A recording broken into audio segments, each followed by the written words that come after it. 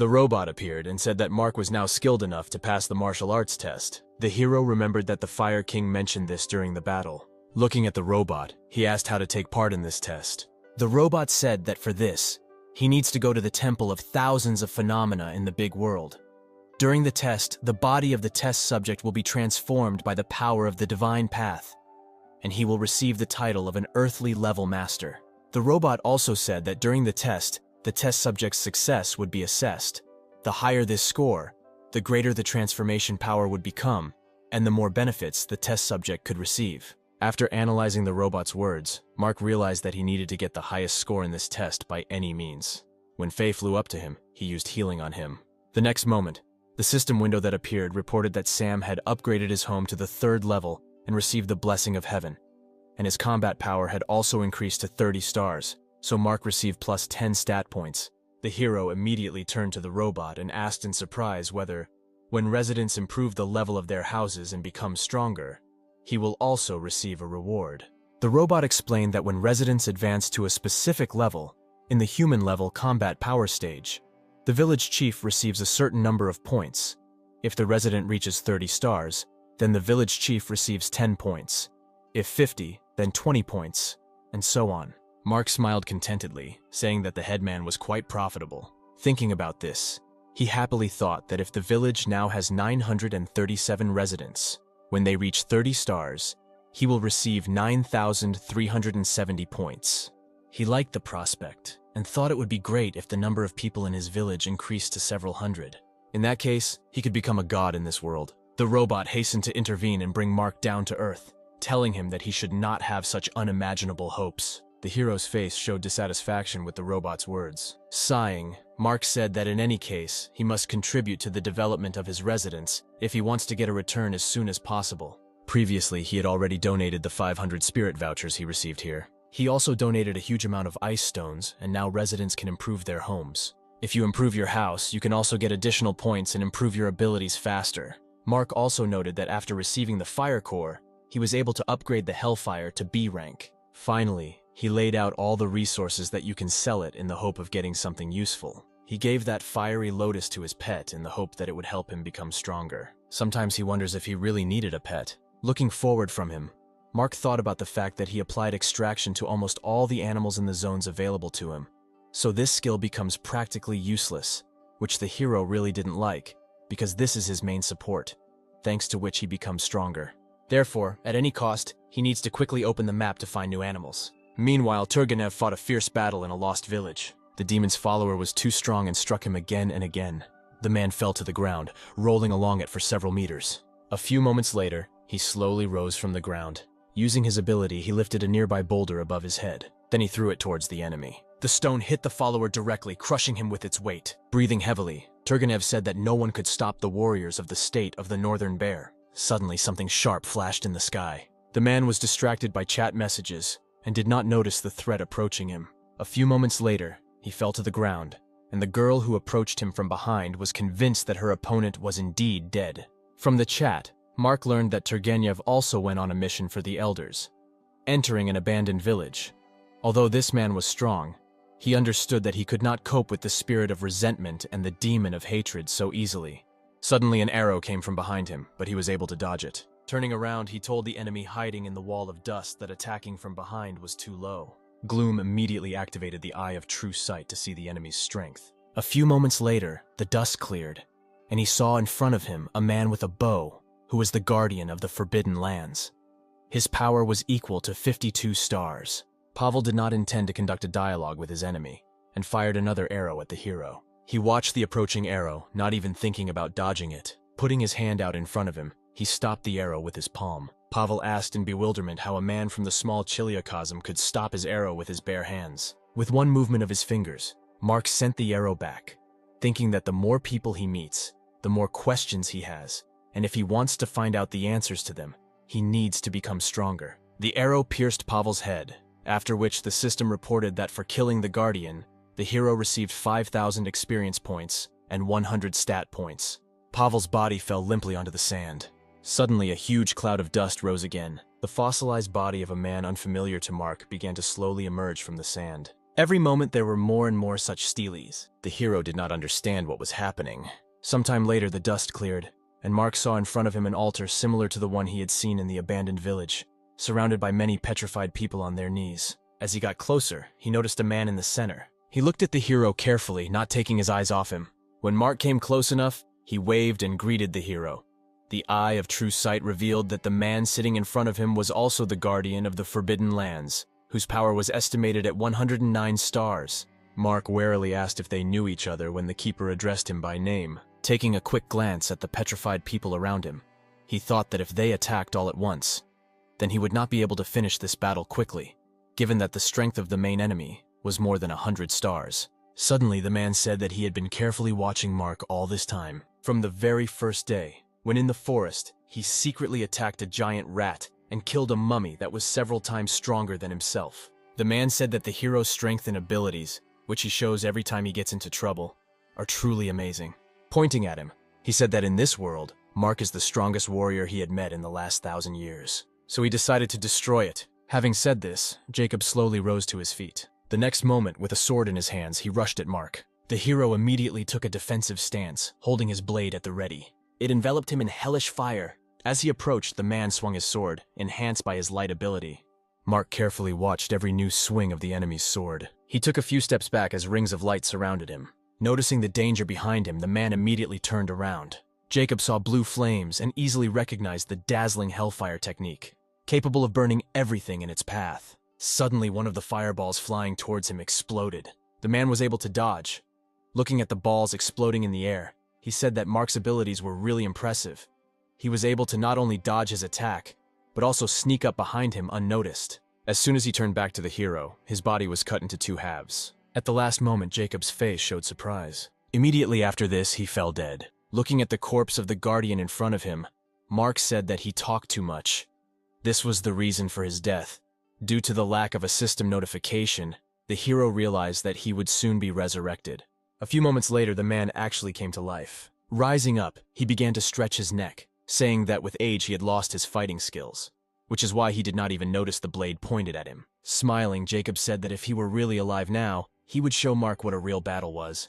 The hero raised his blade again to strike, irritably saying that he had no time to waste on idle chatter. The sudden glow in Jacob's hands made Mark stop and tense up. The man smiled good-naturedly and offered friendship to the hero. In confirmation of his intentions, he offered many spiritual hearths. Mark hesitantly asked if Jacob really wanted to buy him for a couple of dragon blood fruits. Sometime later, the hero actively absorbs spiritual fruits that awaken blood talent.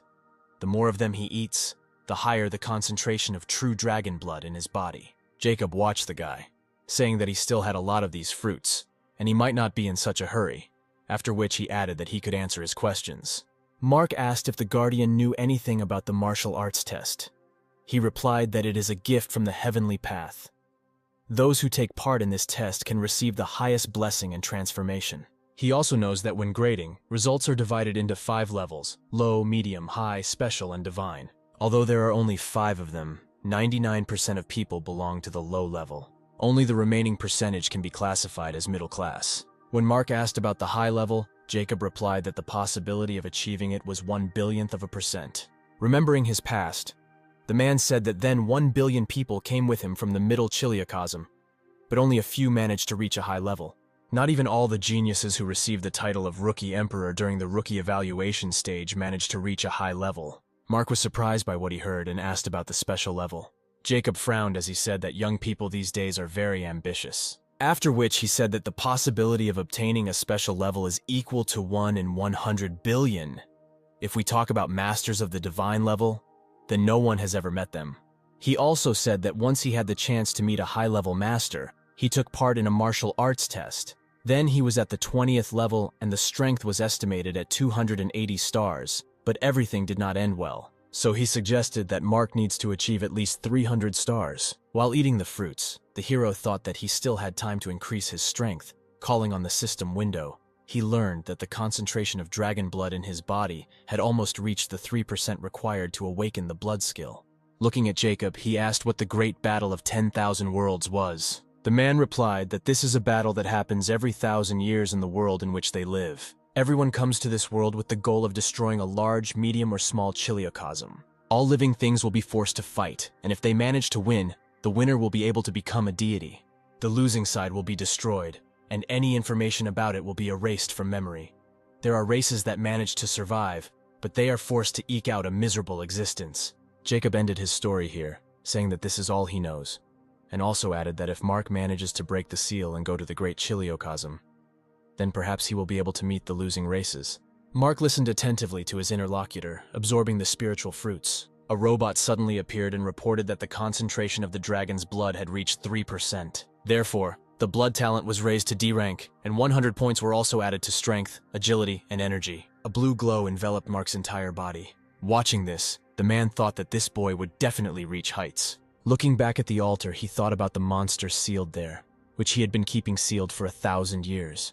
Jacob realized that he no longer had the strength to restrain him, so he hopes that Mark will be the one to cope with the dragon. But if not, then all the newcomer villages will have to go through real hell. At the same time, the system was re-evaluating the hero's combat power, which currently reached 130 stars. When the system reported that it was not possible to awaken the blood talent, Mark was very upset by this. Seeing his depressed state, Jacob stood up from his seat and said that if he could no longer eat spiritual fruits, he could simply save them for the future. Gradually accumulating blood would naturally awaken the dragon's soul power and blood talent. This made Mark very happy. The next moment, the joy turned to seriousness on his face, and he asked what Jacob wanted from him, because he did not believe that a man would do all this for free. Jacob materializes a golden figurine of a baby, saying that it is a golden spirit that can enhance the power of the weapon, and the man hopes that Mark will be able to free him. Mark's face contorted in bewilderment. The next moment, the man pointed towards the altar. He said that the hero must kill the water dragon sealed there. As the ground began to shake beneath them, the man said that the dragon could wait no longer and would soon break out, so Mark must free Jacob as soon as possible, otherwise it would be too late. Mark looked at the golden spirit with the eye of true sight and learned that if it was fused with a weapon, its power would truly increase. The next moment, he activated his extraction talent. By using it on Jacob, he gained a D-rank wind control skill, a B-rank earth control skill, and a D-rank light control skill, and a B-rank metal control skill. After this, the system reported that Mark had mastered the skills of all 5 elements, and the fusion process would now begin. A few seconds later, the system reported that the fusion had been successfully completed, resulting in an A-rank skill, the hidden mystery of the 5 elements. Mark exclaimed happily that he had finally managed to obtain an A-rank combat talent and his strength would increase.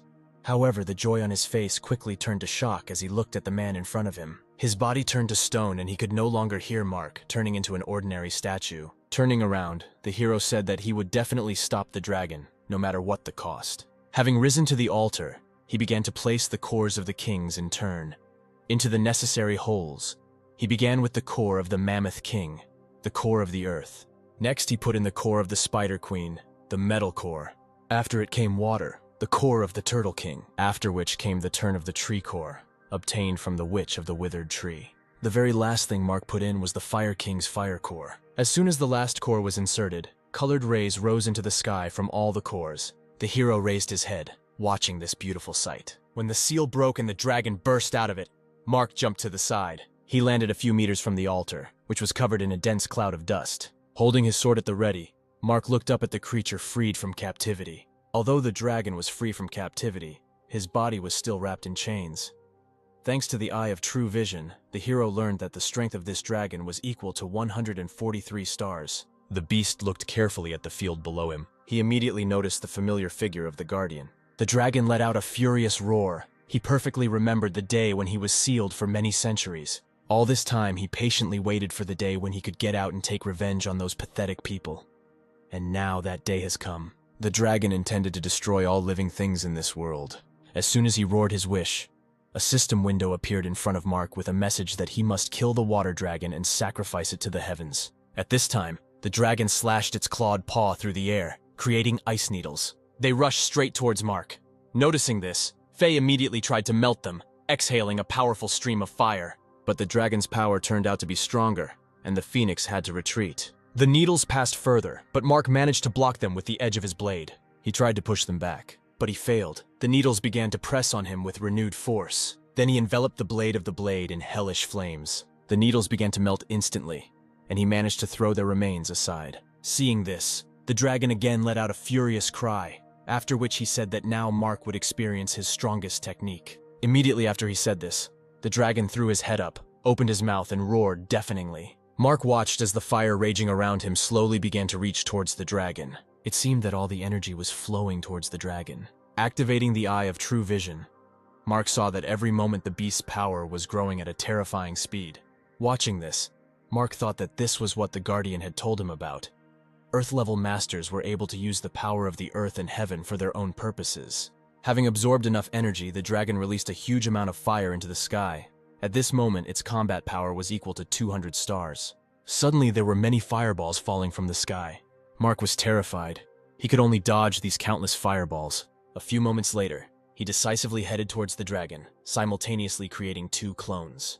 When Mark jumped onto the dragon's body, it roared furiously and tried to grab one of the clones. The hero was able to climb higher and attack the beast. When one of his clones was nevertheless crushed by the dragon's paw, Mark slashed at it with a blade shrouded in hellfire. There was a fairly deep cut on his paw from this blow.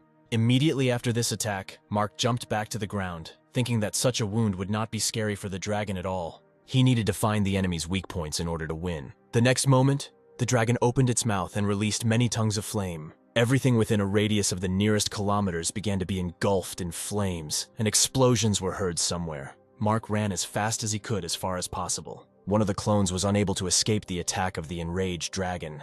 The dragon himself flew over the land engulfed in flames. Having reached safe territory, Mark watched this from the side, amazed at the strength of his opponent. He was not sure that his hellfire would be able to cope with something like that. He realized that he needed something more powerful. Therefore, he decided to use his new A-rank talent. In the next instant, his body was covered in a thin layer of ice as he used a 5-fold ice storm. Many ice arrows shot towards the dragon at high speed. He, in turn, emitted a powerful stream of flame. Moments later, their forces collided with each other, and a massive explosion occurred.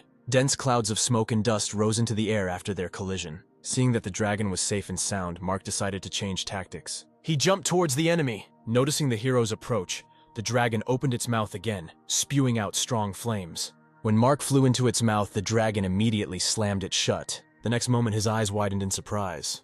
He thought that Mark would somehow resist, but instead he simply allowed himself to be swallowed. At the same time, the hero fell straight into the stomach of the beast. He managed to grab onto the walls of the esophagus, stopping his fall. Smiling contentedly, Mark used the ice storm skill. As soon as he did this, the dragon felt a sharp pain in his stomach. He growled heart-rendingly as many spikes pierced his body from the inside. Mark himself suffered from this technique due to the too narrow space. The dragon began to hit the rocks with its powerful body, trying to knock out the thorns from it. Because of this, the hero lost his support and began to fall down again. The dragon continued to wriggle its entire body. At some point, he opened his mouth and released a powerful stream of flame. When the thorns fell out of the dragon's body, Mark grabbed the hole they left in the beast's body. Using force, he made it wider to create an exit for himself. A few moments later, he succeeded. While the dragon was rushing from side to side, Mark jumped down from its body. Having landed, he smiled contentedly, thinking that the dragon's body was completely torn to pieces, and he definitely would not survive after this. Within a couple of minutes, the dragon stopped wriggling in the air, after which it began to rapidly fall down. A couple of moments later, with a loud crash, the dead body of the dragon landed near Mark. The system reported that for killing the dragon, he received 100,000 experience points, 10 reputation points, and 1,000 stat points. Also, the task of removing the seal was successfully completed, and Mark received another 1,000 stat points. In addition, his reward for completing the mission included 2 dark gold chests. Wiping the blood from his face, Mark said that he had won. Suddenly, he felt the ground beneath his feet begin to shake. In an instant, the sky became covered with deep cracks. The next moment, the barrier limiting the hero from the big world was destroyed, and Mark saw an azure blue sky. The system reported that after the hero removed the restrictive seal, the village of Dragonpool became directly connected to the larger world. Mark smiled contentedly, thinking that now he would have more opportunities to pump up his strength and get more resources. Suddenly, the dragon's dead body was enveloped in a bright light. Mark looked at him in bewilderment, not understanding what was happening. The next moment, powerful lightning struck his body. A couple of moments later, only bones remained of the dragon, and a red ball appeared in front of Mark.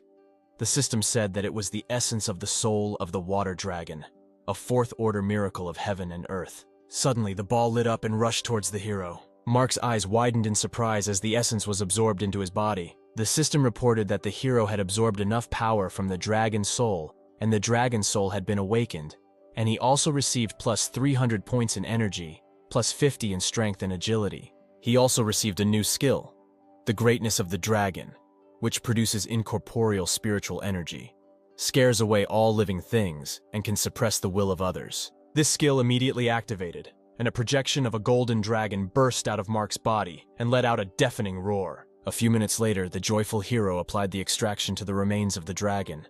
He could not believe that in such a short period of time, he would be able to reach 155 stars. Once the extraction was completed, the system reported that Mark had obtained the C-rank True Wind Essence skill. This skill was automatically upgraded to B rank, resulting in the awakening of a new talent, the air glider. It immediately activated and wings appeared behind Mark's back. He looked with interest at his new pair of wings. Rising high into the air, he experienced real delight.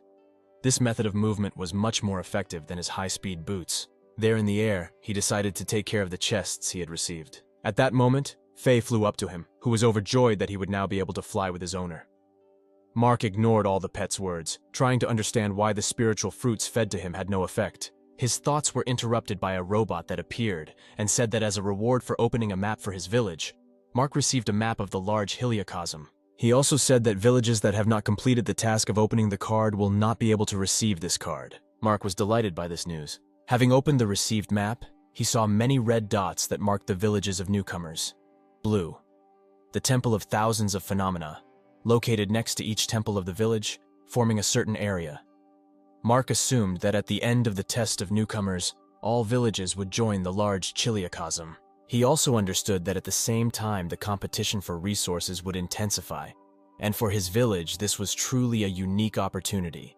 With the card he received, the hero would be able to quickly win the competition by fulfilling the condition of 1,000 inhabitants. Remembering the chests, he decided that he would open them first, and then begin to deal with the map. Having opened the first chest, the hero received an item of the 5th rank, Dragon Armor. Having opened the second one, he received an item of the 6th rank, 3-dimensional space.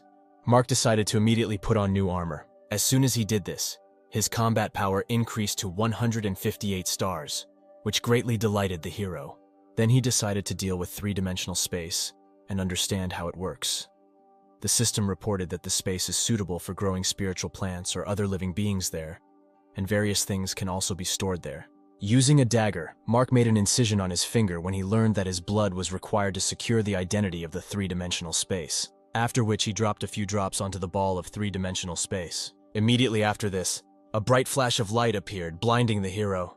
A few moments later, the system reported that the accessory had been successfully secured, and now Mark could move objects there, or move himself using the power of thought. The hero decided to try and move there using the power of thoughts.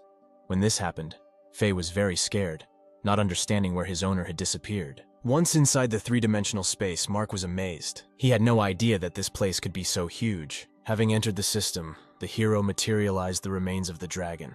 Initially, he planned to place them in the exchange channel, and then exchange them when a lucrative offer arrives.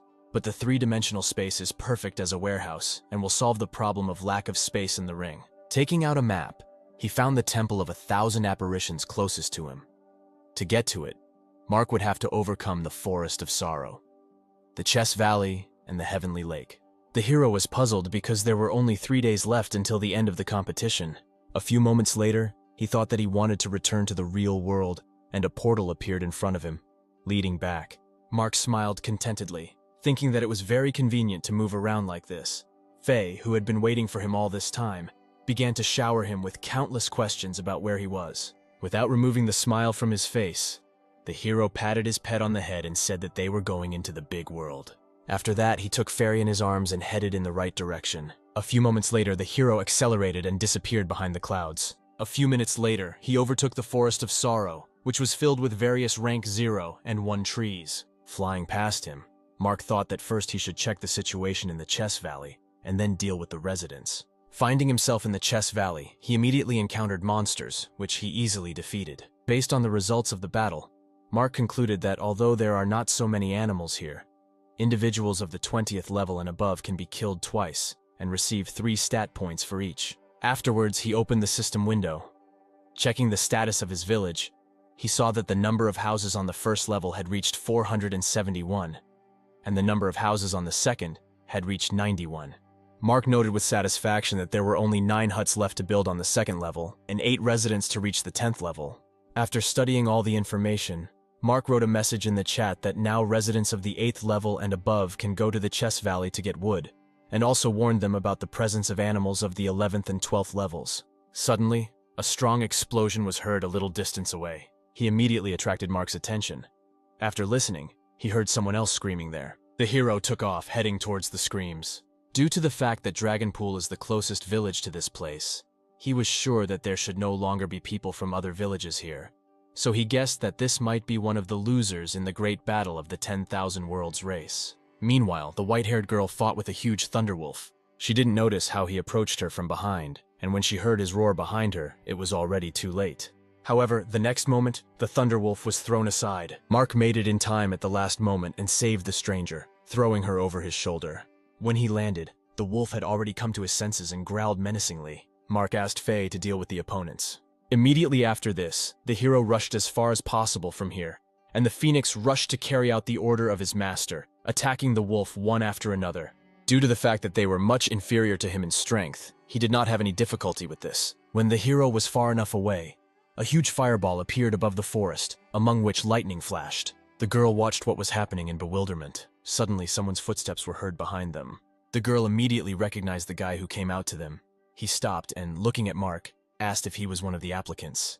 When the hero asked who he was and how he knew this language, the stranger replied that 4 days ago the Heavenly Path told him that soon a contender for thousands of worlds would appear here, who would speak their language. Mark had absolutely no idea what this guy was talking about. Rising from her knees, Lydia apologized, saying that Mark was the first applicant to come down to them in the last 1,000 years, so they were a little puzzled. Approaching her fellow tribesmen, the girl at the same time knelt before Mark, welcoming her savior. Using the eye of true vision, the hero learned that these two are the descendants of the race that lost in the great battle of the worlds. Mark was too embarrassed by their behavior, and he hesitantly said that he was not any savior. Besides, he did not even know about their existence until that moment. Everything that happened was nothing more than a coincidence. Grabbing his hand, Linda said that there was no mistake here, pointing somewhere to the side. Mark followed the direction of her hand and saw a mountain of corpses of thunderwolves. The girl said that the hero and his pet saved them from these monsters, because he is the savior of their clan. The next moment, a robot appeared in front of Mark, informing him of the activated D-rank mission called Rescue of the Fallen Clan, the reward for which was the absolute loyalty of the Shuan clan. Sighing heavily, Mark said that they needed to figure out what to do with the pile of dead animal bodies. Kane and Linda were eager to figure it out on their own, but the hero replied that he would rather do it himself. He also asked that they just call him by his name. Kane immediately objected, saying that he was their savior and they could not treat him with such disrespect. Sometime later, the hero, accompanied by his new acquaintances, left the clearing. Almost immediately, a new animal appeared in the clearing. Sensing the strong smell of blood, the leader of a pack of thunderwolves discovered the corpses of his subordinates and went berserk. Judging by the smell of people hovering here, mixed with the thick aroma of blood, it was not difficult for the leader to guess who was responsible for what happened. He jumped onto a high stone and let out a long howl. Hearing him, the rest of the pack immediately rushed to their leader. A couple of minutes later, about 100 thunderwolves entered the clearing. The leader gave them the order to get rid of the little people, avenging their brothers. Meanwhile, in the small village of the Shuan clan, active life was in full swing. Noticing the approaching figures of his comrades, the guard shouted that Kane and Linda were returning. This news delighted the settlers. A few moments later, the grandmother holding the bucket of apples let go of it in shock. Mark's new acquaintances stopped at the entrance to the village, not daring to go inside. Granny ran out to meet them and with excitement in her voice asked why only the two of them returned. Linda, with a depressed expression on her face, replied that on the way they were attacked by thunderwolves, and except for her and Kane, no one managed to survive. Then she looked at Mark uncertainly. He took out the bodies of the dead from three-dimensional space, saying that this was all he managed to take. All the rest were eaten by animals. From Linda, Mark was able to learn that the ancestors of their clan were originally from the Middle Chiliocosm, but were defeated in the Great Battle of 10,000 Worlds, and as punishment, millions of people were scattered throughout the world without the opportunity to awaken talents or skills, and they could only develop up to the 15th level, and now there are only 300 people left in their clan. The head of the village came forward and thanked Mark for returning the bodies of their comrades and family members to them. Kane immediately joined the conversation, saying that the hero is the new challenger of the 1,000 worlds and is their savior, whom they have been waiting for all this time. The man was wary of the guy's words. Something alarmed him in the current situation, but he could not understand what it was. Turning to Mark, Sean asked if the two of them could talk somewhere else. The hero agreed, and they moved to another clearing, settling near a branchy oak tree. Sighing, the man admitted that the legend about the salvation of their clan after the appearance of a new contender was just a fiction. Mark looked at the head of the clan with confusion. He explained that each head of the clan, upon taking office, receives a special scripture, which states that not every applicant is able to save their clan. Sean bowed and apologized for disturbing Mark, saying that only the village chief, who has the status of the novice emperor, could become the savior. And as far as he knew, only one person in a whole billion could fulfill all these conditions in less than 7 days. Smiling, Mark said that if these are all the conditions, then he fits these conditions. To confirm his words, he showed the head of the clan a system window that displayed information about the progress of his village. After reading the information displayed there, tears appeared on the man's face. He could not believe that his clan had actually waited for their savior. Suddenly, a terrible noise was heard around, and the frightened cries of the villagers were heard that thunderwolves had invaded. At the same time, purple flashes appeared one after another at the entrance to the village. Linda and Kane watched this with concern. The next moment, everyone saw a large pack of wolves approaching their village. Residents ran to their houses in panic, hoping to hide in them. Sean, who came forward, shouted for everyone to calm down and, taking up weapons, prepared for defense. Having created wings, Mark flew into the air and headed towards the monsters. With his actions, he caused bewilderment among the head of the village. Flying forward, the hero met the leader of a pack of thunder wolves. Turning to Fairy, he said that they needed to deal with these wolves. The next moment, he used the Ice Storm skill without taking his eyes off the leader of the pack.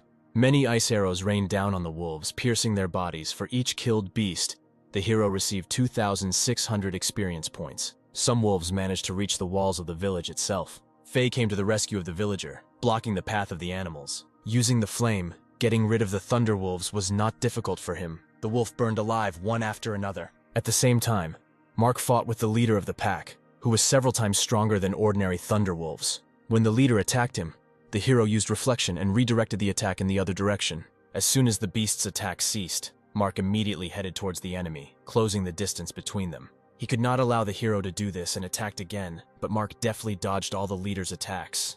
At some point, he used release, and his technique collided with the wolf's technique. Taking advantage of the moment while he was out of sight of the enemy, he broke through the wolf's electrical wall. The next moment, the hero finally overtook the leader, grabbing him by the horn, after which he threw the beast aside. From a strong blow to the ground, the beast lost consciousness. Mark, who approached him, called on his blade without taking his gaze off the enemy. The next moment, he swung his blade, striking the leader a fatal blow. The system reported that as a reward for killing him, the hero received 24 experience points and a golden chest. A few minutes later, Mark applied extraction to the dead bodies of the wolves and received a new B-rank talent, True Essence of Thunder and Lightning, as well as a 4th rank skill, Insane Thunderclap. Looking thoughtfully at the corpses, Mark thought that he managed to extract abilities from only 3 wolves, whose level exceeded the 20th. The rest of the wolves had no meaning to him. The head of the Shuin clan approached him, knelt down in front of the hero, and presented him with a scroll, which the heads pass on to each other from generation to generation. All the other residents of the village, as well as their leader, knelt before Mark, recognizing him as their king.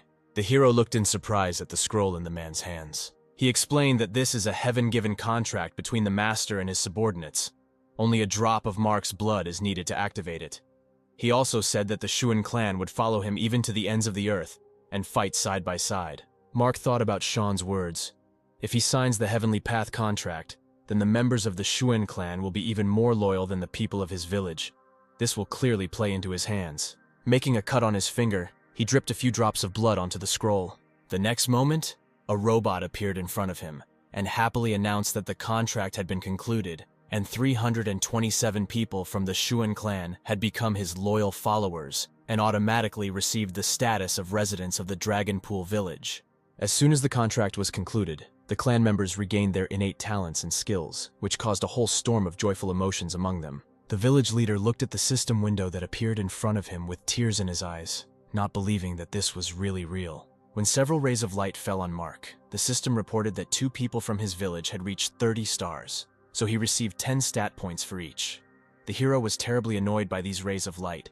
He sincerely did not understand why they were invented. Faye, who flew up to him, said that he was very sleepy, so perhaps he would soon move to a new level. Having said this, the phoenix immediately fell asleep in the hero's palms. Mark tried to bring Faye to consciousness by shaking him, but he slept soundly. The robot that appeared said that the phoenix was currently in the process of leveling up and needed to be provided with a safe environment so that it could complete the transition to the next level. Mark decided to move him into three-dimensional space, where his pet would definitely not be in danger. Afterwards, the robot asked the hero to choose the location of new houses for his followers.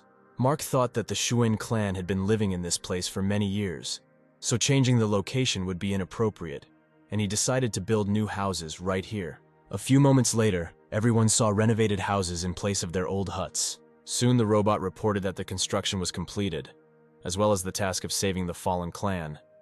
As a reward, Mark received 300 stat points and the right to build a teleportation array, after which he reported that the village of Dragonpool had fulfilled all the conditions for moving to the second level, and the possibility of building a guardian altar had also been unlocked. After reviewing the details, Mark learned that the teleport allows you to travel within 1,000 miles in an instant. Its construction requires 30 units of stone, 5 units of iron ore, 2 units of processed wood, and 1 unit of animal bones. For the altar, 100 units of stone, 20 units of iron ore, 100 units of wood, and 10 units of animal bones were needed. Mark already had all the necessary materials, and he told the system to start building both objects.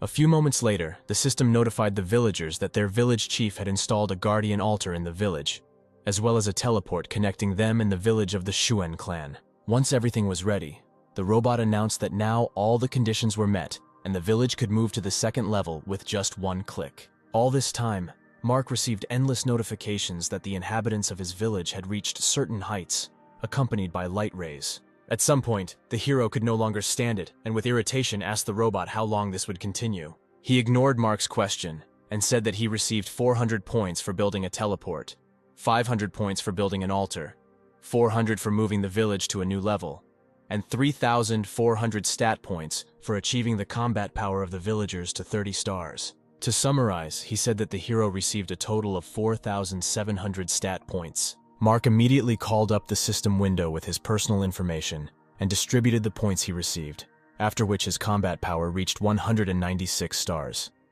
Now he was only one step away from the earthly level.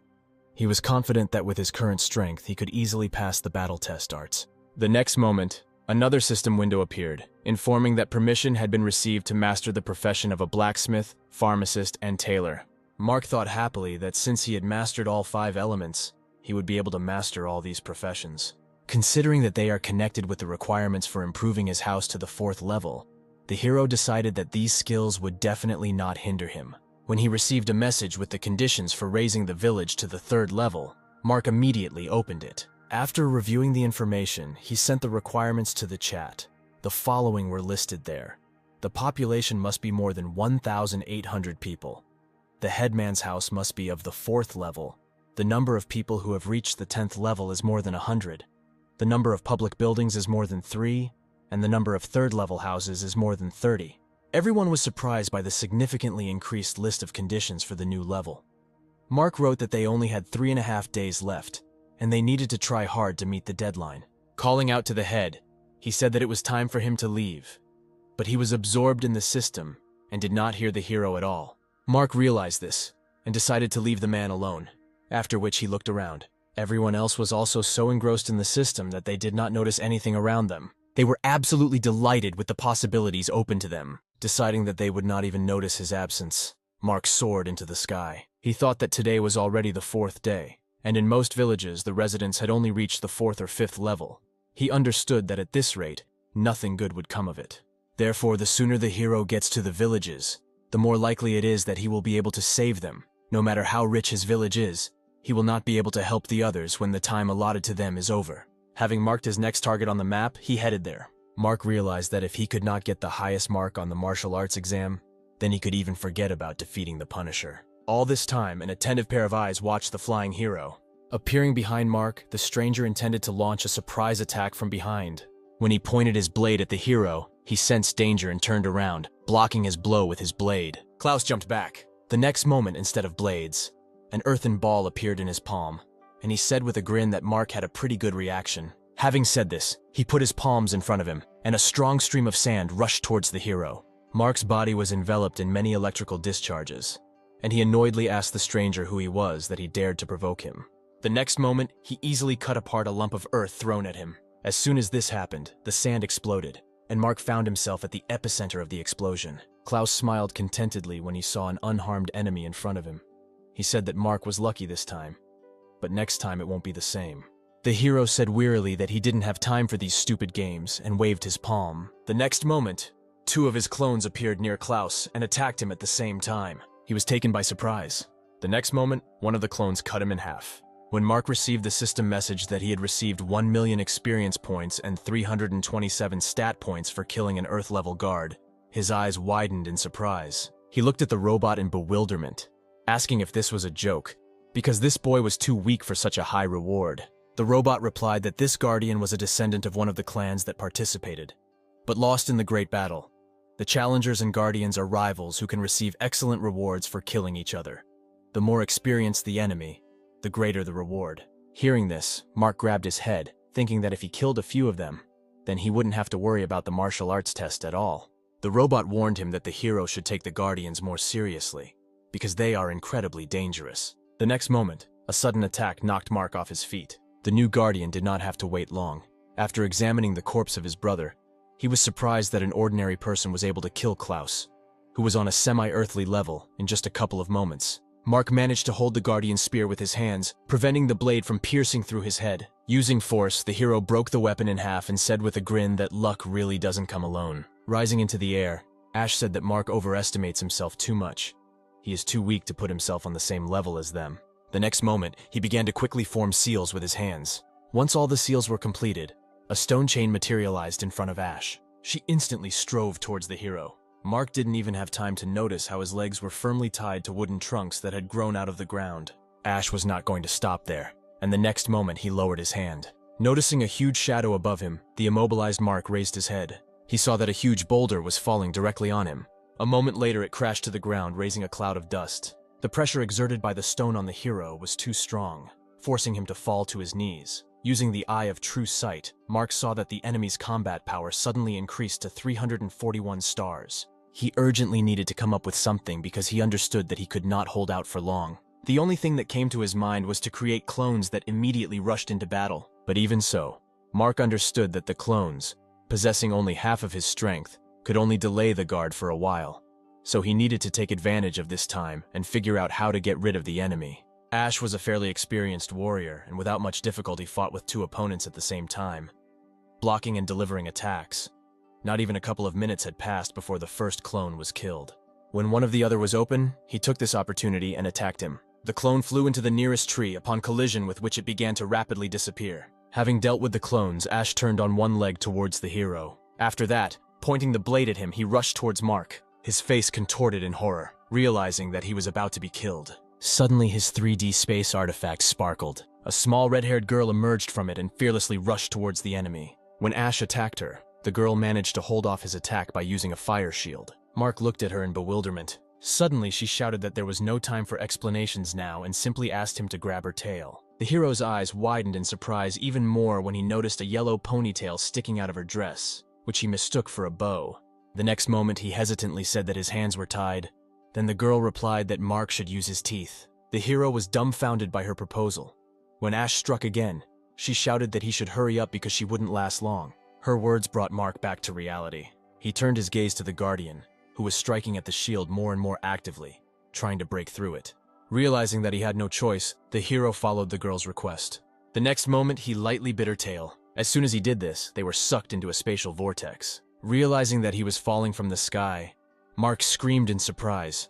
The girl flying next to him said that she could not move long distances, so they needed to hide as soon as possible. Looking at her, he extended his palm towards her. The next moment, he grabbed the tip of a strand of her hair. After that, they teleported again, but into Mark's 3-dimensional space. Explosions were heard from the place where they teleported earlier. Meanwhile, a small blue bead, which is an anchor for a return portal from 3-dimensional space, landed near one of the mighty oak trees in the thick grass. Ash carefully examined the battlefield, looking for the enemy who had eluded him. He couldn't understand why he no longer felt Mark's presence. Rushing through the entire forest, he did not stop his search. In a clearing not far from him, steps and the rustling of grass were heard. The deer slowly enjoyed the nutritious vegetation of the forest. Sensing someone's presence, Ash immediately moved to this clearing. But he didn't find his opponent there. He thought that that girl couldn't have moved them too far for him to stop feeling their aura, so he assumed that they used some kind of heavenly path artifact to hide. Even so, Ash was simply obliged to find them at all costs, so he decided to simply wait until they crawled out of their hiding place. Meanwhile, in three-dimensional space, Mark was in deep shock from the girl's words. She proudly announced that she was Fae. Having moved to a new level, she was able to get a human body. The robot that appeared said that the flaming red lotus could help Mark's pet take on the form of a human. But now the hero was wondering another question. All this time he thought that Faye was a boy. Thinking about this, he was lost in memories. His subconscious immediately gave him a picture of how they were taking a bath together in his house, and he said that from now on, they would wash separately. Now knowing that his pet was a girl, he decided to give her a different name, Rio, and having received her consent, he plunged into thoughts about the guardians he had recently encountered. He thought that if they had come across someone other than him, that person would have died immediately. Deciding that it was too dangerous to return now, he decided to increase his combat power by eating spiritual fruits. Along the way, he moved on to spiritual plants, using extraction on them. All the weapons he obtained suffered the same fate. As a result, the dragon's blood concentration reached 10%, and his blood talent was upgraded to C rank, and his attack power increased by 200, and the dragon's greatness skill was improved tenfold. While eating spiritual fruits with Rio, Mark looked through their stat windows. The hero was already at level 17, and his combat power was 299 stars. Rio was able to reach the 10th level, and her strength was equal to 120 stars, and she also managed to master several new talents: A-rank Flame Law, A-rank Space Mastery, B-rank Blood Inheritance talent. When Mark realized that his shadow clones would now be endowed with the power of 150 stars, he became confident that he would now be able to cope with that guardian. Jumping up from his seat, he shouted that this time they would win no matter what. A few moments later, the bead, lost in the grass near the oak tree, began to shine, and a portal formed above it. As soon as Mark and Rio returned to the real world, they were immediately attacked. The hero assumed that something like this would happen, so he was able to easily dodge. Hovering in the air, Mark looked down and his face frowned. He saw a whole group of guardians who were actively reciting some kind of spell in a language incomprehensible to the hero, and in front of them stood a man, whom Mark easily recognized as Ash. He also read a strange spell, creating an earthen ball. Watching as he actively began to form seals, increasing the ball to enormous sizes, Mark thought that putting so much effort just to defeat him was too much. At some point, the voices of the guardians reading the spell became louder. Ash raised the earth ball they had created together above his head. The next moment, the technique he had completed rushed towards Mark. He carefully watched the approaching ball, without moving from his spot. When the ball touched the surface of the earth, a terrifying roar was heard, and a huge wall of sand rose up. The ball rotated at high speed around its axis, screwing into the ground. Klaus was the one who could completely control their collective technology, and only he could stop it. In order for the divine spirit of the earth to fill the bodies of clan members, several people need to work together, passing through the body of vessels. The divine energy of the earth is completely purified. After this, the earthly level master collects the divine energy contained in the bodies of others, and forms a spiritual ball, in which the collected energy increases tenfold. Ash smiled contentedly, thinking that although the power of this attack is incredibly destructive, it has a significant drawback. The one who used this technique loses his strength and ability to move for 10 seconds. But he was sure that this attack would kill Mark, so he did not worry about the consequences. The ball in which the hero was imprisoned was supposed to explode in 9 seconds. However, in the next moment, the ball was destroyed from the inside in an instant. Having escaped from captivity, Mark and his clones ran towards their opponents. Rio decided to attack from above using powerful flames. Enemies caught in the affected area were burned alive. Mark and the clones also easily dealt with the guards, receiving 136,000 experience points and 42 stat points for each. Ash did not move from his place, looking in bewilderment at Mark approaching him. He could not understand how he managed to get out of that technique. When the hero found himself dangerously close to him with his fist raised to strike, shrouded in lightning discharges, the man thought that if he didn't run away now, this guy would definitely kill him. Noticing the frightened expression on his opponent's face, Mark grinned contentedly, saying that now it was his turn to show a devastating technique. The next moment, a thick column of dust rose into the air, along with fragments of stones. Ash's ability to move returned literally at the last moment, and he managed to escape. Mark was confused when he moved his gaze to where Ash should have been, and found no one there. The next moment, a long swarm formed on the surface. The hero realized that his enemy had hidden underground and was trying to escape. Turning to Rio, he asked her to deal with the remaining guards and search their corpses. He himself hurried to catch up with Ash, although he followed the sky, which gave him considerable speed. Even so, he could not keep up with the man moving in the ground. At some point, Mark noticed a dilapidated old building below. A couple of moments later, Ash led him to an abandoned village. Once near the portal, the man emerged from the ground. He took out a crystal charged with energy and held it in his palm. Then he moved to the center of the pentagram and began to slowly dissolve. Finally, he shouted to Mark that sooner or later their army would crush his village. The hero did not like these words of the man very much. He sped up, trying to reach him with his blade before the man disappeared completely.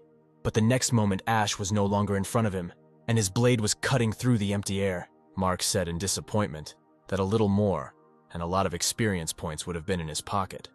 The robot that flew up to him said that the portal was in good condition, and asked if he wanted to use one of the transfer cards to establish communication. Looking at the image of the map in the system window, the hero hesitated to answer. He was afraid that by using the portal, people from the Shuan clan might accidentally encounter hunters here who could also use this portal. In this case, the hunters will simply kill all the inhabitants of the dragon pool. Turning to the robot, he asked if strangers would be able to enter his village using this portal. If he decided to use the card, he replied that Mark should not worry about something like that, because someone who is not a resident will not be able to enter it through the portal. The robot's answer calmed the hero, and he decided to use one of the cards. The next moment, a system message appeared in front of Mark, intended for all residents of the dragon pool, that he had established a connection between the portals between their village and the village of T. After that, he wrote in the group chat that village T was abandoned, and while he had not had time to explore anything here, it was also not fully known how dangerous it was here, so he asked no one to move here for now. He was immediately told that everyone understood everything and would not visit T's village for now. Lydia asked when Mark would visit the Temple of 1,000 Apparitions. He replied that very soon, and asked everyone to work hard on improving the village during this time. Sometime later, the hero finally managed to get to the Heavenly Lake. Rio sat on her master's head, holding his hair. Mark knew from Jacob's words that the temple was located above the Heavenly Lake. Those applicants who could fly must use the ladder hanging above the lake to climb. If he fails to hold on and falls, then the applicant will only have to rely on his luck, so he decided not to risk it and used his wings. A few long minutes later, the stairs ended, and Mark saw in front of him a white temple building with a domed roof. As soon as he appeared in front of the temple, the fog behind the building began to thicken.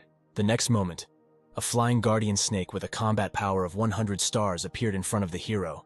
He asked Mark to show him how strong he was. The hero didn't want to waste time on this, so he simply turned to Rio. She immediately understood everything and sucked in more air, preparing for the attack. The next moment, a powerful stream of flame fell on the dragon. Less than a couple of seconds had passed before the system reported that the test of the guardian's spirit had been passed, and now Mark could move to the first level.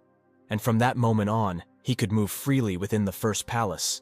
The guardian would not interfere with this. Approaching the doors of the first palace, the hero learned that there were 9 such palaces in total, and each of them was guarded by a spirit. When he touched the doors of the temple, they immediately opened, letting him inside. As soon as he took one step, the system reported that he had entered the Palace of the Secrets of Nature. Here he can accept various missions, but murder is prohibited. But Mark did not immediately read this message. His eyes widened in surprise as soon as the doors opened in front of him. Ahead, he saw a long line of other applicants. Using the eye of true sight, he learned that they were all of the Rookie Emperor rank. Approaching closer, the hero stood at the end of the line. Examining the applicants standing in front with his eye, he realized that there were 12 people from the large Chiliocosm, 4 from the middle one, and 1 from the small one himself. He immediately had the assumption that people from the greater Helicosm enter this temple through a portal. Mark looked at these people with interest. With his appearance, the other applicants perked up, whispering about the applicant from the small Chiliocosm. Someone thought that Mark was simply lucky to be here, given the innate talents and potential of people from his world. There were also those in the hall who were really interested in the hero. Cassandra turned around, carefully casting a searching glance at Mark. Even though he was from the small Heliocosm and was the weakest among them all, but he turned out to be completely her type.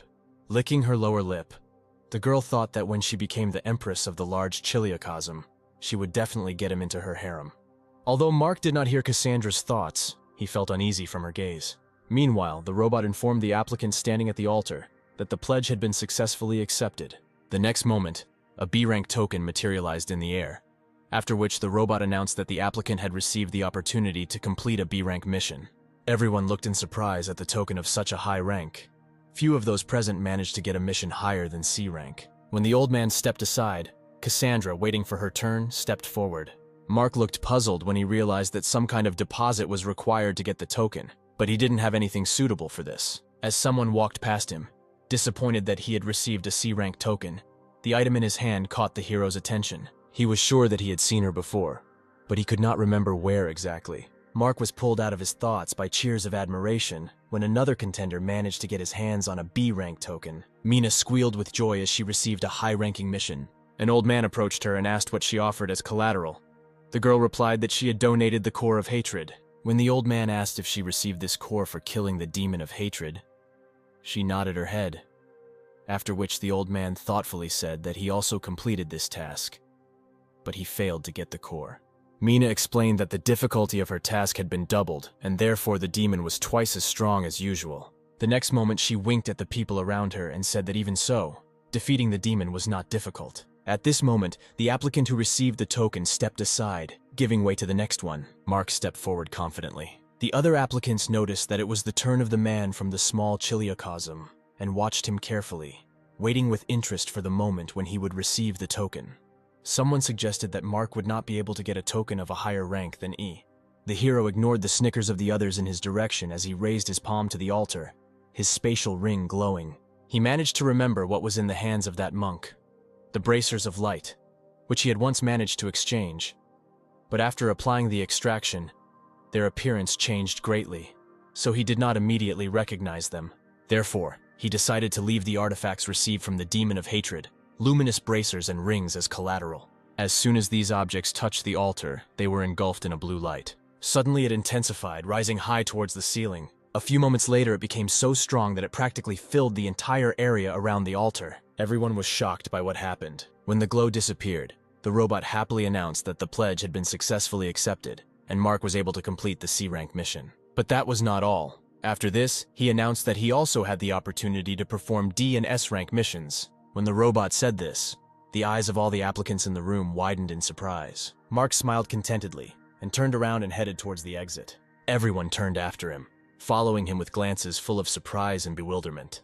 No one could understand how a person from the small heliocosm managed to get as many as 3 tokens at once, and even one of them was S-rank. When Marco, who was standing on the side, said that an S-rank task was not so easy to complete, so they should not overestimate this boy, who was just lucky, Cassandra, with a smile on her face, replied that he was simply jealous of him because of what he had received. Tokens of a lower rank than Mark. As soon as the hero left the temple, wings immediately appeared behind his back. Looking at the stairs leading even higher, thinking that probably all missions of rank C and above are a series of quests, and if there will be a time limit, then this will be very problematic. The next moment he flew into the air. As soon as he approached the stairs, they began to rush from side to side. In the next moment, both the stairs and the temple disappeared right before Mark's eyes. The hero was in great bewilderment. The robot that appeared said that when the sun sets, the temple immediately disappears, and at dawn it appears again. At the same time, Ash managed to return to his clan's base, where an urgent meeting was held regarding Mark. He said that the hero was one of the challengers. Ash was sure of this because he saw with his own eyes how a white glow enveloped his body when Mark killed another guard. This only happens when a challenger kills a guard. Many did not believe his words, because the test for newcomers was not yet over, and there was simply nowhere to find such a strong person in the small chiliocosm. Ash slammed his fist on the table, saying that he had no reason to lie about such serious things. One of the men approached the elder, saying that after using their collective technique, Mark not only managed to survive, but also had enough strength left to fight and destroy the majority of their squad. The man was sure that this guy had at least the earthly level of strength. Realizing the seriousness of the situation, some suggested getting rid of Mark as soon as possible before he could become even stronger. Remembering his battle with the hero, Ash felt that Mark was using the power of heaven and earth. Only Earthmasters could use such power, but as far as he understood, this guy had not yet reached that level and was already so strong. Suddenly, the elder slammed his palms on the table, asking everyone to shut up. After which he said that there are more and more new applicants, so they need to use this opportunity and kill as many of them as possible in order to receive a generous reward. As for Mark, he said to use the village of T as a starting point for his search. Rising from his seat, the man reasoned that no matter how strong this boy was, he would not be able to withstand the entire clan alone. Perhaps they would be able to find out where he gets his strength from and deal with him in one fell swoop. Ivan said that at any cost they needed to raise the strength of their clan to a new level in order to be able to participate in the next great battle. Turning to his advisors, he said that 300 people needed to be sent from each department and 500 from the head office, and tomorrow morning an army of 3,000 soldiers would be sent to the village of T. When the meeting ended, the village chief's grandson was waiting for Ash at the exit, saying that it would be better to go to T village not tomorrow morning, but tonight. Ash sighed tiredly and looked up at the full moon, after which he said that a mysterious monster lives in the heavenly lake near this village. Every time night falls, it summons the ghosts of people who did not die a natural death on these lands, and they kill all living things on their way, which is why the village of T has been abandoned for many years. Even Earth-level masters do not dare to approach this place at night. When Mark returned to village T, he saw that it had changed significantly and became more like one of the prosperous cities. Courtesans tried to lure passing men into entertainment venues with their beauty and drink. One of them noticed Mark passing nearby and decided to try her luck with him. The beauty instantly approached the guy, grabbing his arm. Slowly touching his chest, she asked in a soft voice if he would like to have a snack and rest, or would prefer to lose himself in her arms. Mark immediately activated the Eye of True Vision, so he saw that the transformation of the city was only a well-made illusion. In fact, all the people here were living corpses. The girl in front of him was no exception. Mark immediately pulled away from her, telling her not to dare to play these games with him. He realized at first glance that she was not a person. The girl's eyes widened in surprise at the hero's words. The next moment, all the people on the street began to return to their original forms, realizing that they had been exposed. They couldn't let Mark leave the city so easily after he found out their secret, so they decided to eat him. Suddenly, a spine emerged from the mouth of the corpse that was trying to lure Mark into a trap and rushed towards the hero. He took a defensive stance, preparing for battle. The next moment, hellish flames burst out around him. A fiery cloak enveloped his back and arms. When the sharp end of the vertebra was dangerously close to him, Mark waved his hand, protecting himself from this attack with his cloak. The flames spread to the bones, consuming them. The next moment, many spines that escaped from the bodies of the corpses headed towards Mark at high speed. He easily dodged them. The hero decided to speed up, and now the spines could not keep up with him. Taking advantage of this, Mark grabbed 2 spines and passed the flame through them, spreading it further. The flames instantly reached the corpses, burning their bodies. A few moments later, the blue flames spread everywhere. Some of the corpses screamed in pain, but some were not harmed by the fire and continued to try to attack Mark. The hero's face twisted with dissatisfaction when he realized that fire against them was practically useless. Meanwhile, Ash and Patrick walked through the forest, moving away from the cave where the meeting was taking place. The man said that those spirits living in the village of T are between life and death and do not have their own essence. Therefore, physical attacks will not have any effect on them.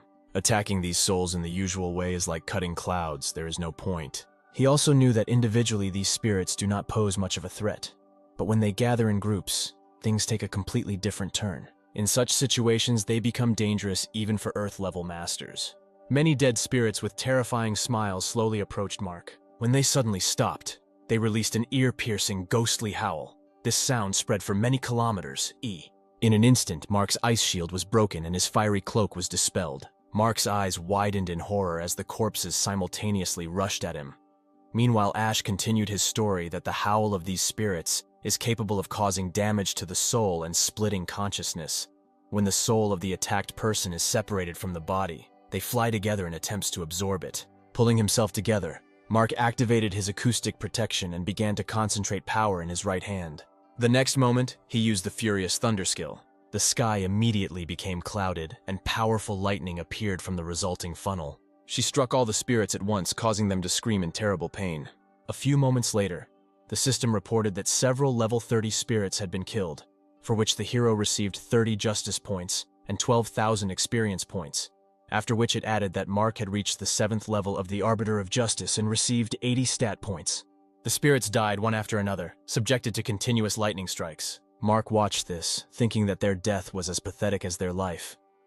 He even felt a little sorry for these souls who did not even have the opportunity to be reborn.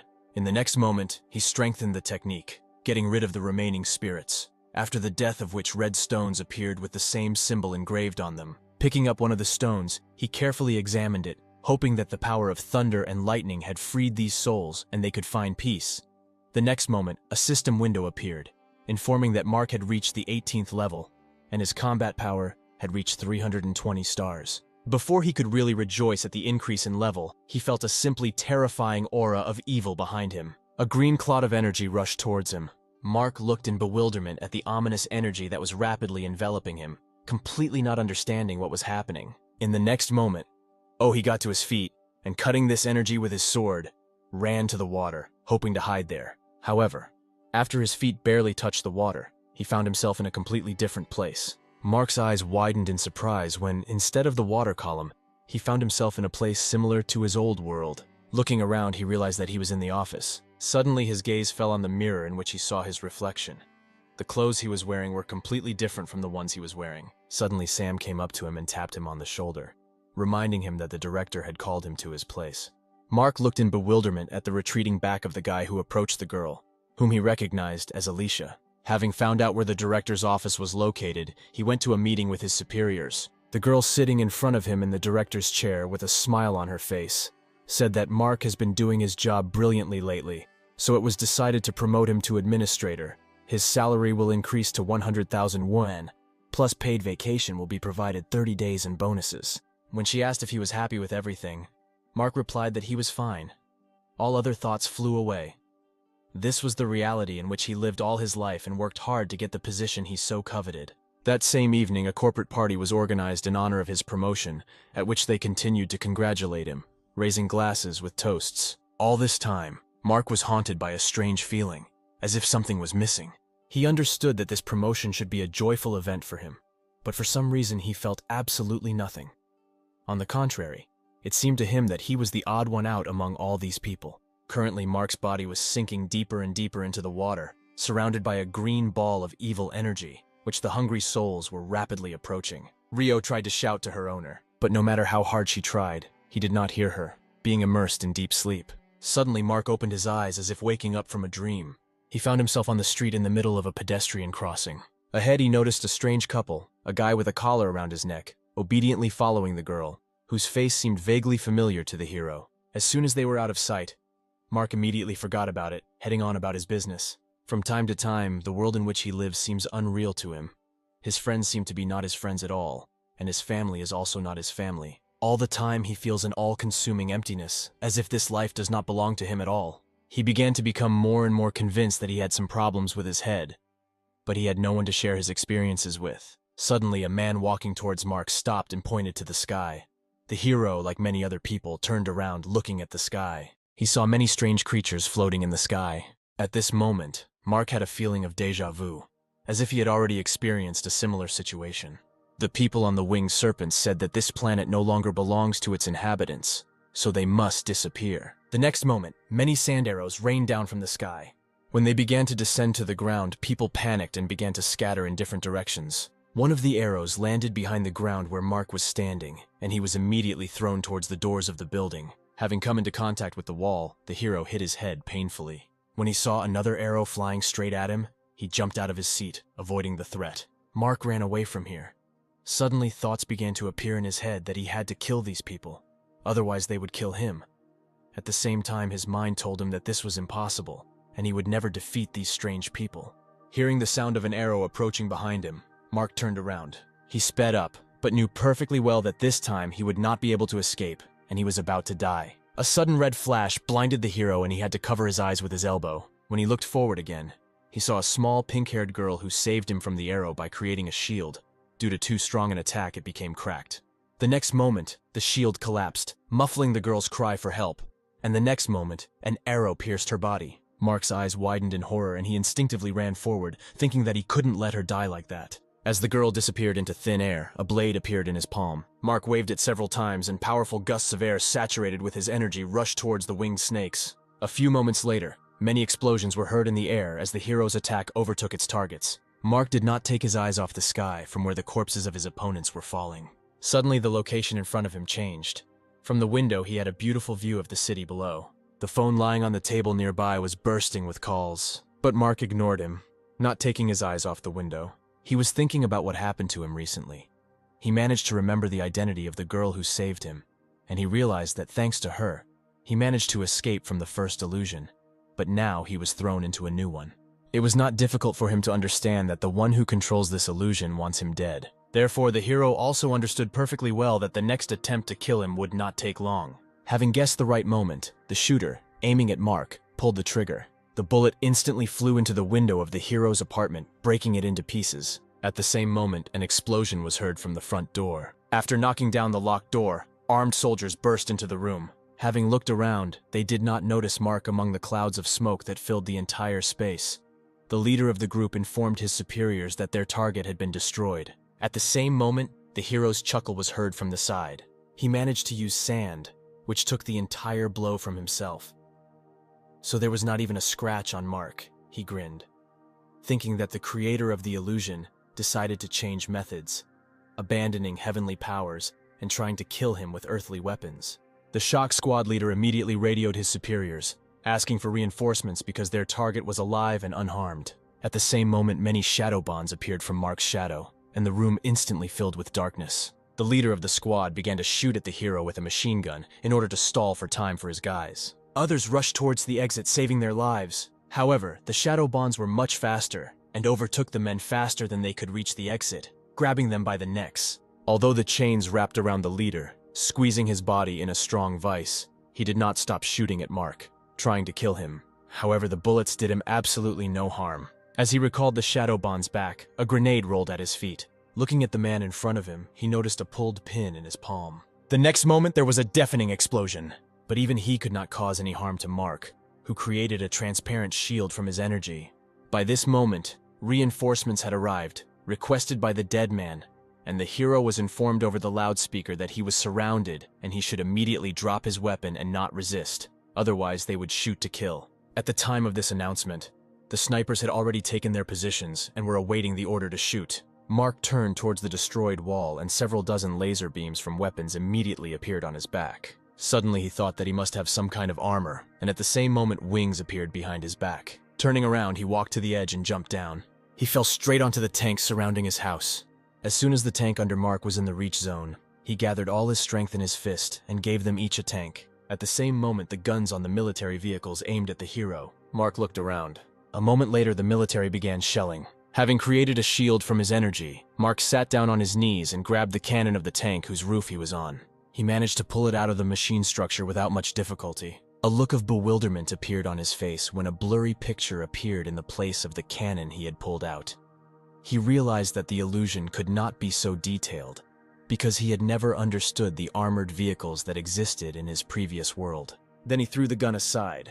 Raising his palm upward, he summoned an ice storm. In an instant, the sky was covered with dark clouds. Many ice arrows rained down. The snipers watched what was happening in bewilderment. The shock that enveloped them did not allow them to pull themselves together and force them to rise from their seats and dodge the arrows flying at them. Looking around, Mark noticed that more and more holes were appearing in this illusion, making it unstable. Suddenly, military planes appeared in the sky.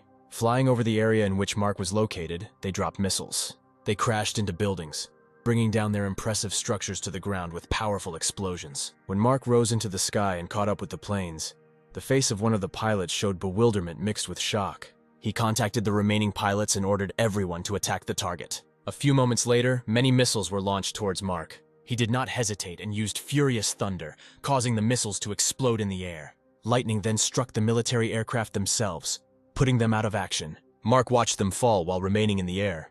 He thought about the fact that he was previously an ordinary person, but now even armored vehicles do not pose any threat to him.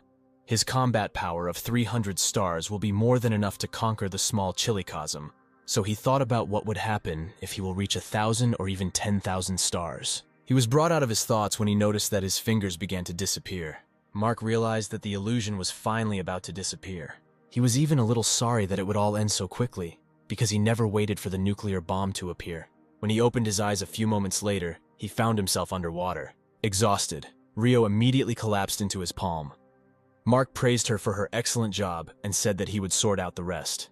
The next streams of water rushed towards him. Using the ability of the Turtle King, he created a powerful tornado through which high-voltage current discharges passed. With every moment, the tornado gained more and more strength, drawing in spirits. They could not resist, and almost all of them were instantly swallowed up by the tornado. Having dealt with them, Mark moved on to his main enemy, creating a powerful water ball saturated with electricity. The girl, hiding at the bottom of the lake, noticed the approach of the hero and raised her head up. Noticing the ball in his hands, she smiled. The next moment, Mark threw the technique he had created at the girl. The ball covered his opponent with a dome, while powerful lightning bolts rushed from side to side inside. When the dome disappeared, Mark saw the dead body of a crocodile floating up. The girl herself remained unharmed. With a smile on her face, she said that she did not expect anything less from someone who was able to get out of her illusion using the eye of true vision. Mark saw that she was a level 35th demon with a combat power of 350 stars. Still smiling, she continued, saying that she felt the aura of the Arbiter of Justice emanating from him, and if they joined forces, they could achieve a lot. But Mark did not listen to her further and created another water ball. Noticing him, Venus rushed to the side, avoiding the attack. Mark was not going to stop there. The tornado he had created earlier appeared behind him. The next moment, a lot of bone needles appeared from there. They instantly rushed towards Venus. Thanks to her high speed, she managed to avoid this attack. But Mark's games followed her almost without leaving behind. Turning to him, Venus said displeasedly that even if he does not like the homes of others, when he comes to visit, he should not create chaos. Suddenly, he appears next to her, surprising the girl. The strong attack caused a powerful splash of water. Mark was thrown towards the nearest rock. However, he immediately took off and rushed back towards the enemy. Using shadow bonds, he was able to shackle the girl, immobilizing her. Having created a clone, he was going to cut her, but Venus managed to lean back so that instead of her, Mark cut his own bonds that bound her. Having freed herself, she tried to escape. She was lucky, and her opponent slowed down, taking advantage of the moment she made a strong jerk, approaching the surface of the lake. However, the next moment, 3 sharp blades flew at her from above. Venus was unable to dodge any of them, and her body was pierced through.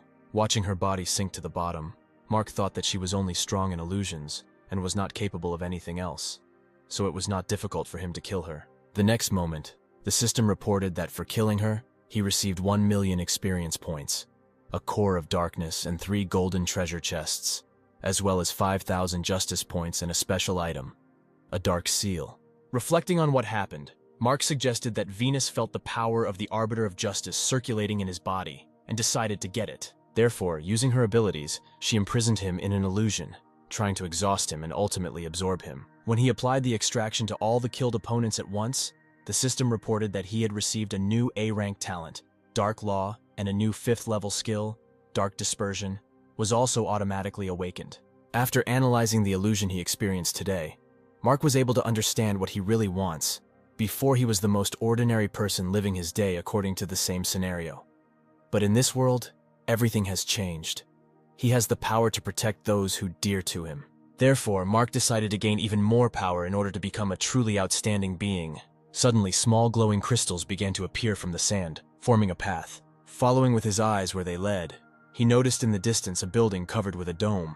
It took him a couple of minutes to get there. When he was inside, he felt an aura similar to that of Venus everywhere, and assumed that this was her abode. In the middle of the room, he noticed an alchemical seal of the 5th level. He walked towards the shelves with various bottles of pills with a joyful smile, rejoicing at his good fortune. Taking one of the jars, he poured the contents into his hand. When the pill landed on his hand, his face scrunched up in disgust. He didn't even need the eye of true sight to realize how terrible it was. He began to actively explore the remaining jars in the hope of finding something worthwhile. But in the end, he was greatly disappointed. Absolutely all the pills in this room were level 0, unsuitable for consumption. The system window that appeared smoothed out the current situation a little. The system reported that an unusable pill could be exchanged for 1 contribution point. The hero decided that at least this way, he could benefit from them. Just as he was about to exchange the pill in his hand, another idea suddenly came to him. Mark applied extraction to it, and in the next moment, the system reported that he was able to successfully extract impurities and toxins from it. So the pill was transformed into a level 1 Siberian Kupena pill. The hero's eyes lit up with happiness. He decided to test the effectiveness of this pill and popped it into his mouth, chewing it thoroughly. A few moments later, he felt light in his body, and the system reported that 11 points had been added to his physical characteristics, plus 7 points to his energy, and also warned that after taking 8 of these pills, immunity would be developed. Mark decided to use the extraction on all the pills available in the room. Once their consumption reached the limit, he would simply distribute them to the villagers according to their strengths and contributions to the village, encouraging them to work even harder. Having finished with this, he sat down on the floor, thinking that since there was still a little time left before dawn, he should deal with the tasks he had received. Laying out the tokens in front of him, suddenly the S-rank token in his palm broke into pieces. The system window that appeared in front of him informed him that the S-rank mission called God's Village was divided into 5 stages, the difficulty of which would increase. The first stage was to destroy all the spirits of the T-Village, and the second was to cleanse the heavenly lake by killing the demon living there. Mark smiled contentedly, rubbing his palms together when he realized that he had accidentally completed the first 2 stages of the mission. The robot appeared and congratulated Mark on completing these steps and said that as a reward, he had received a super synthesis card, using which he could combine 5 dark gold chests into 1 amethyst chest. He also received a 5th level artifact, a protective shield, which is temporarily installed in a designated area and no attacks from outside can destroy it. Disappears automatically after 24 hours. Afterwards, the robot added that each resident of the Dragon Pool will receive 1,000 stat points, 1 super synthesis card, Divine Luck and possession of the land of the Village of T. The Divine Luck card increases the user's luck within 5 minutes by 100 times, and the Land Ownership card allows you to become the owner of the village and control all public buildings. Mark looked at the cards he received in surprise, thinking that the rewards for an S-rank mission were quite generous. Initially, he was worried that those guardians might attack his village, but now with the land deed, he can break their connection with the portal in T's village. Even if they arrived at the village by another route, he would simply use the protective dome to protect its inhabitants. The robot's voice brought Mark back to reality, informing him that as a reward for completing the second stage of the mission, he received an X ability status control card. The hero looked at it with confusion, asking the robot what it was used for. He replied that she determines the target's ability and randomly selects 2 skills with a certain compatibility, the intensity of which changes after the fusion. To make it clearer, the robot decided to explain with an example. He said that when fighting the dragon, he could use this card at any time. Immediately after using it, he will be able to use a randomly selected X quality skill. In his case of fighting the dragon, it will be a baked pig intestines card. If it hits a dragon, it will not be able to help but eat this dish and appreciate it. After this, it becomes possible to use a second skill, from which the enemy cannot escape. Thus, you can quite easily defeat your enemy by using the X card. Mark, of course, was glad that this would significantly reduce the battle time. But the skills that he could gain randomly alarmed him, especially after the example of the robot. Turning to him, the hero was about to ask the robot for something when he suddenly received a call. When he accepted the challenge, an image of Linda appeared in front of him, who, with a confused expression on her face, asked if Mark was free now. Frowning, he asked what happened. The girl replied that her awakened A-rank skill, temporary position, can cover an area with a radius of 5 meters in a non-combat state, and while 2 days have already passed inside, only 1 has passed outside. When she said that her grandfather thought that her talent was quite rare and could be useful to Mark, he replied that it was so, and asked her to wait a little and not give up the challenge. Immediately after that, with a satisfied smile on his face, he called up the system window to install the portal. Having chosen the location, he clicked on the install button. The next moment, a portal appeared in front of him. The system reported that the entry-level teleporter had been successfully installed at the bottom of the Sky Lake. Looking at him, Mark thought that if he really wants to get the divine level, he needs more time. Because in addition to the martial arts test, he needs to deal with the Guardians and the Punisher. All this time, Linda did not take her excited gaze off the image of the hero. She was very worried about today's conversation with her grandfather, the head of the clan. He was worried that although they became Mark's followers, they were different from the people of the Dragon Pool. So he thought that if Linda became Mark's concubine, he would always remember them. The girl was dumbfounded by his proposal and said that the headman of the village, their savior, and he was completely different from that kind of person. The head of the clan replied that he could not help but think about the future of their clan.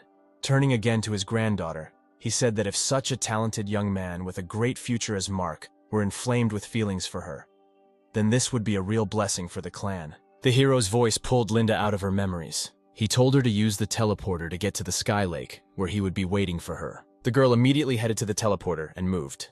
When she saw Mark in front of her, she joyfully ran up to him. The hero extended his hand to her, smiling charmingly. Linda immediately put her palm in his. The next moment, they disappeared into the three-dimensional dimension. Once inside, Linda gasped in surprise as she looked around. Having reached a freer space, Mark stopped and turned to the girl, saying that it was safe here, so she could activate her ability. Linda smiled and clasped her hands on her chest, immediately after which a bright glow began to emanate from her palms. A few moments later, the space around them became distorted. Mark looked with admiration at the dome that covered everything within a radius of the nearest kilometers. When Linda said that everything was ready, Mark thanked her and sat down on the ground, said that he was going to start practicing, after which he gave her a bottle of pills, saying that it would help Linda become stronger. Looking at the bottle she received with interest, she thanked the hero. He, without wasting any time, immediately began extracting the essences of the spiritual plants he had previously collected, absorbing which he received additional stat points. While Mark was busy, Linda studied with interest all the bottles of pills in the hero's supply, sorting through and sorting them. Sometimes she glanced at the guy from time to time, thinking that she would like to stay with him longer. Shaking her head, she drove away such thoughts and continued to work, reading the names on the bottles. An hour later, Mark extracted the essence from the last spiritual plant, during which time his power had increased to 380 stars. Looking at his stats window, he thought that this was not enough. He needed to become even stronger. Suddenly, another system window appeared and informed him that he could master the profession of an alchemist, whose skills included introductory alchemy, recognition of spiritual plants, control of fire at the initial level, knowledge of basic recipes. When Mark accepted the offer to master it, the robot that appeared congratulated him on becoming an entry-level alchemist, and also informed him that the hero had automatically learned the basic recipes for pills. When the experience points accumulated for making pills reached 100, he would become an average-level alchemist. After that, another system window appeared in front of him, with a more detailed description of the abilities he had acquired to control fire and identify spiritual plants. Mark thought disappointedly that it would take him 33 hours to reach the average level, spending 20 minutes on each. But thanks to Linda's skill, this time would be reduced to 17 hours. The hero did not forget Ash's words that sooner or later he would return and destroy his village. Mark decided to take a chance and use the X card. The robot that appeared accepted the card and asked him to wait a couple of moments. Suddenly, a game roulette appeared in front of Mark. The wires extending from the sides of it immediately reached out to the hero, grabbing him by the shoulders. She said that there will be a fusion of the skills of Shadow Bonds and Shadow Clone. After a couple of moments, the inscription, Master of the Shadow Flow, appeared on the value field, and Mark was informed that the merger was successful, and he had acquired the Master of the Shadow Flow skill, while losing the skills of Shadow Clone and Shadow Bonds. When a window appeared with a more detailed description, the hero learned that this ability allows him to create two clones identical to the owner, which take over all his combat power and abilities, and they play the song River of Desires as background accompaniment. Mark was horrified when he read the last paragraph. Sighing, he decided to begin his alchemy, preparing the furnace and the necessary spiritual plants.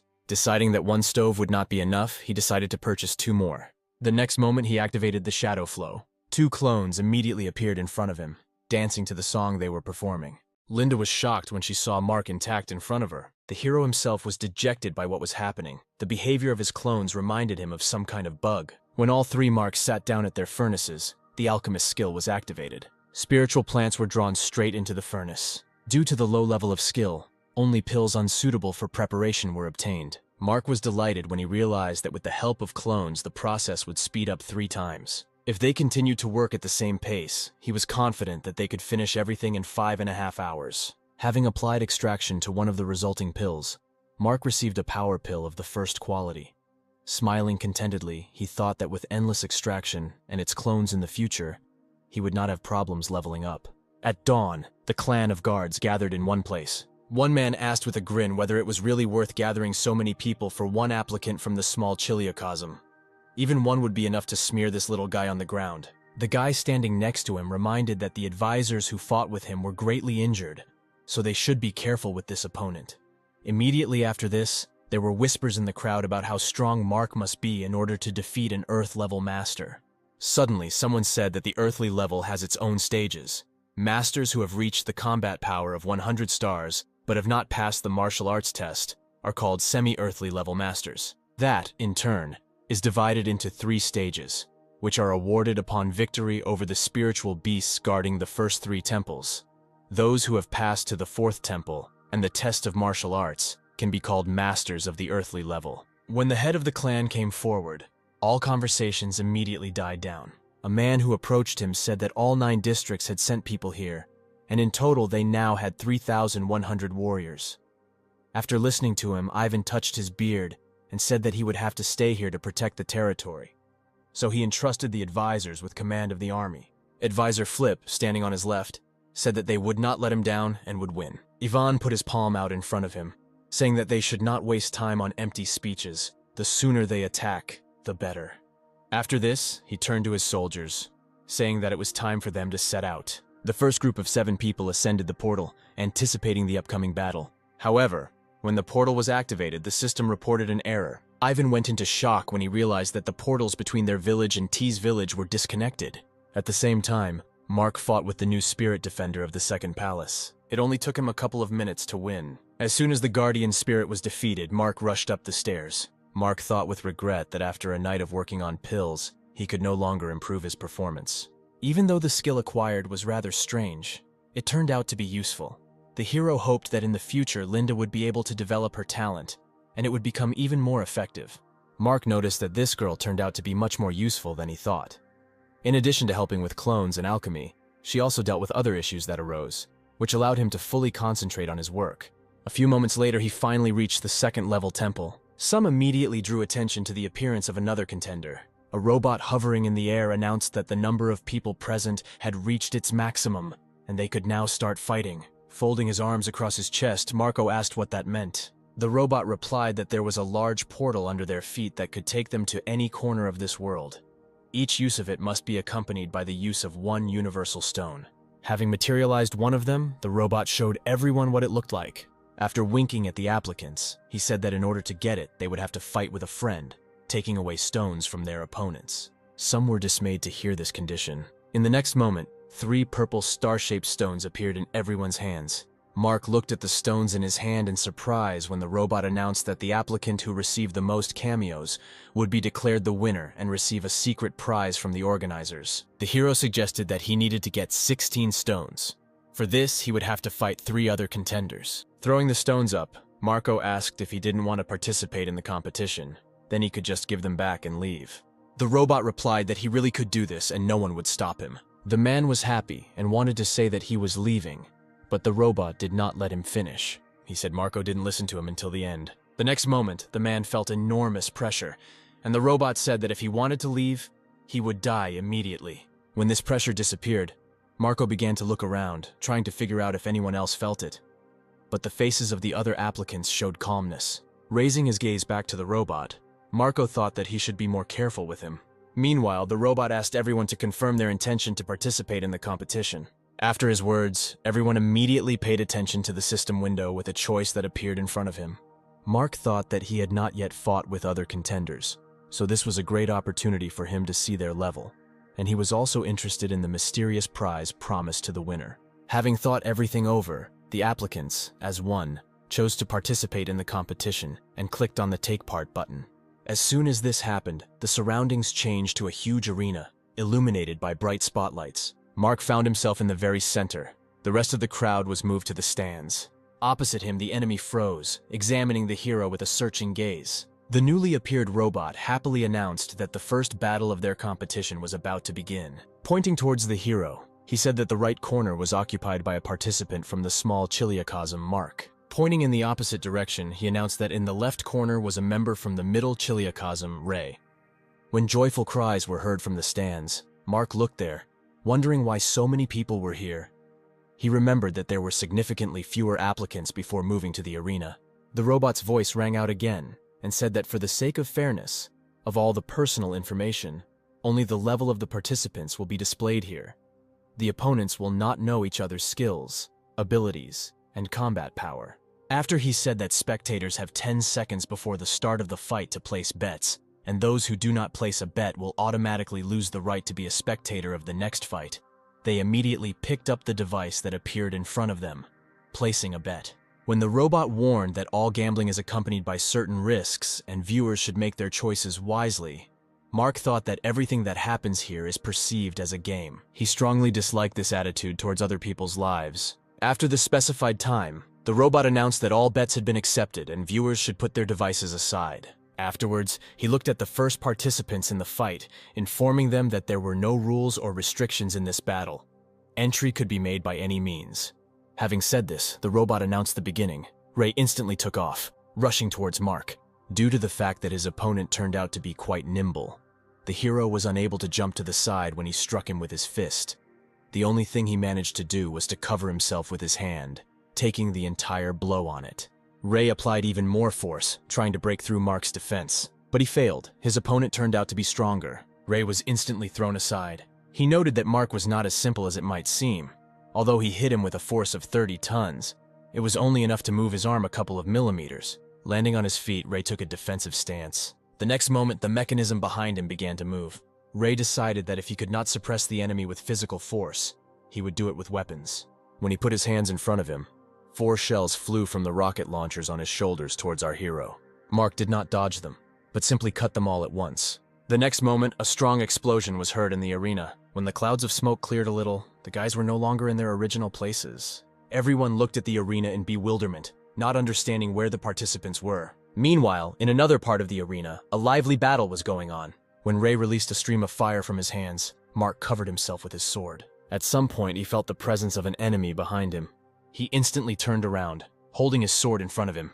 The blade immediately dug into Ray's palm. He looked at his hand in bewilderment, surprised that Mark was able to detect it so quickly. Deciding to sacrifice his arm, Ray jumped back. In the next moment, the armor on his stomach and ribs separated from his body, exposing his ribs, and turned into a weapon that instantly rushed towards Mark. The hero easily cut one of the mechanisms with his sword. Then he moved on to the next one. Seeing this, Ray released several more mechanisms he controlled, and increasing speed, directed them at Mark from different directions. He successfully dodged every attack. Everyone watched in surprise as a man from the small Chiliocosm confronted a stronger opponent. Suddenly, Ray caught Mark off guard, striking him several times. The guy said that although the hero's speed and defense impressed him, if he were invulnerable, then he would not have the need to dodge. Trying to fight off the enemy's sharp-edged mechanisms, Mark replied that this was quite enough to win. The next moment, he dropped the blade from his palm. Mark intercepted the mechanisms attacking him with both hands. Suddenly, 2 more mechanisms burst out from behind Ray's back and grabbed our hero's legs.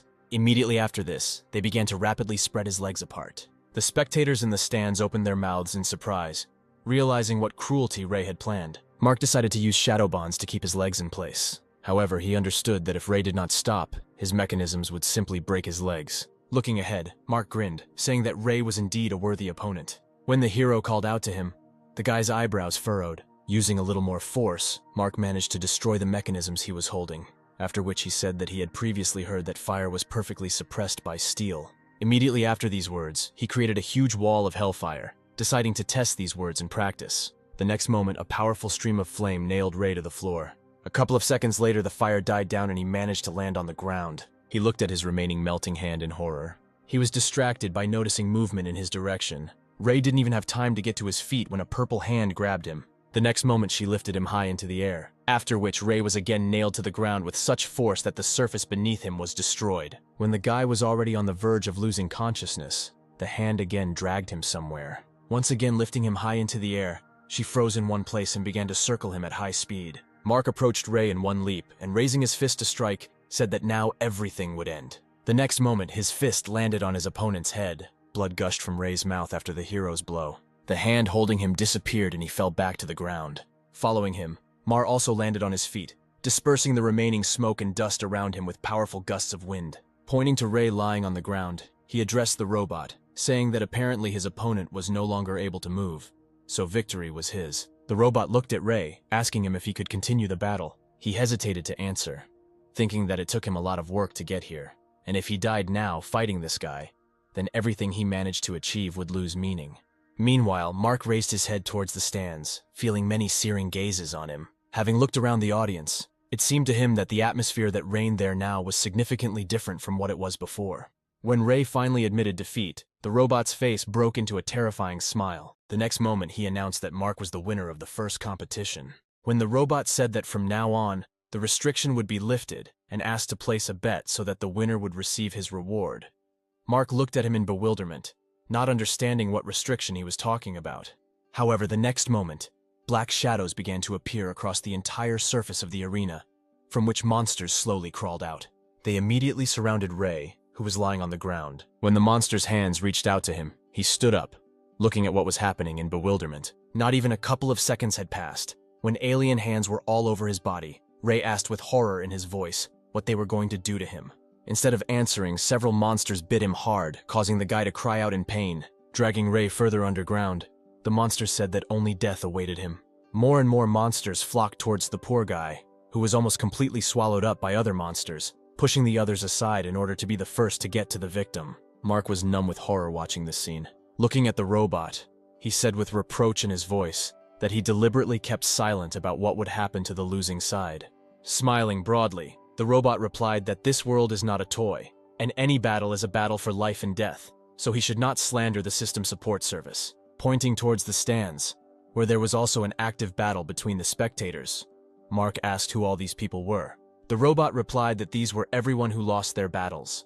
When the hero asked if Ray would become one of these spectators, the robot confirmed his guess. He then handed Mark 3 of his opponent's stones, saying that Mark now had to decide whether to continue the battle or not. The hero was in no hurry to answer, thinking that he still needed to get 10 stones, and he could not give up at the very beginning, because his people were impatiently waiting for his return. When Mark said that he would fight further, the robot's expression changed to a joyful one, and he announced to everyone that the participant who won the first battle had decided to continue the competition. After which, he announced that the spectators whose bet was successful in the last round and who collected the required number of soul fragments could take part in this competition.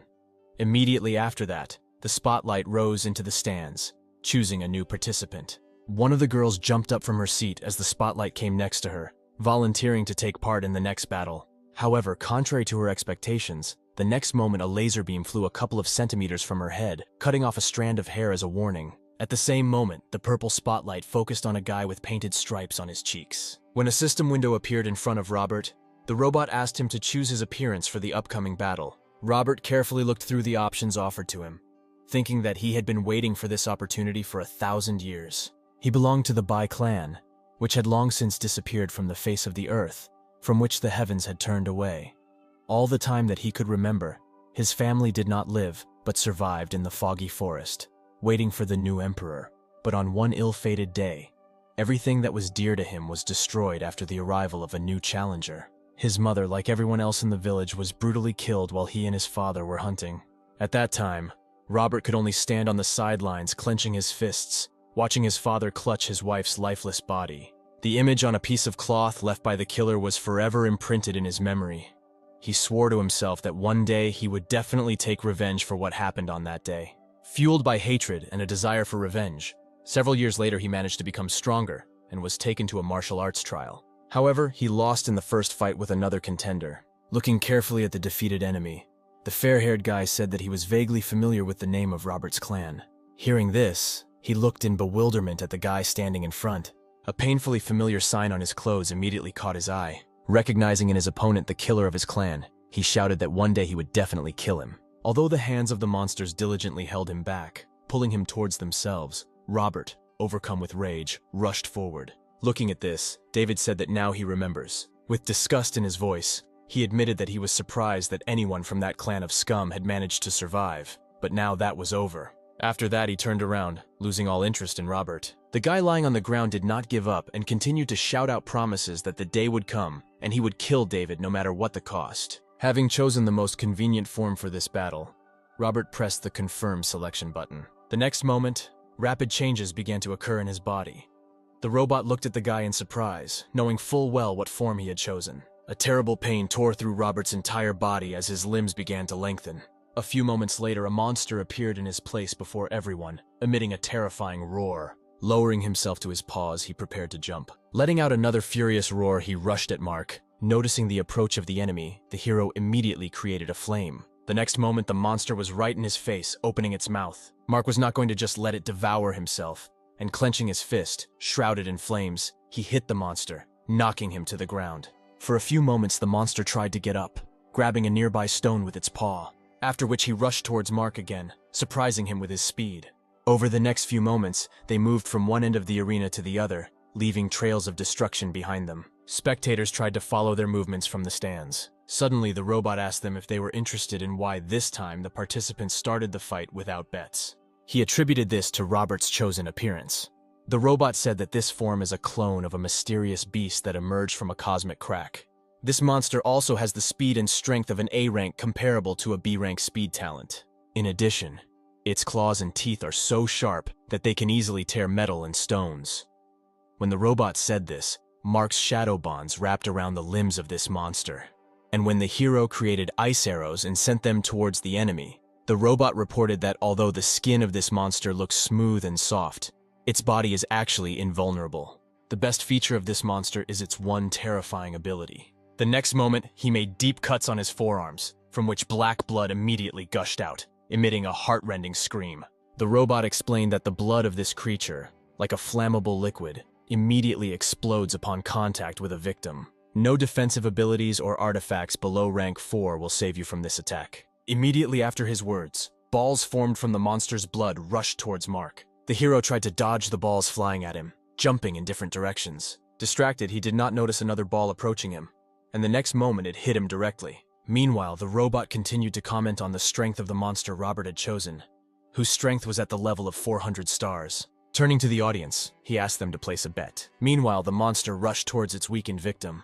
Mark, who had sunk to his knee, was holding the hand that had suffered the most. He was unable to dodge as his opponent landed, falling on top of him, causing the ground beneath the hero to crumble. Mark could not move, because the monster held him tightly, not allowing him to move. When the monster's mouth opened and began to approach his face, Mark was horrified. He urgently needed to do something, so he summoned his blade, rushing into the back of his opponent. Captivated by its prey, the monster did not notice this. However, in the next moment, with one swing of his tail, he threw the blade to the side. Due to hitting the ground too hard, the blade split into 2 parts. Mark was shocked by what happened. Turning his gaze to his opponent, he furiously shouted that this was his best weapon, as lightning began to envelop his entire body. Lightning began to instantly merge into a gradually increasing ball of electricity in front of Mark's face. A few moments later, lightning from the electric ball began to envelop the monster's entire body. Suddenly, a powerful hellish flame was added to the lightning, rising almost to the very stands. Scenes unfamiliar to him began to flash before Mark's eyes. Seeing Robert's familiar face, he realized that these were his memories. Suddenly, a voice was heard from behind.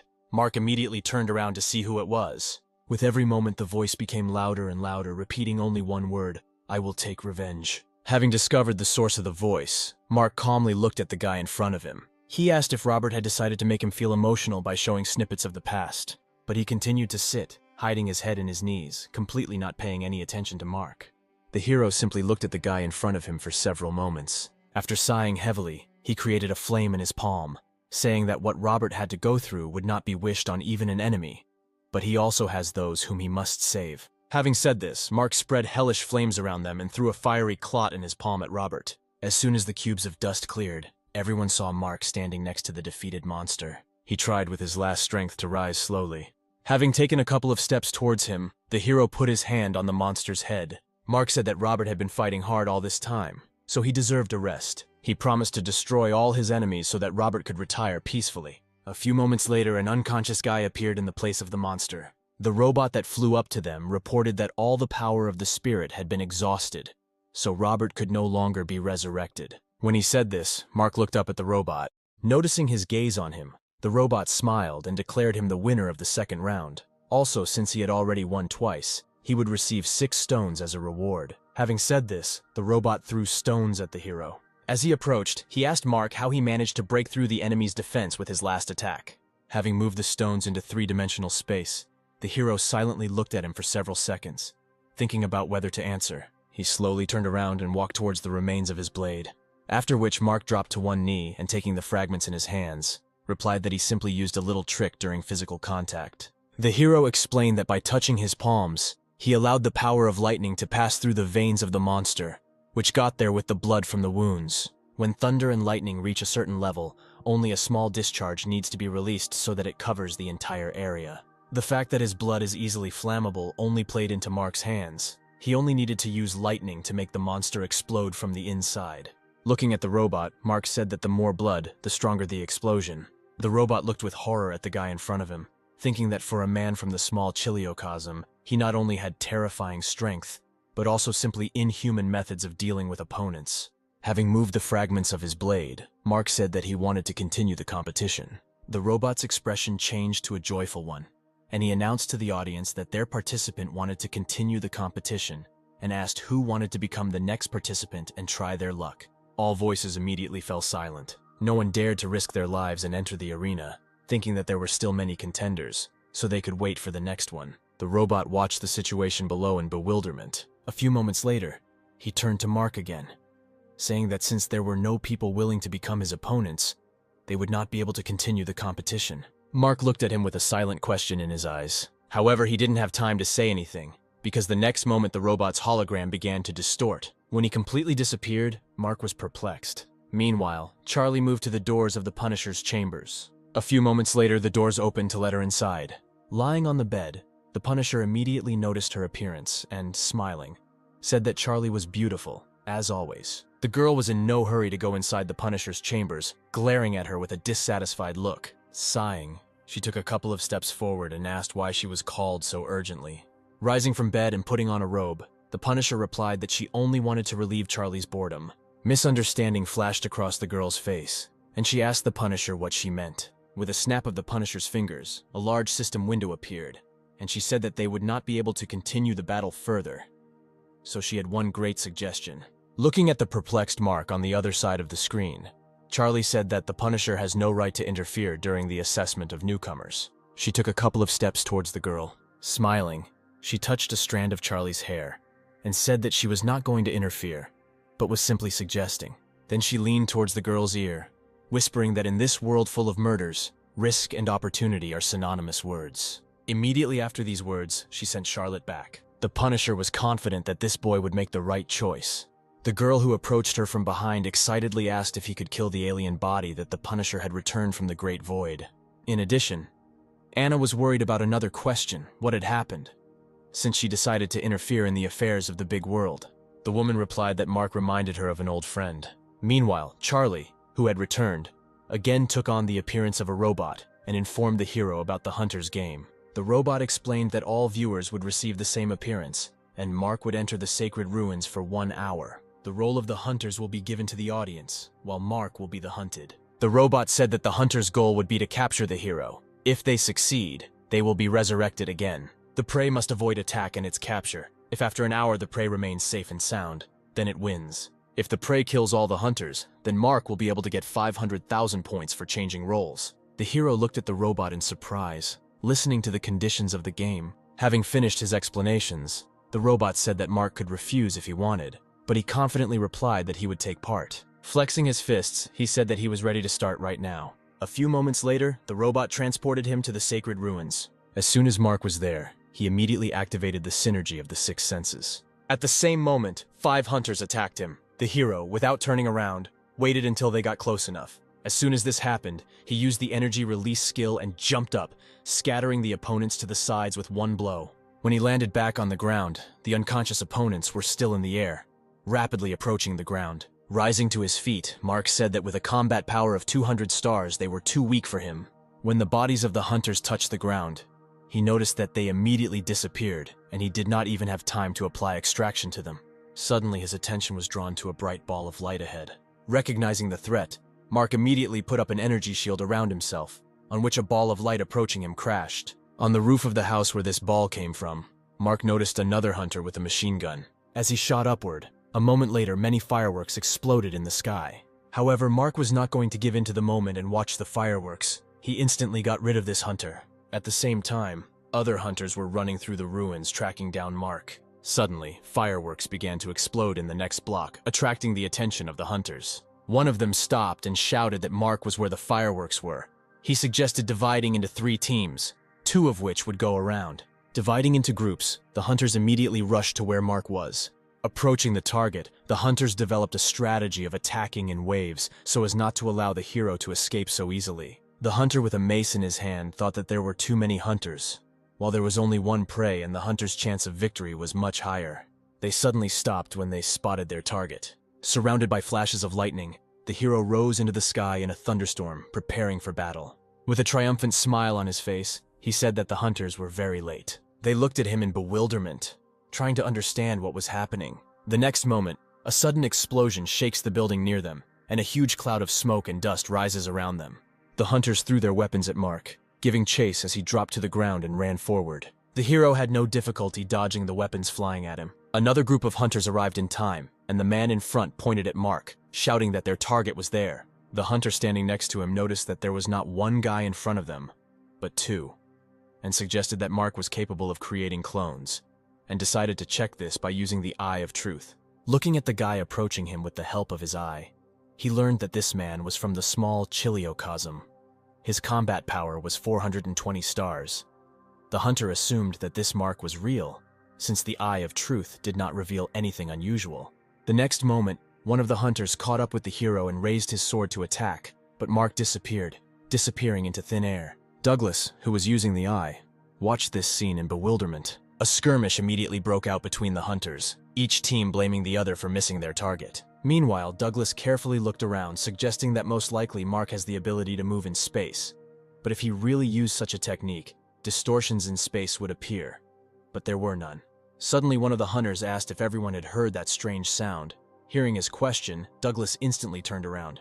Approaching him, he asked the hunter to tell him more about this. He said that when they were chasing Mark, he made some strange sounds like singing. With these words, he confused the others. Looking at their perplexed faces, the hunter said that in that song something was sung about love, tearful parting, and the bitterness of loss. Of course, none of the hunters took these words seriously. What kind of idiot would run away from being chased and sing songs at the same time when his life was at stake? Meanwhile, Mark managed to escape pursuit, and having climbed a high building, he counted the number of opponents.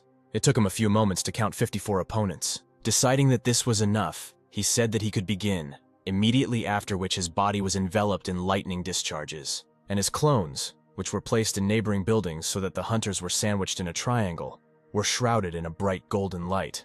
When Mark raised his hand up, using the Furious Thunder technique, the other two clones simultaneously used their techniques. The mystery of the 5 elements, earth, and the mystery of the 5 elements, gold. Suddenly, the hunters felt the ground under their feet begin to shake. The next moment, they all fell down deep into the ground. One of them managed to stop his fall by sticking a dagger deep into the ground and hanging on it. However, someone used him as a step and jumped on his face. The hunter could not resist and flew down with a deafening scream. Suddenly, iron began to appear from the walls. Needles. They appeared throughout the tunnel, piercing through someone and preventing them from rising to the surface. Thanks to his instincts, Douglas was able to remain unharmed.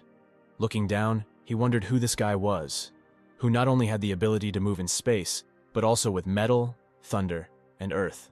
Other hunters were not as lucky as him, and many who were not pierced by the thorns fell into this bottomless pit. Suddenly, Douglas heard Mark shout out the name of the technique. A bright flash of lightning flashed from the hero's fingertips. The next moment, the spikes, which filled almost the entire space of the pit, were shrouded in powerful lightning bolts, causing horror among the surviving hunters. Those, like Douglas, who grabbed onto the iron spikes, were struck by lightning and began to fall down, unable to move. Douglas managed to avoid this fate thanks to his talent for defense, and remained sitting on one of the spikes riddled with lightning.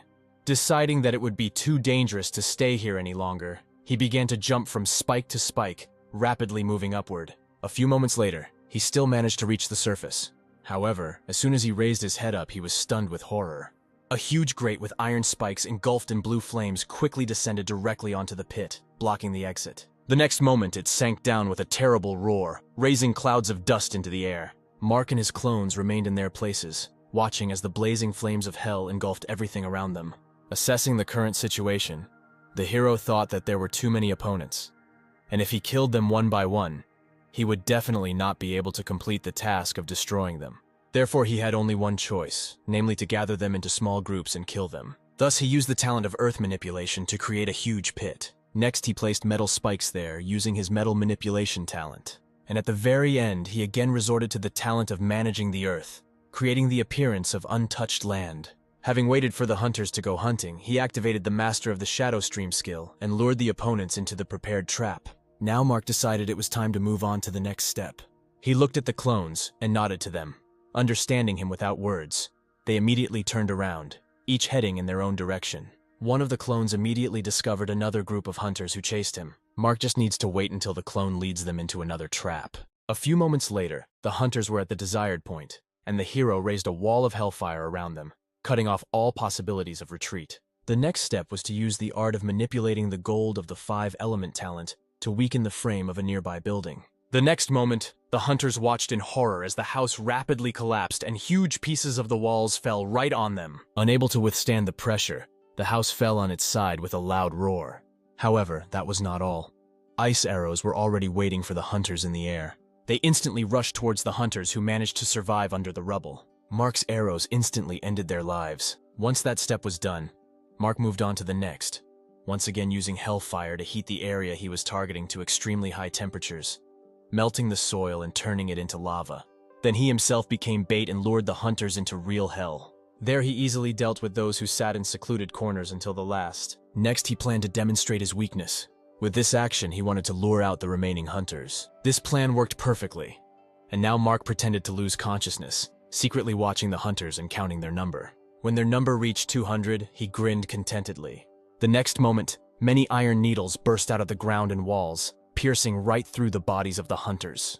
Rising to his feet, Mark said with satisfaction that it was a great ending. Suddenly he heard someone applauding behind him. Mark turned around instantly. Behind him he saw a fair-haired girl in battle armor, who said with a smile on her face that his strength was truly impressive. Charlotte, watching the progress of the battle, became furious. Having contacted Violetta through the system window, she told her with a threat in her voice that she should not dare touch the applicant without permission. The Punisher turned around, saying she had everything under control, and ended the call. After that, she turned back to Mark.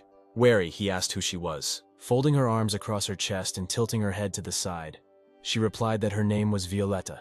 She was also the Punisher of Heaven, and it was she who offered 500,000 points as a reward for winning this game.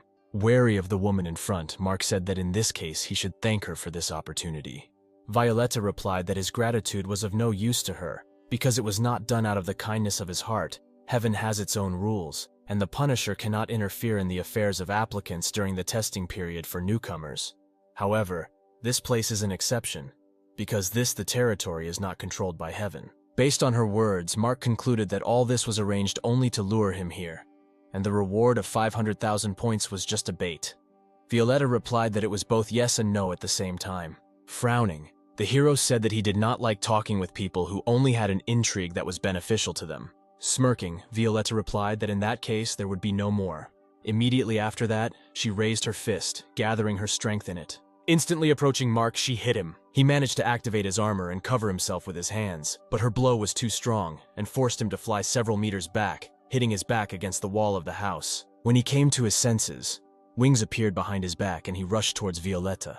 As he approached, he began to strike actively at her, putting all his strength into them. Violetta smiled, saying that his blows were so weak that he would not be able to leave even scratches on her. The next moment, she again took the leading role in their duel, showing Mark how to properly attack the enemy. From the force with which her blows were applied to him, blood gushed from the hero's mouth. As soon as Violetta's series of blows was interrupted, the hero used this opportunity to kick her, but she deftly dodged. Mark looked at his opponent in bewilderment. Grabbing his leg, Violetta said that there were too many flaws in his fighting style. After that, she threw the guy over her back, slamming his face into the ground. Without letting go of his leg, Violetta continued to throw Mark from side to side, not sparing him at all. The enemy's actions were so fast and abrupt that it was incredibly difficult for the hero to concentrate and do anything. Suddenly, Violet threw him high into the sky. The next moment, she was near him in one leap, saying that his end would come right here. Mark looked at her, actively thinking about what he could do in this situation. Swinging her leg, Violetta hit him with all her might. Mark was unable to dodge such a swift blow. He flew even further, matching the full moon. Violetta watched this, contentedly humming the simple tune of her favorite song. When Mark began to rapidly fall down, he managed to turn over, and then wings appeared behind his back. While suspended in the air, he decided to use the talent of all 5 elements, creating 5 balls around himself that corresponded to each of the 5 elements.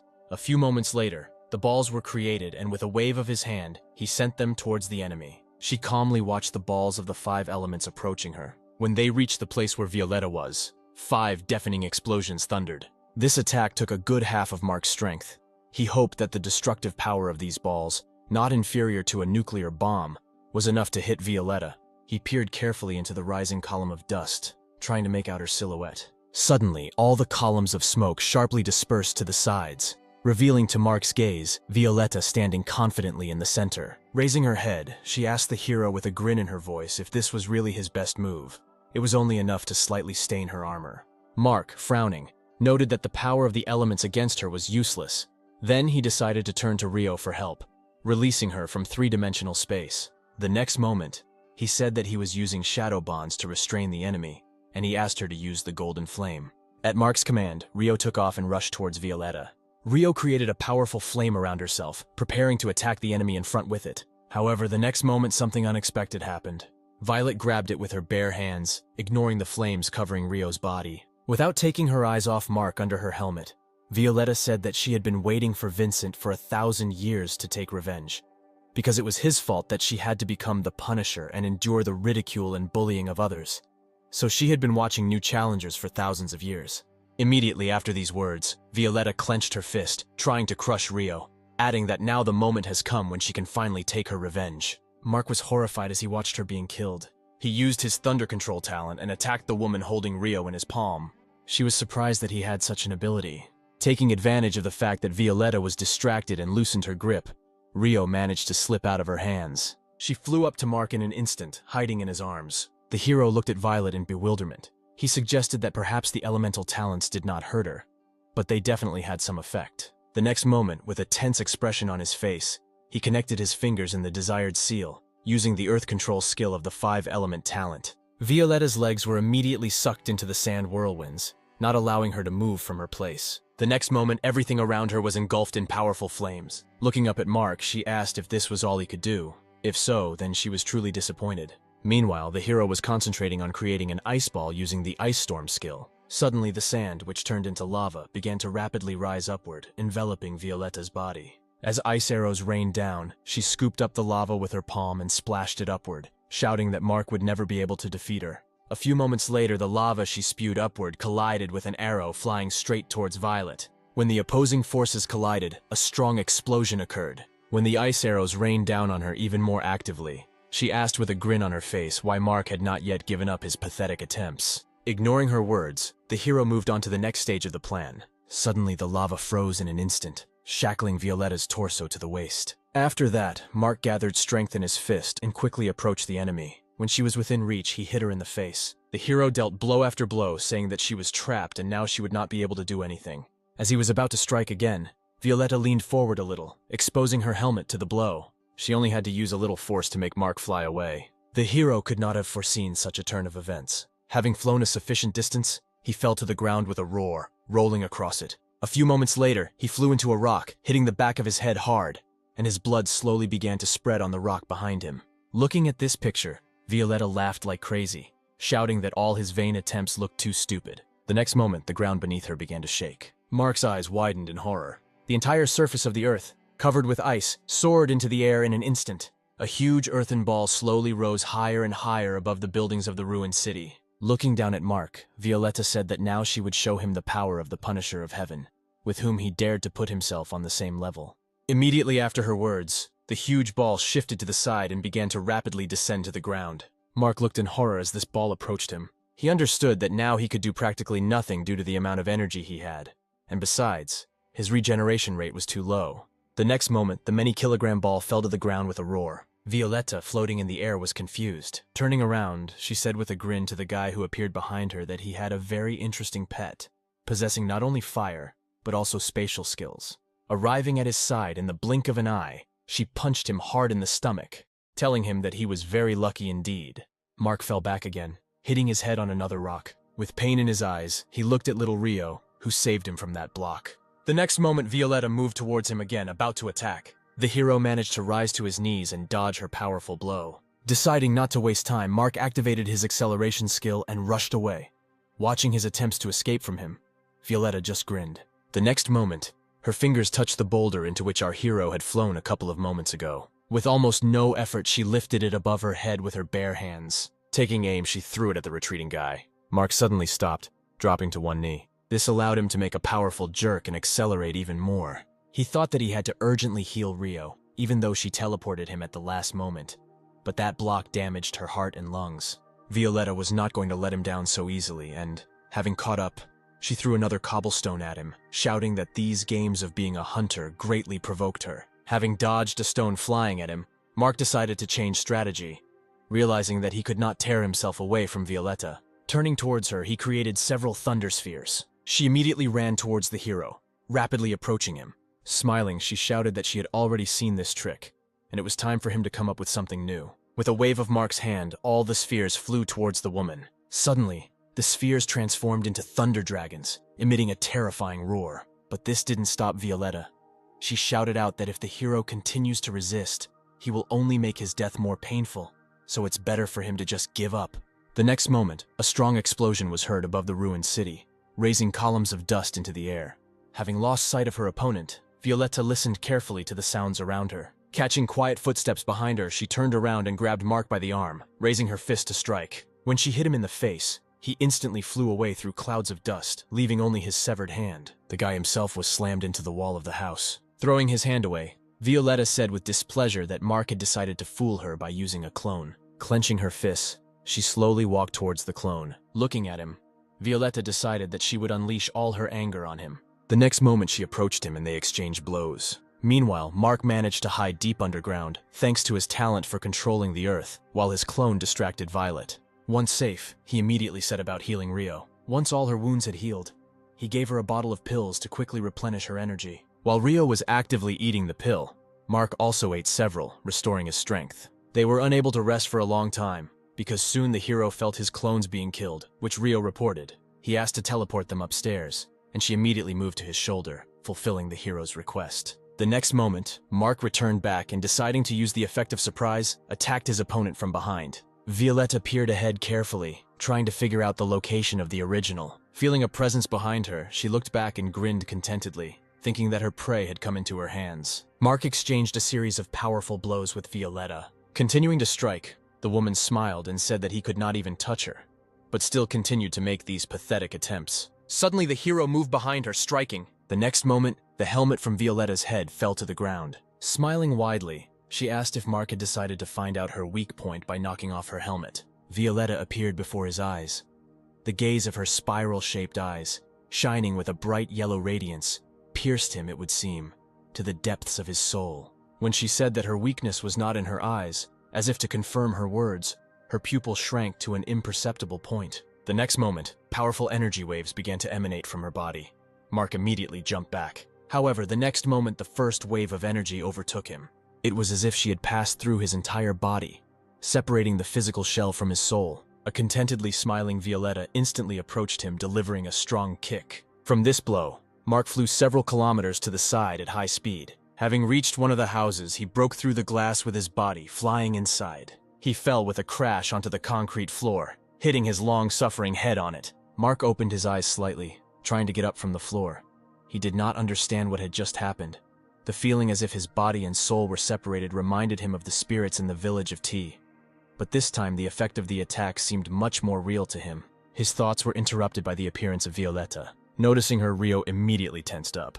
Touching her left eye, the woman said that she was really excited by the feeling of her fist meeting Mark's half. Every time she seemed to revel in the feeling of victory for the first time. And this little skill of her eyes was an extreme measure. She explained that her eyes have magical powers. Whatever was blocked by her gaze automatically ceases to exist. Therefore, if Mark tries to move, his body and soul will be torn apart in an instant. Having said this, she sank to the floor. Looking at Mark, she explained that, simply put, her eyes are like a camera. If you freeze, everything will go smoothly, but if you start to move, it will turn out blurry. After her explanations, it became clear to the hero why her eyes reminded him so much of a camera shutter. Without taking his eyes off his opponent, he whispered to Rio, asking her to help him find Violetta's weak points. The next moment, Mark jumped up from his seat and moved behind her. She immediately turned around and raised her fist to strike, saying that she had no blind spots. Having received another blow, Mark flew out of the window of the building into the street. Excited Rio flew out after her owner. When blood gushed from his mouth, she was very frightened. At the same moment, Violetta again used the ability of her eyes. Mark noticed this, and approximately noted the distance of 100 meters between them. When he again felt that terrifying feeling of the separation of the soul from the body, he realized that this distance was within the range of this ability. Violetta instantly moved towards him, intending to break his head with her blow. All this time she did not stop the technique, not allowing Mark to budge. The next moment there was a strong roar, raising a cloud of dust into the air. Thanks to Rio, Mark moved further and further, avoiding the enemy's devastating blows and measuring the distance. A few minutes later, the distance had already reached 3,000 meters. When the hero was about to teleport again, Violetta said that she was amazed at his endurance, since he was able to survive several consecutive cuts of his soul. Smiling widely, she admitted that she was terribly interested in finding out how much more he could stand, after which she rushed towards him. Rio managed to move them to a distance of 20,000 meters from Violetta. Mark immediately felt the energy pressing on him disappear, and he could finally move around calmly. Turning around, he looked into the distance and noticed Violetta approaching them. The hero realized that 20,000 meters was the limit of her ability. Having approached a sufficient distance, she again activated the ability of her eyes. Mark froze in place. Rio hurried to use teleportation to be out of the range of this terrifying ability. When they were again at a distance of 20,000 meters, Mark happily said that his guess was correct and her ability had limitations. Turning to Rio, he said that this time they must counterattack. Having caught up with Mark, Violetta again used the power of her eyes on him. However, he immediately disappeared as soon as he noticed her approach. She flew into a rage and, looking around, tried to determine where he was hiding this time. Mark was suddenly behind her, stabbing her in the stomach. He tried to strike her a few more times, but Violetta dodged all his attacks. When she got tired of this, she decided to take control of the situation and also attacked him. But Mark ducked, dodging her blow. Suddenly, Rio shouted that they were on the border of the Holy Ruins and they could not teleport further. At the same moment, Violetta raised her fist for a new attack. She struck the air with incredible speed. For a moment, it even seemed to Mark that she had grown a dozen more arms. The energy that escaped from her fist rushed towards the hero, in the form of several hundred fists. Watching the fists approaching them, Mark told Rio it was time to get out of here. Rio flew forward, preparing to use the teleportation technique once again. Mark stayed behind for backup. However, the teleportation did not work, and he grabbed the surprised Rio and pulled her towards him. Covering it with himself, Mark took several dozen strong blows. The blows were too fast and too strong for him to do anything. He suffered blow after blow. All this time, Mark was thinking that when using a skill, Rio concentrates on a certain point in space in order to move there. But these attacks distort space, which is why they were unable to move. Having assessed the state of his armor, covered with cracks, he assumed that a couple more seconds, and it would be completely destroyed. Kneeling down, breathing heavily, Mark told Rio he had an idea. After listening to him, the Phoenix immediately moved on to implementing the plan. Avoiding attacks, she rushed towards Violetta. Noticing her approach, she extended her palm forward to grab Rio. As soon as it was in her palm, Violetta said in a bored voice that the pet, like its owner, completely lacks originality. However, the next moment, Rio exhaled a powerful stream of flame directly into the woman's face. She screamed in terrible pain and grabbed her eyes, releasing a satisfied Rio from her palm. With her free hand, Violet resumed her attack. Avoiding the attacks, which had slowed down significantly, Mark quickly approached his opponent. He was glad that his plan had worked successfully, and now he had a chance to win. Approaching her, the hero shouted that now he would put an end to everything. Hearing his voice, Violetta removed her hand from her face and, overcoming the pain, opened her left eye as Mark's fist was rapidly approaching her face. Reacting quickly, she counterpunched, and the next moment their fists collided with each other. A strong shockwave tore the left sleeve, leaving severe burns on the hero's skin. As shadow bonds began to emerge from Violetta's armor, her face contorted in confusion. They quickly enveloped her entire body, rendering her unable to move. However, Violetta had enough strength to throw Mark aside and break these bonds. Looking at him with contempt, she said that he was a real idiot for trying to defeat her using such childish methods. The next moment, she raised her head up, concentrating her power. As she let out a piercing scream, the armor on her body disintegrated, flying in all directions. Mark rose to his feet and ran to a safe distance. As one of the fragments flew past him and Rio, Mark noticed that it was Violetta's armor. The next moment, a piece of armor flew into a huge cobblestone and left an impressive hole there, flowing further. Mark was dumbfounded with horror, watching this picture. He turned around when Violetta's voice was heard behind him, who said that each piece of armor on her body weighed 10 tons. She explained that they only existed to limit her true destructive power. Smiling, Violetta said that now Mark would see all her strength. Mark shouted at Rio to immediately move them to a safe distance. However, Violetta was faster. Being near them in the blink of an eye, she punched Mark in the chin. While in the air, she beat him with pleasure. At some point, he finally managed to dodge the enemy's blow, and once on the ground, he made another attempt to escape. However, Violetta did not want to let him go so easily, throwing him another attack after him, which Mark dodged. Once at a safe distance, he looked uncertainly at Rio, thinking that after Violetta took off her armor, Her speed had increased greatly, and now she was moving almost at the speed of their teleportation. After activating the 3D space, he decided to move Rio there, ignoring her protests. The next moment, Violetta appeared in front of him with her fist raised to strike. From her blow, the hero flew away an impressive distance. Once airborne, he attempted to roll over to gain control of the situation. Violetta did not take her eyes off him. The next moment, she moved to Mark in one jerk. Approaching, she raised her fist for another blow, asking how he was now going to fight back, not even being able to teleport. Falling down, Mark looked at his opponent, desperately trying to come up with something. Putting force into her fist, Violetta accelerated her fall, overtaking him. Mark looked down where one of the pieces of her armor lay. He created shadow bonds that instantly appeared from under the armor. Making incredible efforts, they tried to lift the many-kilogram armor from the ground. A few moments later, they finally succeeded. At the same moment, Mark saw Violetta in front of him, dangerously close, with a satisfied smile. Leaning back, he reached for the armor that the shadow bonds had thrown to him. A few moments later, he successfully grabbed it. As soon as he put the armor in front of him, Violetta's fist flew into it, crushing the iron underneath it. Dropping the armor from his hands, Mark flew down even faster after receiving the blow. His body was pressed deep into the concrete surface of the roof. Opening his eyes with difficulty, he thought that even if he now hides in three-dimensional space, he will not be able to disappear completely, because Violetta will be able to find a way to get to him. And if she gets into space itself, then Rio and Linda will endanger. As soon as he thought about it, he saw the girl's ashen flowing hair in front of him.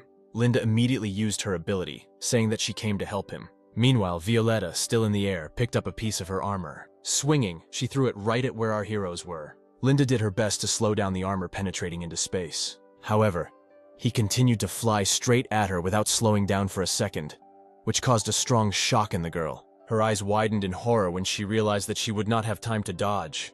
The next moment, the armor landed with a terrible crash, raising clouds of dust into the air. Landing on the roof of one of the houses, Violetta said that her time management ability is really quite good. If her level was higher, Linda might have been able to stop the armor. But due to the colossal difference in strength, these abilities do not affect her. Pointing towards Mark standing on the roof of a neighboring house, she said that Vincent should come up with something else. She was beginning to like watching him flutter in attempts to fight back. Linda supported the struggling hero, who for a few moments helped her avoid death, and tearfully apologized, realizing that with her intervention, she had made everything even worse. Looking up at Violetta, Mark noticed that she was constantly talking about some Vincent, and assumed that she had confused him with him because of the blood talent.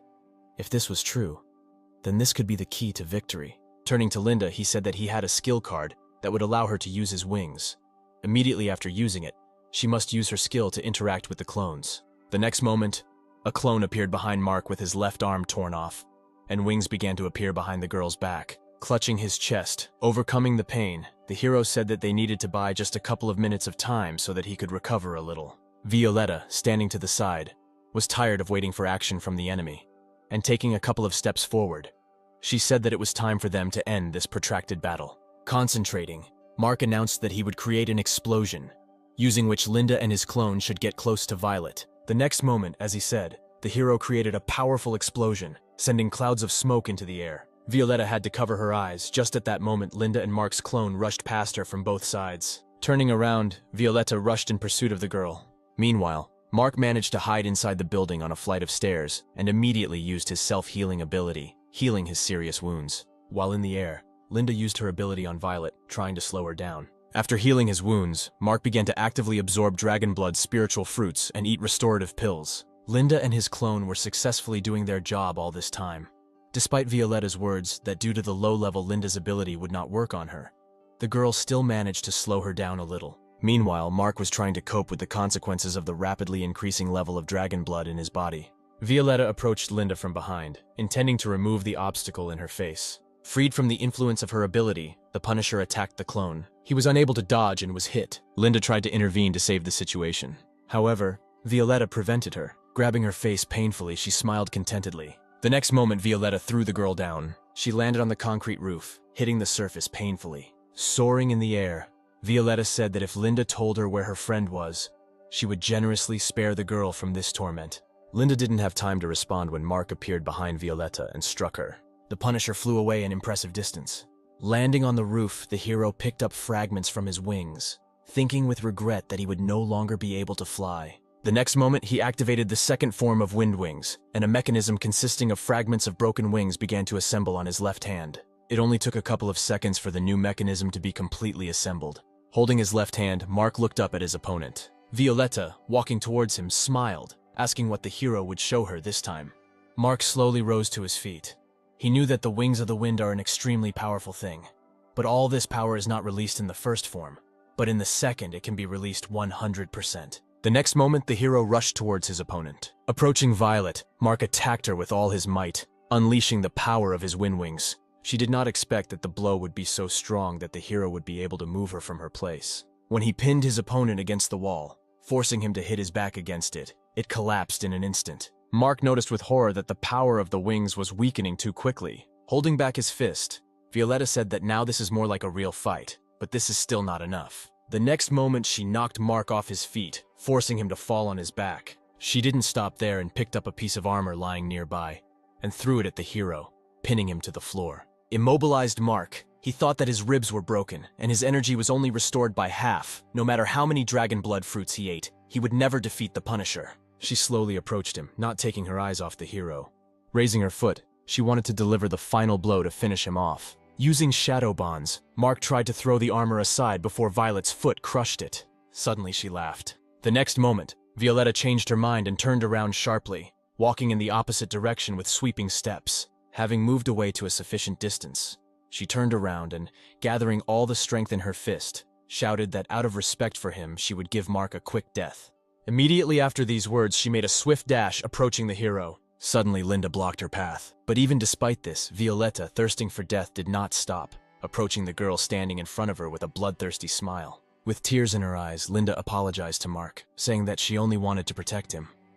But it was her fault that he suffered even more. The next moment, Violet's fist pierced her chest. As the woman pulled her fist from her body, Linda began to slowly fall to the ground. Mark watched as if in slow motion as her soul left her body and rushed upward. He could hardly believe what was happening. When the image of the girl disappeared, and Mark saw only her lifeless body, a furious cry burst from his chest. Violetta took a few steps back, watching as the hero's body was enveloped by a suddenly appearing golden whirlwind. She smiled contentedly, thinking that her labors had not been in vain, and the spirit of the dragon had finally manifested itself. Mark slowly soared into the air. His hair in an instant grew and turned golden, and his nails turned into long claws. The golden whirlwind began to take on the shape of a beast, and the hero let out a furious roar. A few moments later, he opened his eyes. Behind him was a golden dragon. When Mark waved his palm, a powerful stream of wind rushed towards Violetta, but she didn't even move. She looked up with a satisfied expression on her face, thinking that Mark emanated a simply terrifying aura of greatness, almost like Vincent had then, but only a part had awakened, and the real Vincent had not yet awakened. Taking a step to the side to take an attacking position, Violetta thought that as long as this was enough for her, she would patiently wait for the moment of his complete awakening. Mark and Violet began to concentrate their power for the upcoming attack. The next moment, the hero rushed towards his opponent, accompanied by the furious roar of the dragon behind him. Violetta rushed to meet him when only a few meters remained between them. Charlotte suddenly jumped out of the system window. She waved her hand towards Mark, freezing his time. Violetta, with a dissatisfied expression on her face, glared at the back of the girl's head. Turning around, Charlotte reminded her that the Punishers could not contact the challengers in an attempt to kill them, breaking the laws of heaven. After which she said that she would be obliged to report everything that happened here to the heavenly path. Violetta rolled her eyes and shrugged her shoulders and replied that it didn't matter to her because she'd already done everything she wanted here. With her hands folded across her chest, she began to slowly disappear. Thanks to today, she was convinced that this guy was Vincent. As soon as the test period for newcomers was over, she would definitely kill him. As soon as she disappeared, Mark's time began to move again. He reached the ground instantly, slamming his fist into the surface. The next moment, the entire ground beneath him began to crack deeply. The barrier and walls of the arena to which he was returned immediately began to collapse.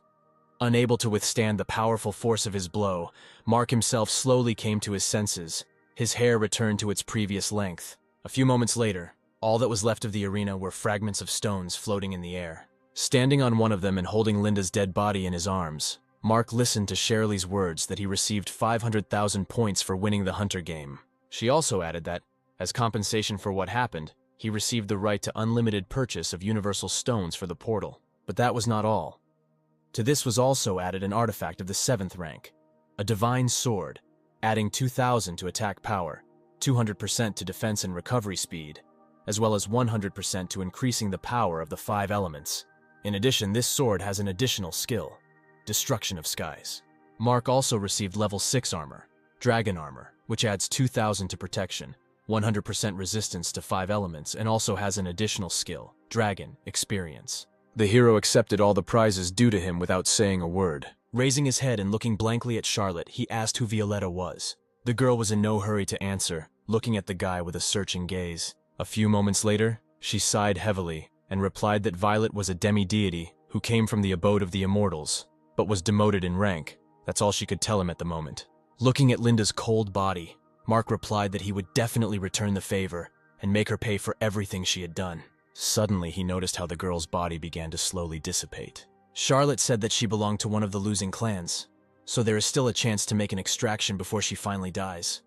Looking at his hands where Linda was lying a moment ago, Mark just shook his head.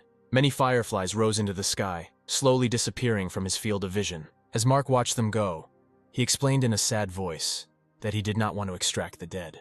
A few moments later, he used one of the received stones to teleport. Having chosen the desired location, he moved to the area of the big world number 618, and using the system, sent out offers to all village residents to join his village. After reading the details, many residents immediately accepted this offer, and when the opportunity to increase their level by doing regular work became available to them, they were even more happy, and Mark himself continued to visit other areas, attracting new residents. Sometime later, the system reported that the population of the Dragonpool village had reached 15,395 people, and now the village could be upgraded to the 3rd level.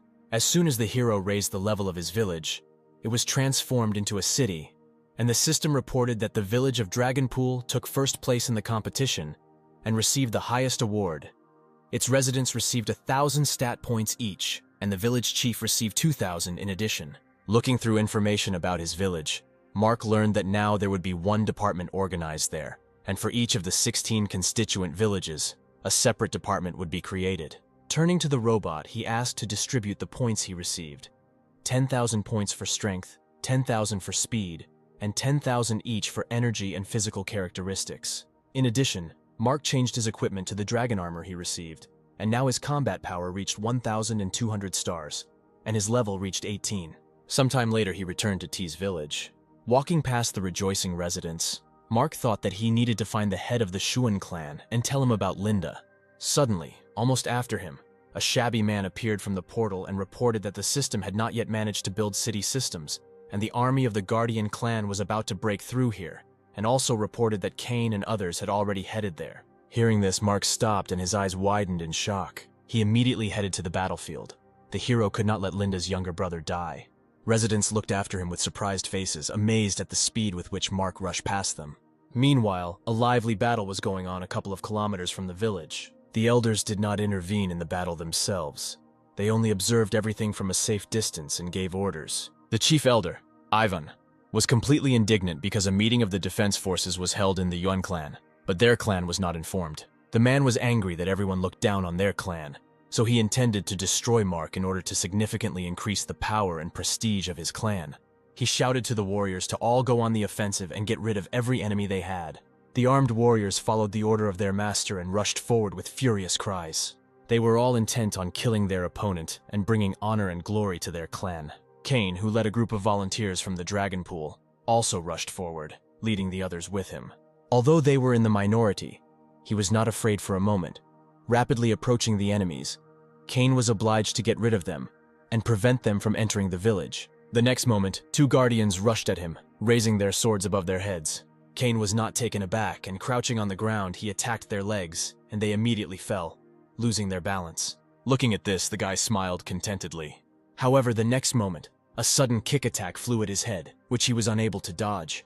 At the same time, other residents also fought bravely, using various methods, weapons, hand-to-hand combat, and even various skills. Suddenly, the quicksand began to actively suck in all the inhabitants of the Dragonpool village, causing bewilderment and horror in everyone. The Guardian, who used the earth control skill, smiled contentedly, and then created many sand snakes that rushed towards the immobilized opponents. They immediately wrapped themselves around the necks of the residents and began to choke them.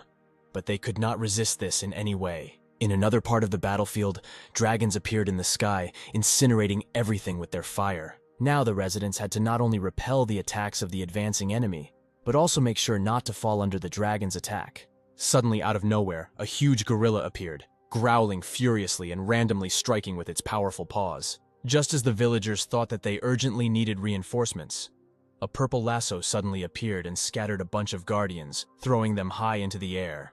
At the same time, shadow bonds that appeared from the ground pulled the inhabitants out of the sand, saving them from death. Mark rushed across the field at incredible speed, using shadow bonds to attack a large number of enemies at once at several points. Looking around, he tried to find Cain but could not find him anywhere. The next moment, he created several ice arrows in his palm, after which he threw them behind the back of the guy standing opposite him. Noticing the arrows flying at him, he immediately dodged, not understanding what was happening. When he looked behind him, he saw that one of the guardians had sneaked up behind him, but Mark had killed him. While fighting with two guardians, the hero asked the guy where Cain was now. Mark immediately froze one of the opponents, after which he fought one-on-one with the remaining giant. At the same moment, Greg shouted out that Cain immediately rushed into the thick of it, and now it is not even known whether he is still alive. Having heard this, the hero shouted out for Greg to immediately tell everyone to get out of here, leaving everything to him. Having fought with the enemy, Greg was perplexed. He said that the enemy army numbered about 3,000 people, and the hero could not cope alone. Having dealt with the enemy, Mark immediately rushed further, looking after him. The shocked Greg was confused. Many guardians began to die one after another at the hands of his elder. Using shadow bonds and iron spikes, Mark managed to quickly get rid of his opponents, while simultaneously searching for Cain. Suddenly, the guardian ran straight at him, raising his fist, shrouded in a golden aura, to strike. With one movement, Mark turned the man into a frozen block of ice. Throwing another guardian aside, the hero called Rio, deciding that the search for Cain would take too much time. Using the face of one of his opponents as a springboard, Mark jumped up. Summoning Hellfire, he shouted at Rio to fly further and try to find Cain. The guardians below were immediately engulfed in flames, burning them alive. Noticing him, some hunters also took to the air and began to attack. Meanwhile, Rio flew forward, carefully looking around. She saw how Greg and the rest of the guys fought with their opponents, successfully destroying them. Having flown a little further, the people from the Shuan clan, Cain was also there. They were in serious danger. Returning to Mark, Rio told him that she had found Cain, who immediately asked to be taken to him. Cain, fighting back with all his strength, thought that there were too many opponents and he would not hold out for long. The hero who suddenly appeared behind him cut down the man standing opposite him, surprising Cain. When he turned around, he saw the village chief behind him and his face lit up with a happy smile. Looking at the smiling Cain, the face of a sadly smiling Linda with tears in her eyes involuntarily appeared before the hero's eyes. Turning away, he asked Rio to send everyone back to T-Village. The next moment, everyone was in disbelief when the battlefield suddenly changed to a village they knew. Meanwhile, Mark was left alone with the army of guardians. Ivan immediately gave the order to his men to kill the headman of the Dragonpool village standing in front of them, who was the contender. The guardians immediately rushed forward. Mark remained in his place, watching the army approaching him. Flexing his fists, he said that since all his people were now safe, there was no need to hold back. Immediately after that, a golden dragon appeared behind him. As he rose into the sky, he let out a deafening roar. From this roar, the entire large army of guardians was thrown back. The elders' faces contorted in horror. Ivan could not even move because of this terrifying, oppressive aura. Casting his gaze to the side, he noticed that even their main trump card, a beast with a combat power of 600 stars, was trembling with fear. When he looked forward again, his eyes widened in fear. The dragon behind Mark opened its mouth, forming a golden sphere of light that rapidly increased in size. A few moments later, along with the dragon's breath, this sphere flew to where the elders were. All the guardians froze in place with their eyes wide open in horror, not believing in the reality of what was happening. However, the next moment, the sphere flew right over their heads, leaving a golden trail behind it. Ivan ordered his men to use combined skills to defend themselves. Fear showed on his face when he realized that the sphere was approaching him too quickly, and he would not have time to do anything. When the golden sphere sank to the ground where the man stood, he was burned alive, leaving no trace behind. Meanwhile, the dragon released several more spheres, destroying the remnants of the enemy army. Terrifying explosions were heard where the spheres landed, drowning out many of the heartbreaking cries of pain of the guardians. Some managed to escape only due to their speed. When the columns of dust cleared, there was no one else in front of Mark, and the system reported that he had killed the ruler of the Kui clan and received a token for the lands of the defeated clan. Afterwards, the system reported that the hero had killed 3,486 people, so he received 256,800 stat points and 4,252 experience points, and reached level 20. Looking at the token in his hand, Mark thought that in the future he would need to establish a portal between T-Village and the Koi clan, so that all the residents could collect the spoils of war. Calling up the system window, he selected a location and clicked on button to return to the village. The next moment he teleported back. As soon as he appeared, a smile began to appear on the faces of the residents. One of the guys raised the sword in his hands above his head, shouting that this was a weapon of the 5th rank, and offered it to Mark.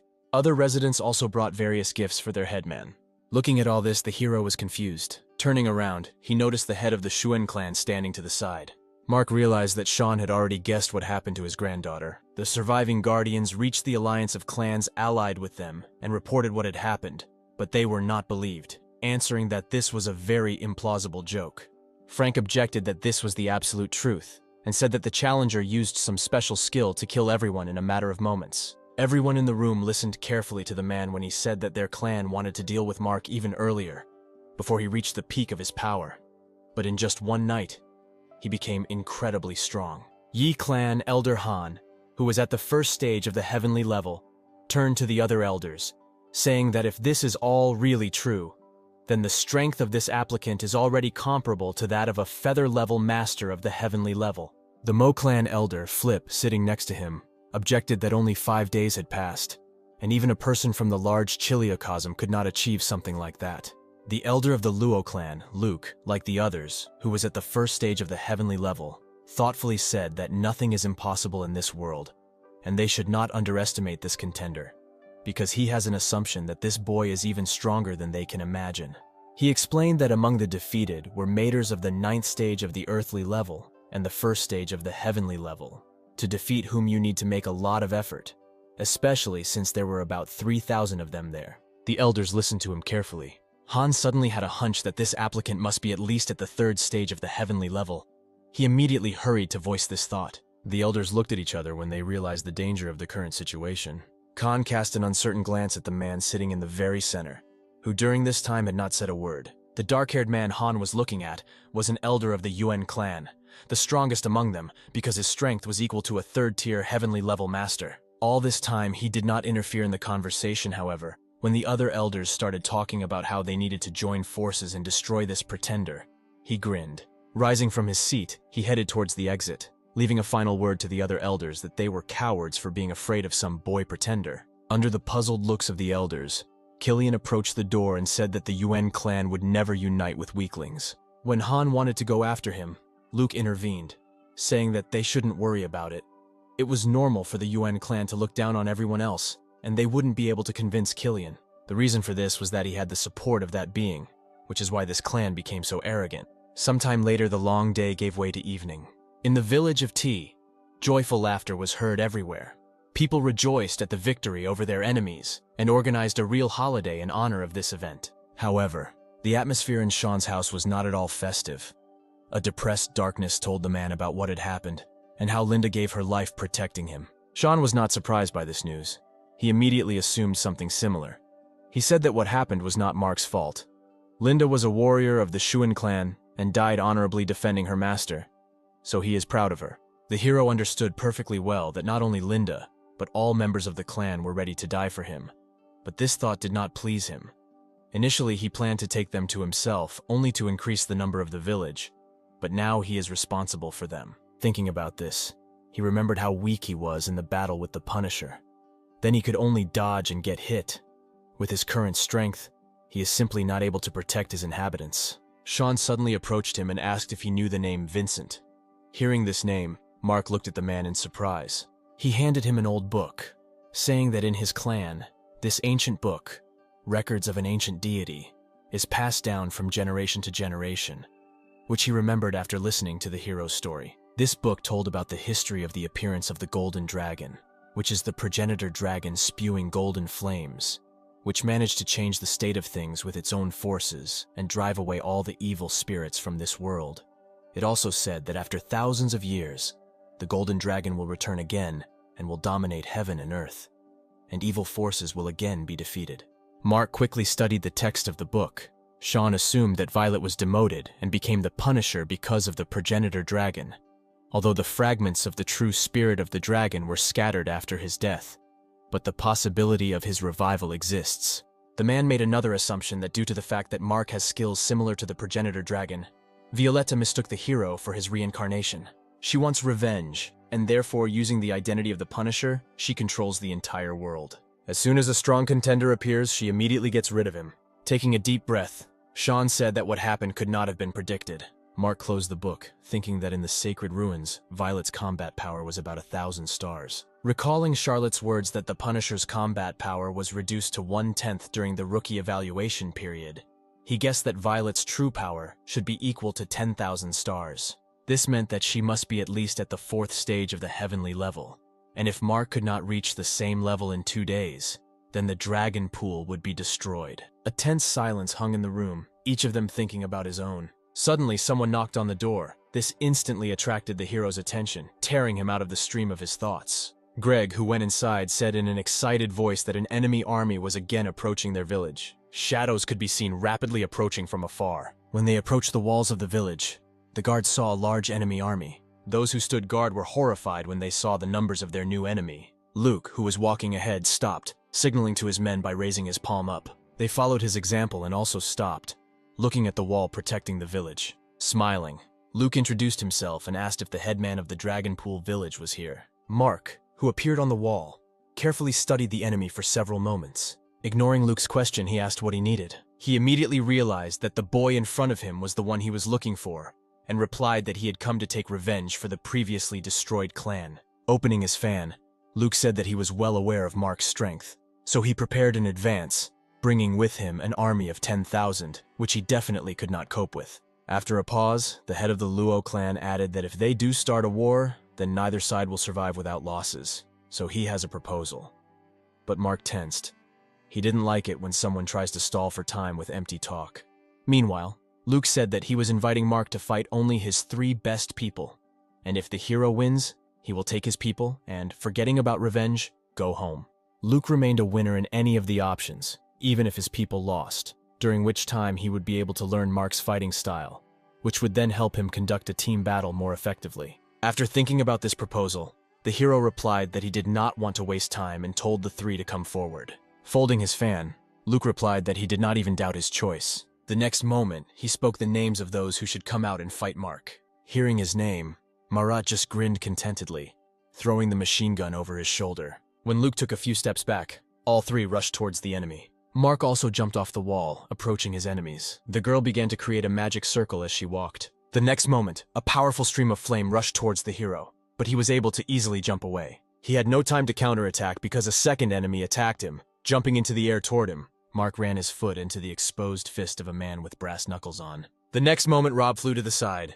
Marat was watching Mark through the sight all this time, waiting for the right moment. When he was distracted by Rob, Marat pulled the trigger. However, the shadow bonds that appeared acted faster and disrupted the aim. That's why the bullet flew past. Mark grinned contentedly as he watched his opponent's reaction. The next moment, several more purple arms appeared and began to wrap around his body, immobilizing him. Rob attacked Mark again, turning his attention from Carl to himself. He was able to notice the enemy's fist flying at him in time, and clenched his fist, delivering a counterblow, from which the spikes on Rob's brass knuckles broke in an instant. The man's eyes widened in horror. The next moment, the brass knuckles collapsed and Rob was thrown back. Alina, standing to the side, was desperately trying to figure out how she could stall for time. Just before departure, the 3 of them were called by the elders. They reported that the surviving members of the clan attacked this afternoon, shared with them very interesting information that would be useful in battle. Khan said that Mark has at least 3 skills: flight, elemental control, and dragon attack. He said that he was telling them all this because the 3 of them had been found worthy to defeat this challenger. Looking at Marshall, Khan said that his skill could limit Mark's ability to fly. Turning his gaze to Alina, he said that her skill is very similar to the skill of controlling the applicant's elements, which strengthen each other when interacting, even if she cannot kill him. But Alina will definitely be able to detain him. The elder told Rob that he needed to wait for the moment when Marshall and Alina limited the movement of their enemy and strike the final decisive blow. Khan also warned them that the greatest threat to them is the dragon's attack, because they do not know how to resist it. so they must surpass him in strength and get rid of him before he summons the dragon. The next moment, he held out his palm with 3 golden pills and said that they would instantly double their strength twice if they ate these pills before the fight. Smiling, Khan said that the great clans would not forget their efforts. Once everything was completed, the 3 of them would become the youngest prefects in history. Hearing these words, a light lit up in the eyes of the guys.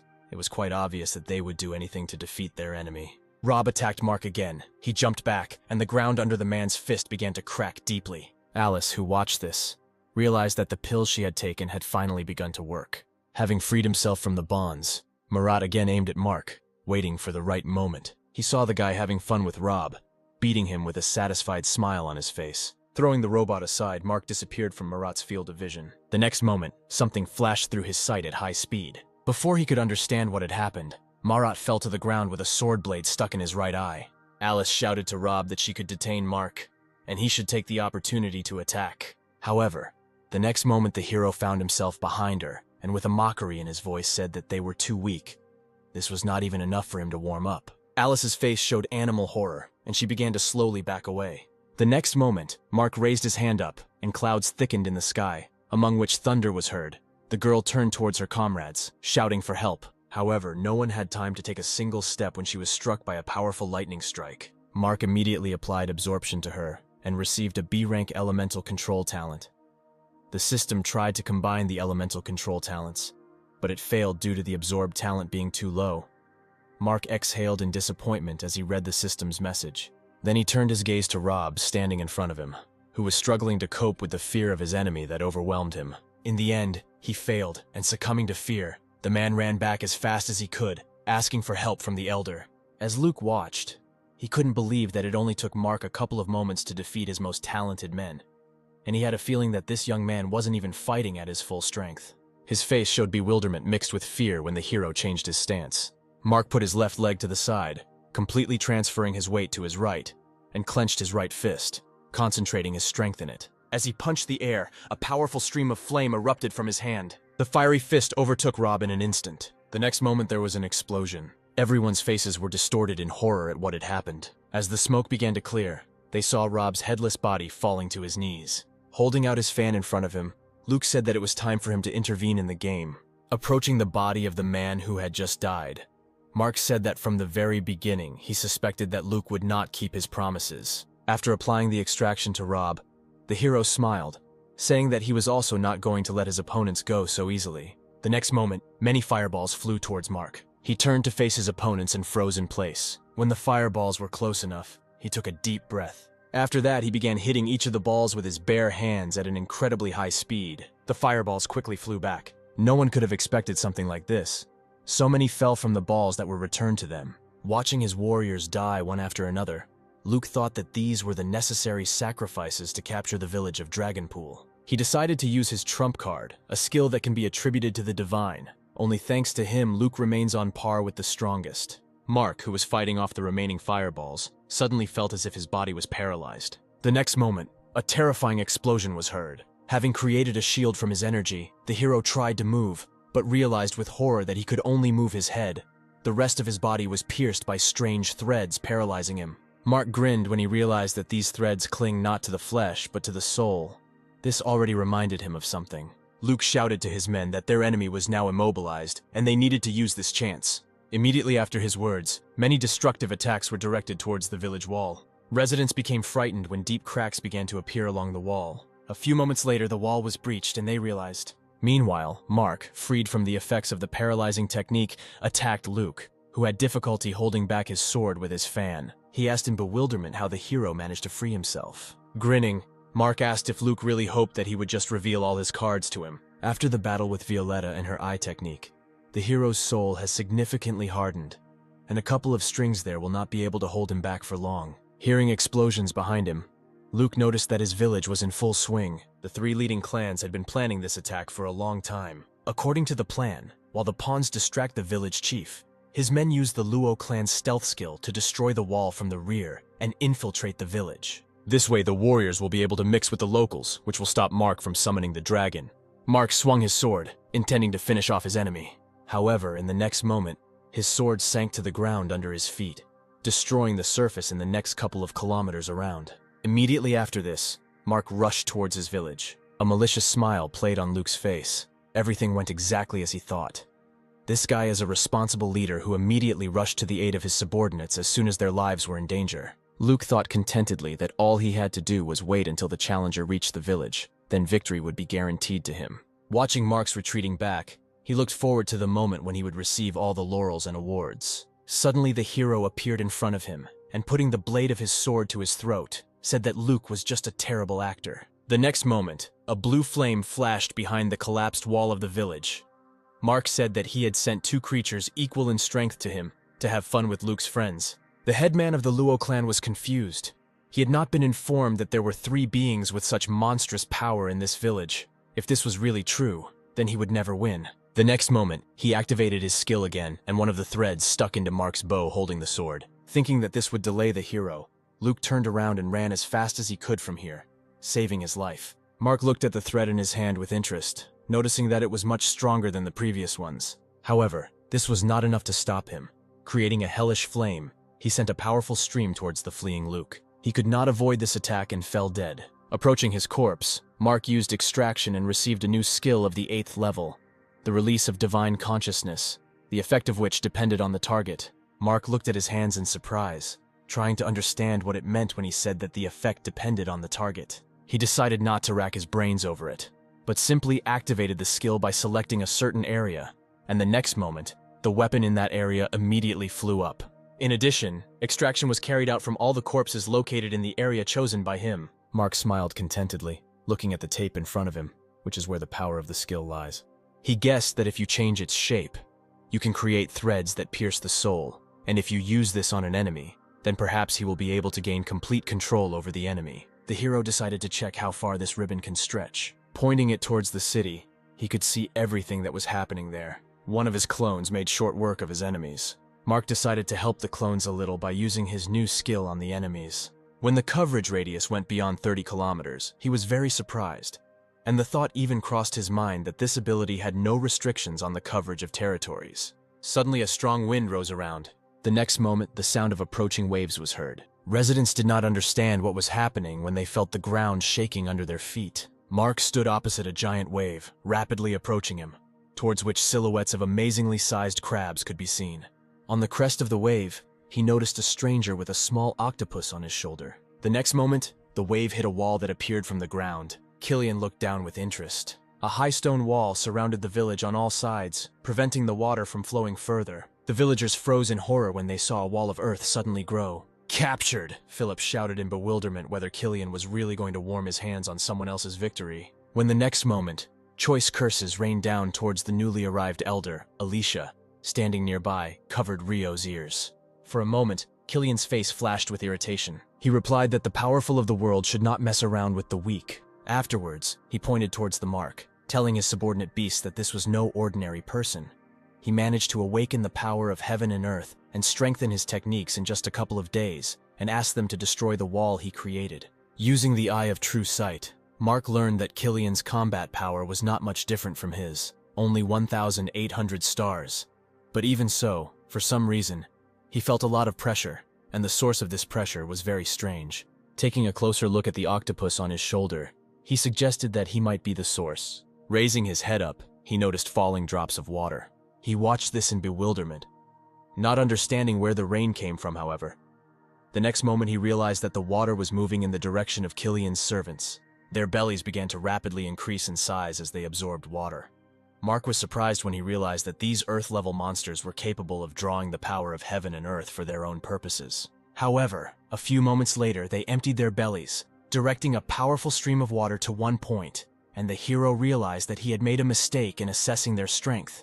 Beasts of the heavenly level are capable of extracting the very essence of heaven and earth. Their power can reach 2,000 stars. Having merged into one point, the water took the shape of a huge hand. When it landed in the place where Mark stood, destroying his wall, the hero jumped up, avoiding the attack. Jumping onto this huge hand, he rolled down it. When he was close enough to his opponents, he jumped from his hand, raising his sword above his head. The next moment he slashed his sword through the air, enhancing the attack with his energy release skill. The released energy instantly rushed towards his opponents. The animals watched with eyes wide open in horror as their comrade's head was separated from the body. The next moment they suffered the same fate. When the gust of air cutting everything in its path overtook Killian, he simply put his palm out in front of him, stopping the attack. Mark watched this in bewilderment. Killian smiled, saying that the hero now has a very interesting expression on his face. Clenching his fist, he dispelled the attack aimed at him, saying that he had previously planned to give Mark a quick death, but he killed his subordinates. Therefore, he decided not to hold back and plunged the hero into the very real abyss of pain and suffering. The next moment, the water began to move, spinning like a whirlwind around him. At some point, she began to slowly penetrate his clothes. As soon as this happened, Mark felt his strength increase literally in an instant. His hands turned into water monsters that immediately rushed towards the hero. Dodging the attack, the hero saw that his strength became comparable to Violetta's. However, he is no longer the same as he was then. The next moment, swinging his sword, he cut the monster in half. Mark activated his second form of divine consciousness release, thinking that the abilities and rewards he received for defeating the Guardians had already made him strong enough to stand up to Violet. A few moments later, many threads appeared from the sky. They pierced the bodies of the water monsters, taking control of them. With a sadistic smile, Mark said that it was time to dance a little. Killian at this time was horrified, realizing that he could not get out. This skill reminded him greatly of the one possessed by the elder of the Law clan, but this one was many times stronger. Mark was pleased that his hypothesis was confirmed. He could control the captured victim like a puppet. Killian terribly did not like the expression on his face, that this boy, who thought too much of himself, was looking at him. The next moment, the water monsters began to move, echoing the hero's movements. First, their bodies were tied in a bow. Afterwards, this bow was replaced by a tight knot. Killian was furious that he was dared to be controlled by some pathetic pretender who had not even been in this world for a week. He decided to release all his power, and the next moment, the small octopus latched onto the guy's neck, absorbing his strength. As he absorbed his power, the octopus increased in size. Mark watched this with disgust, trying to understand what was happening now, the fusion skill or this was the true essence of his opponent. A few moments later, a huge octopus tentacle emerged from the water. Then he himself appeared, completely consuming Killian's body. Looking up at us, he said that now he could destroy Mark and his village with just one movement, after which he asked if the hero had anything final to say. The hero looked attentively at the octopus. He felt that the pressure he exerted was many times stronger than that of Killian, but something about it did not give him peace. The next moment, scratching the back of his head, he excitedly asked how an octopus manages to talk if its mouth does not move. At his words, the animal went berserk. The head of a small octopus appeared under one of his eyes, and he shouted out in displeasure that if Mark wanted to anger him, then he succeeded very well, and now he would definitely make sure that the hero died the most painful death. Mark smiled contentedly and thanked his enemy for revealing his location himself and saving him from having to look for a needle in a haystack. These words made Killian even angrier. Shocked residents were numb with horror when a huge monster appeared outside the walls of their village. The bound Khan's face showed doom. As if hypnotized, he constantly repeated the words that now it's all over. This is the end of everything. When Philip, sitting next to him, asked what Khan was talking about, he looked at him and replied that they would all die. He reminded Philip of Luke's words that someone is behind Killian. In fact, behind him is just a terrifying creature that can turn a heavenly-level master into a demigod in an instant. And no matter how talented Mark is, he will never win demi-deity. Hearing such words about her master, Rio hit the man on the cheek with all her might. Afterwards, she froze in front of the elders and angrily shouted that they should not dare to doubt her master, because he would never lose. The beaten men were stunned by what had just happened. Meanwhile, Rio continued, saying that whether it was a celestial level or a semi-divine level, none of that mattered. Her master would be victorious no matter the cost. Meanwhile, Mark was rapidly approaching the octopus's body. He tried several times to attack the animal's tentacles, but they were too slippery and elastic. So every time he was about to strike, his sword immediately jumped to the side. Thinking about how to damage him, Mark came to the conclusion that there was a weak spot where Killian was sitting. He understood that it would be quite difficult to get there while his tentacles were everywhere. He began to go through various options and immediately rejected the ice storm, because seawater would be quite difficult to freeze, and the appearance of a dragon would cause huge waves that would immediately flood the entire village. In an instant, approaching the animal's muzzle, he decided to try the method that seemed to him the most effective. In an instant, clouds gathered in the sky, accompanied by strong peals of thunder. The next moment, lightning struck the octopus. Having used this skill, Mark immediately moved away from the enemy to a safe distance. trying to understand whether it worked or not. Suddenly, Killian's voice was heard, who said that this attack gave him rather pleasant tingling sensations throughout his body. Rising from the water, he attacked Mark with one of his tentacles. Killian laughed maliciously, saying that at sea he was on his own territory and no one could defeat him here. The next moment, the hero was attacked again, and he thought that if everything continued like this, sooner or later he would simply die from exhaustion. When the octopus again wanted to strike him again, he blocked this attack with his sword, turning over all his most powerful skills in his head. Suddenly, a woman came to him. Turning towards the village, Mark called Rio. She instantly appeared next to him, and for a couple of seconds the hero was confused, not understanding where she got her new outfit.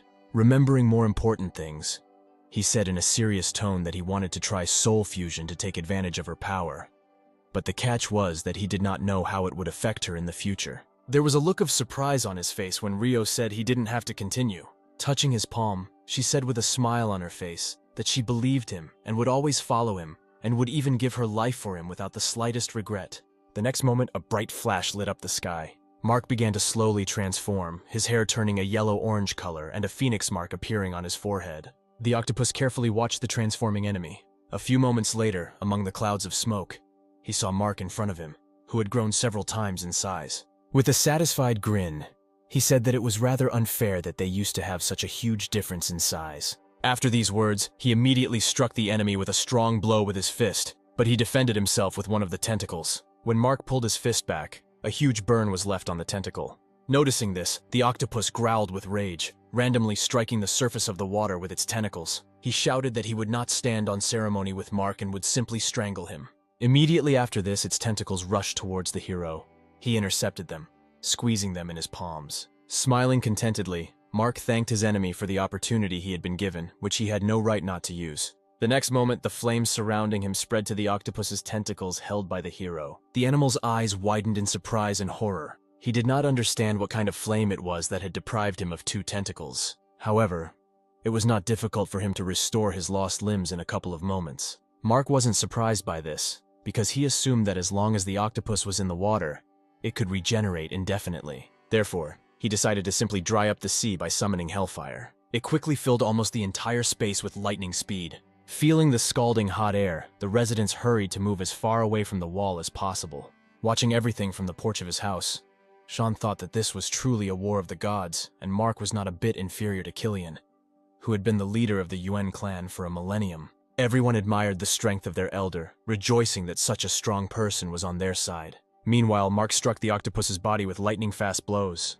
He enjoyed beating his opponent to his heart's content. His final blow sent the octopus flying several meters back. A few moments later, he fell back into the water, sending a lot of splashes into the air. Mark was not going to stop there, and immediately created water whirlwinds that immediately rushed towards the octopus. Every moment, there were more and more of them, completely cutting off the routes of retreat. Suddenly, a huge fire phoenix dressed in armor appeared behind Mark. Mark smiled contentedly, noticing that his opponent was on his last legs. With a wave of his hand, the fiery phoenix rushed towards the octopus. A few moments later, fire and water collided with each other. The octopus, hiding under the water, joyfully thought that it had managed to avoid this blow. Mark rushed towards his opponent, intending to attack him again. Having approached a sufficient distance, he raised the sword above his head, enveloping its blade in flames. The next moment, he cut the octopus's body with one swing. Having dropped to the ground next to the enemy's corpse, Mark sighed with relief, thinking that it was finally over.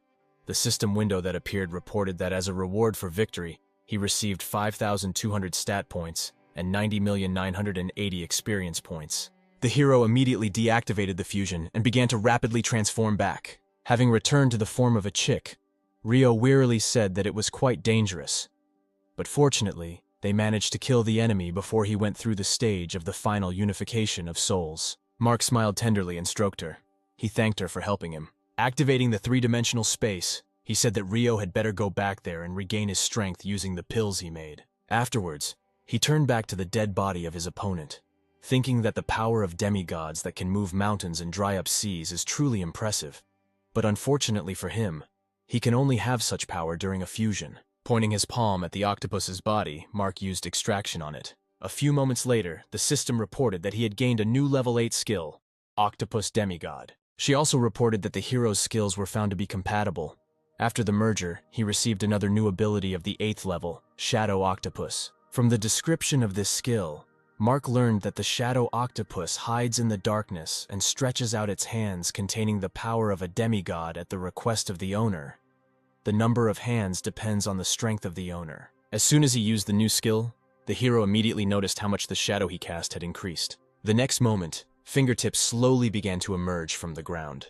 When the hand fully appeared, Mark was shocked by its size. He withdrew the technique, thinking that he had now used half of his power and was only able to summon one hand. Turning around, Mark headed towards the village, thinking that this skill would be best used in case of retreat. As soon as he was a sufficient distance away, the surviving Killian crawled out from under the octopus's carcass. He thought irritably that as soon as he returned to the god of beasts, he would definitely ask him to wash this village with blood. However, his dreams were not destined to come true, because the next moment he was crushed by a huge purple hand. Turning around, Mark grinned, saying that within 30 kilometers, no one and nothing could hide from his divine sense.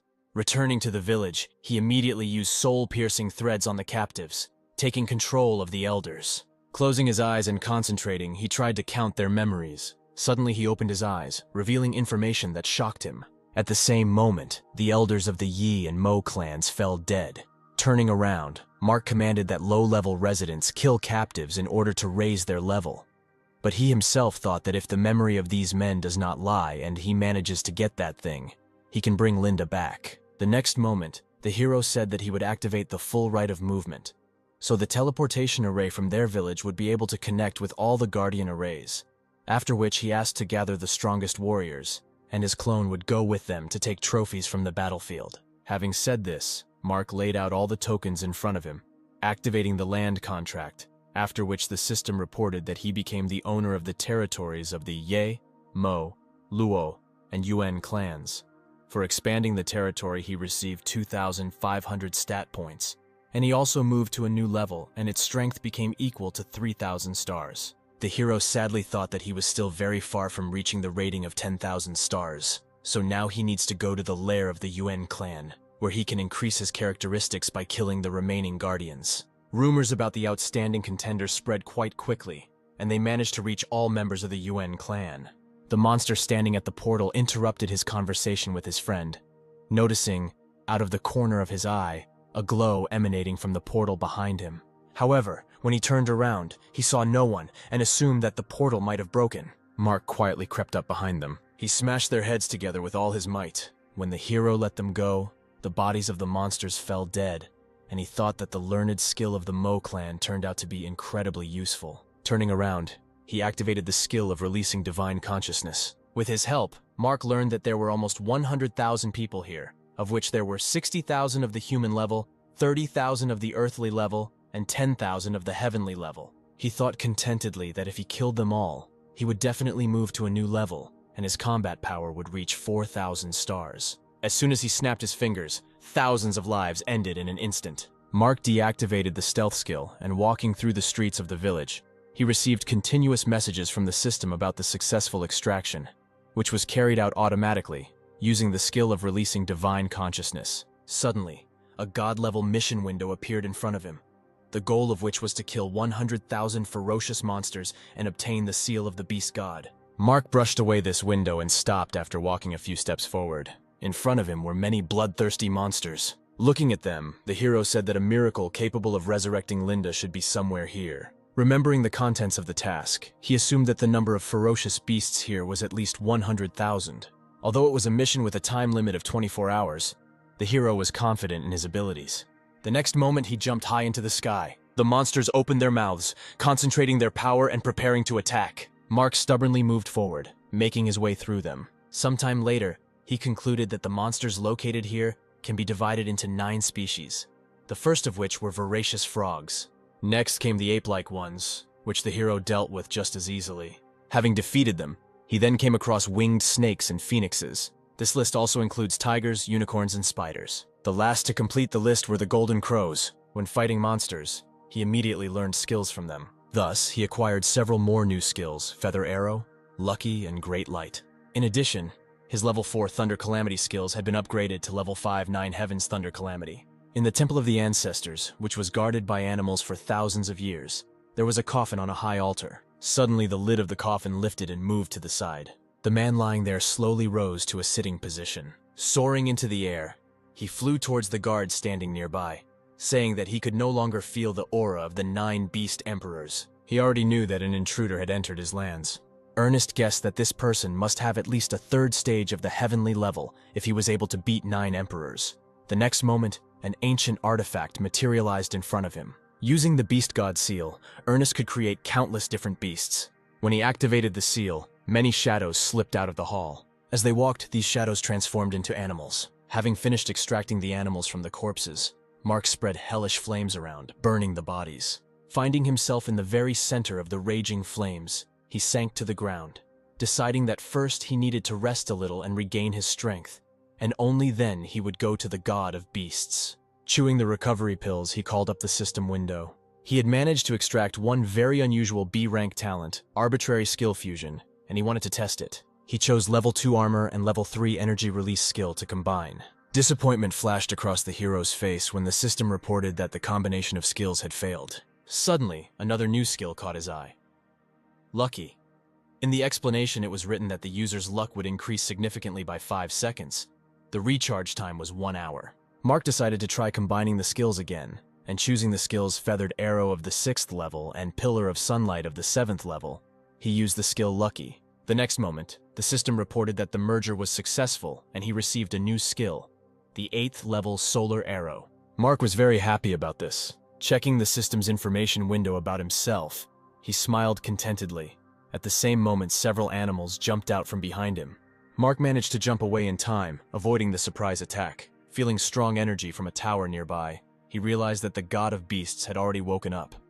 Smiling contentedly, he looked at the monster attacking him. The next moment, he used the lightning disaster skill on him. When several more monsters appeared from behind the wall of fire, the hero decided to use the release of divine consciousness. He directed this skill towards the tower. Mark was going to use it to attack the god of beasts. However, this invasion did not go unnoticed by Ernest. Blood gushed from the hero's mouth as he felt that the god of beasts had interrupted his ability with his intervention. After analyzing what he saw, he assumed that that seal controls all these animals, in which case there is no point in him dealing with all of them. When 3 beasts simultaneously attacked Mark, he jumped into the air, avoiding the attack. He managed to cover the distance to the tower in one jump and fly into one of the windows, breaking the glass with his body. Thus he entered the abode of the god of beasts. Using the Eye of True Sight, the hero saw that his opponent had a combat power of 6,500 stars. In addition, he had many A-rank elemental talents and a true dragon rank talent. The next moment, the walls of the tower began to become covered with deep cracks. Mark took decisive steps towards Ernest, not paying attention to the stones falling down. All his thoughts were occupied with the fact that if his opponent was on the divine level, whose masters are capable of setting fire to the skies, boiling the sea and changing the essence of things, then he would be difficult to deal with. But fortunately for him, the opponent was at a heavenly level. Watching the challenger approaching him, the god of beasts said that he felt from him the energy of many laws that control all the elements, and now he understands why the 9 kings could not cope with the hero. The next moment, new animals appeared from the slipping shadows. They immediately surrounded Mark. Without moving, the hero used his new skill, Solar Arrows. A seal began to appear under his feet, emitting a dazzling radiance. It spread around in an instant. As soon as all the animals were in the seal's area of effect, a wall of light began to form around them, not allowing anyone to escape from this trap. A few moments later, numerous shots were heard inside the resulting dome. With a wry smile on his face, Mark asked if the god of animals really didn't care if all his pets were dead. He answered in a calm voice that broken tools were useless to him. Ernest didn't take his eyes off Mark. In order to return back to the kingdom of the gods, he spent centuries conducting continuous experiments on people and animals, as a result of one of which he got an octopus with the power of a demigod. However, all this was not enough. If he really wanted to return, then he needed to get the body of the 9, and if he managed to get the body of this challenger, then he would finally be able to return. Mark tensed and took a defensive stance, watching the actions of the god of beasts. Suddenly, the seal in front of him glowed red. Behind the enemy, Mark noticed 3 spheres floating in the air. With the help of the Eye of True Vision, he learned that these were the essences of the patron spirits of the south, the white tiger, and the unicorn. The hero realized that Ernest was using the seal of the god of beasts to purify these spirits and increase his strength. And if their fusion was successful, his strength would increase to incredible proportions. Mark rushed forward, intending to stop the god of beasts before he gained unprecedented power. At the same moment, the chains behind the back of the god of beasts rushed towards the hero. Mark easily avoided the chains that tried to attack him. Suddenly, a satisfied smile appeared on the face of the god of beasts. Two shadows appeared behind the hero, black and white. Feeling the terrifying power behind him, Mark's face showed horror. He immediately turned around and at the last moment could stop the blade of the sword aimed at him. When he jumped back to a safe distance, the chains reminded of themselves and attacked again. Mark lost sight of them and received a scratch on his cheek. Using the eye of true sight, he saw that his new opponents were at the third stage of the heavenly level. Wiping the blood from his cheek, Mark did not take his eyes off them, thinking that these two were strikingly different from those monsters that were summoned by the god of beasts earlier. The next moment, the White Knight attacked him with his sword again. Dodging the devastating attack, the hero assumed that the King of Beasts had raised the dead to fight for him. While fighting off the attacks of his opponents, he continued to reason that the probability of successfully resurrecting the dead using the seal of the god of beasts was 90%. While Mark's attention was returned by the Black Knight, the White One decided to attack. However, the hero quickly turned around and got ahead of him, striking first. He jumped above the White Knight's head, pointing his sword at him. The next moment, the knight's body was cut into pieces. Having dealt with him, Mark turned to the remaining Black Knight. He was rapidly approaching our hero along with the chains. Dodging the chains, Mark activated his Shadow Octopus skill. The next moment, strong tentacles wrapped around the knight's entire body, immobilizing him. Without wasting time, the hero approached him and dealt the decisive blow. When the blade of his sword pierced the enemy's body, he evaporated, leaving behind clouds of smoke. The god of beasts smiled contentedly, saying that Mark's abilities were worthy of admiration, since he was able to deal with the white and dark knights so quickly. Licking his lower lip predatorily, he said that he was looking forward to the moment when he got this body for himself. The next moment, a unicorn appeared from the sphere and landed at the side of the god of beasts. A white tiger appeared behind him, uttering a deafening roar. When the fiery phoenix appeared, Ernest said that the synergy of spirits was completed. The tiger slowly walked towards Mark, emitting a roar that generated unusually powerful gusts of wind. Mark barely managed to stay on his feet, shielding his face from the stones and dust flying in his direction.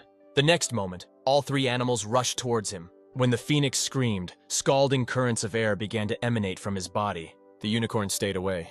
Protecting himself from the effects of the phoenix's power, Mark used the Ice Brown skill and created an ice wall of many arrows. He decided that he would deal with the phoenix first, and then with everyone else. Suddenly he noticed something strange. As soon as the phoenix approached him, Mark felt as if time around him had slowed down, and the speed of building the ice wall also noticeably decreased. Mark extended his palm forward, using his Shadow Octopus skill. The octopus's paw slowly stretched towards the phoenix, and with his free hand the hero put his sword forward, realizing that the Shadow Octopus might simply not have time to stop the phoenix. The next moment the bird flew straight at his sword. The tiger, which had remained on the sidelines until this time, let out a furious roar and ran towards Mark. The hero managed to get out from under the body of the phoenix he killed. One of the octopus's tentacles blocked the tiger's path. However, he easily dealt with him and jumped straight at Mark. The hero managed to jump to the side at the last moment. Kneeling down, the hero tried to determine the source of the strange pressing energy that was greatly slowing down his movements and techniques. Looking up, he saw a unicorn hovering there, from which a strange glow emanated. Mark realized that he was the source. The next moment, the hero saw that the phoenix he had killed had risen. Having created more tentacles, Mark rushed forward, realizing that these beasts would resurrect until he died. So he needed to get rid of all three in one fell swoop. Meanwhile, the white tiger decided to launch a long-range attack. Swinging its clawed paw, it created many powerful gusts of wind, destroying everything in its path. Noticing a green glow rapidly approaching him, Mark looked to the side, checking what it was.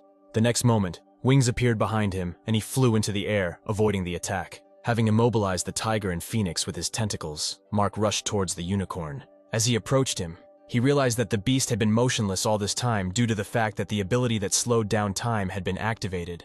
Raising his sword to attack, the hero smiled contentedly. The next moment, the unicorn's body was cut to pieces. As soon as he got rid of it, he felt his speed return. Mark immediately rushed towards the god of beasts. Suddenly, a huge clawed hand of a monster appeared in front of him. Ernest said that, contrary to all his expectations, the hero never ceases to amaze him, and he wants to find out what else Mark is capable of. Lightning instantly appeared in the hero's hand. He attacked the huge hand to paralyze it for a few moments. As soon as he succeeded, Mark tore further. He smiled contentedly, thinking that a little more and the seal would be his. The beast god's face contorted in horror as he saw Mark approaching his seal. On the contrary, Mark's face showed confidence in his victory. The next moment, the eye on Ernest's chest began to suck the seal into itself. When the hero was about to grab her, his hand buried himself in the enemy's chest. Gripping the sword with both hands, he raised it above his head to strike, activating the sword's secondary skill, Heavenly Strike, and shouted that since the god of beasts did not want to give him the seal, he would have to rip open his stomach and tear out the seal from there. Ashton had already completely absorbed the beast god's seal. The next moment, his body was engulfed in a radiance that instantly rushed high into the sky. Mark was thrown aside. Having flown with his back into one of the columns, he carefully looked at where his opponent was, trying to understand what had just happened. A few moments later, a huge silhouette of someone began to appear through the clouds of dust. With a wave of its paw, the monster scattered the dust around. Having discovered Mark, Ernest said that he would now show him his strongest form. The hero was amazed by the simply colossal size of the enemy. The next moment, the monster raised a clawed paw, which clearly belonged to a tiger, and began to concentrate energy there. The hero's face showed confusion. The next moment, he was surrounded by a wall of fire on 3 sides. The god of beasts said in a satisfied voice that Mark should like his next technique. Horror was reflected on the hero's face. He realized that he was completely immobilized. The next moment, Ernest waved his paw down. Immediately after this, clouds gathered in the sky and a silver chain with a sharp tip appeared from there. Mark immediately looked up. He realized with horror that he could not dodge this attack due to the fact that he was completely immobilized. The next moment, the chain rushed near him, tearing off one of his wings. The god of beasts smiled contentedly as he watched what was happening. Having regained the ability to move, Mark immediately activated regeneration, thinking with regret that his glider was now completely disabled. He realized that if he wanted to take control of the course of this battle, he could no longer be in a dangerous position and needed to go on the offensive. Looking at Mark approaching him, Ernest asked with mockery in his voice if he really wanted to play some more. The next moment, he swung the tiger's clawed paw, creating several powerful gusts of wind.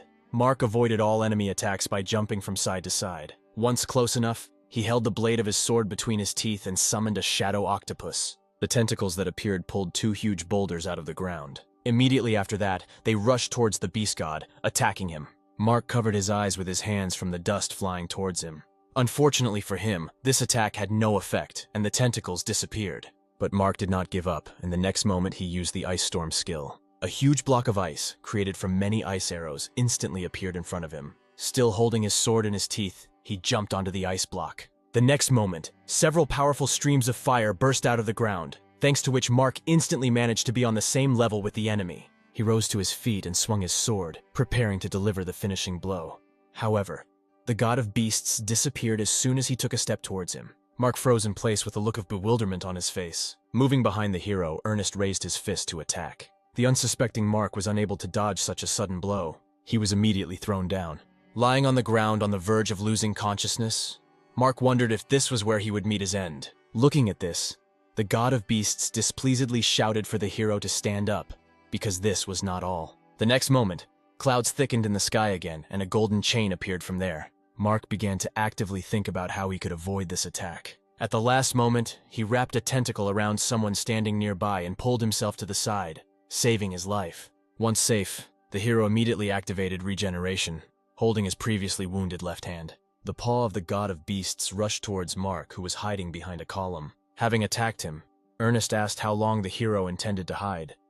Nothing could be changed by simply not wanting to acknowledge the obvious outcome of this battle. Mark managed to emerge from under the enemy's paw, jumping onto it. Climbing up to his forearm, he jumped, appearing in the face of the god of beasts with a sword raised above his head. As he swung, delivering a slashing attack, his opponent vanished into thin air once again. Having moved behind Mark, Ernest wanted to once again carry out his surprise attack from the rear. This time, the hero was ready for something like this, so he wasn't surprised at all. Turning around, he countered the attack with his leg. The next moment, the enemy's paw was thrown aside. Ernest couldn't let Mark go so easily and summoned the golden chain again. The hero looked up at the danger approaching him. The next moment, he extended his hand forward, summoning the shadow octopus. The tentacle instantly rushed towards the stone wall, wrapping itself around one of the sharp protrusions. Thanks to this, Mark managed to avoid the destructive attack of the chain. Fury flashed in the eyes of the animal god. The next moment, he attacked the hero with a paw belonging to a unicorn. Mark immediately dispelled the shadow octopus technique. Thanks to this, he managed to dodge the monster's paw in time. A few moments later, he sank back to the ground. The beast god shouted furiously that Mark was finished.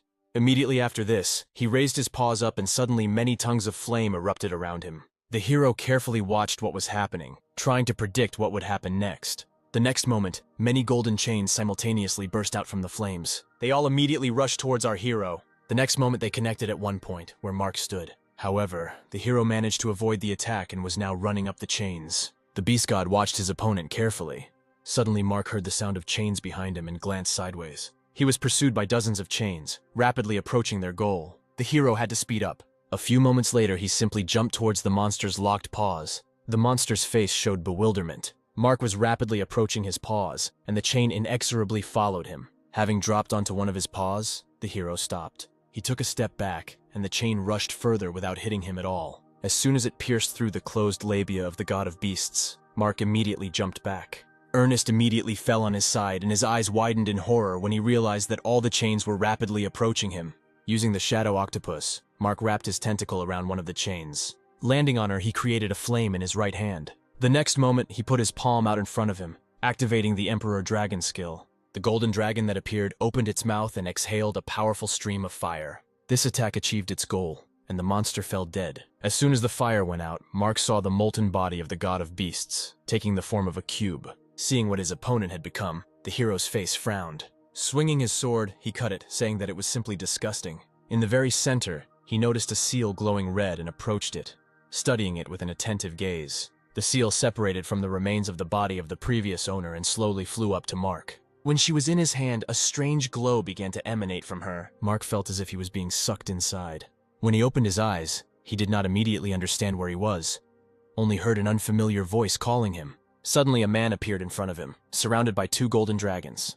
Mark looked carefully at the stranger for several moments. He already had some guesses as to his identity, so he asked if this man was the same Vincent that Violetta so desperately wanted to find. Smiling, he replied that his name was indeed Vincent. Pointing to Mark, he said that the hero is also Vincent, because the same blood flows in them. He also added that Violetta is just a pawn who does not deserve his attention.